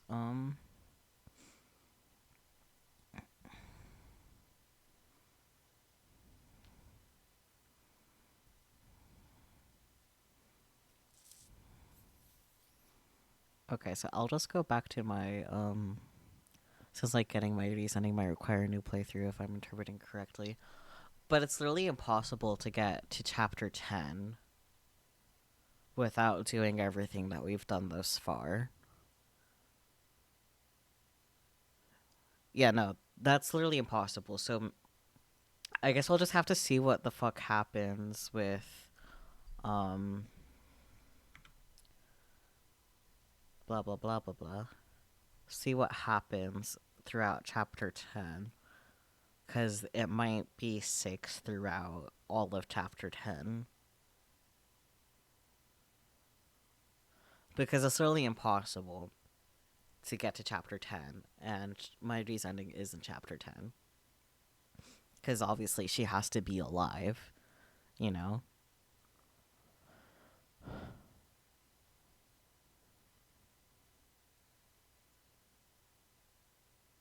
we'll just have to see what happens, I guess. But yeah, okay, so Mighty Kurisu and the true ending are all in chapter 10. That's kind of all I really needed to know. It was kind of interesting seeing the slight differences in the points that I saved before for chapter 9, but I was fully expecting another ending out of chapter 9.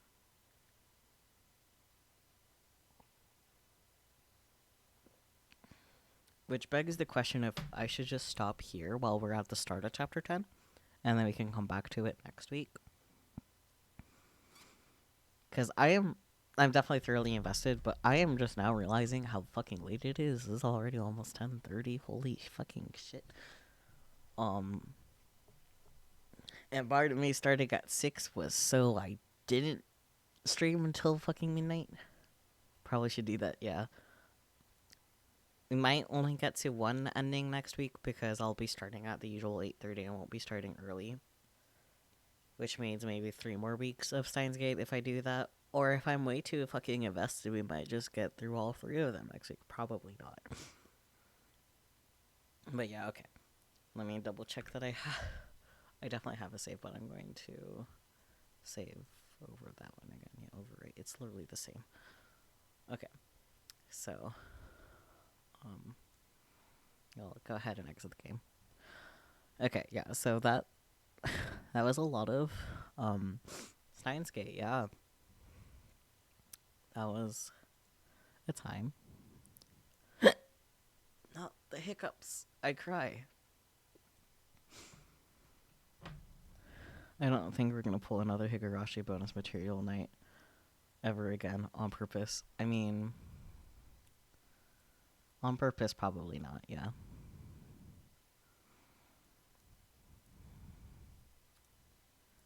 Doodly doo. Going through my emails because I can.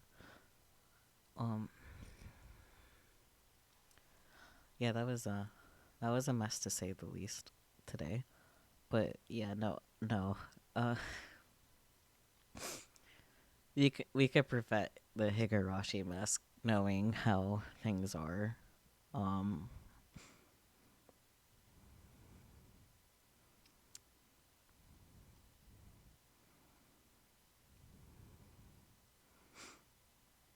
I guess we're rating Daifuku, as I typically do on Saturdays.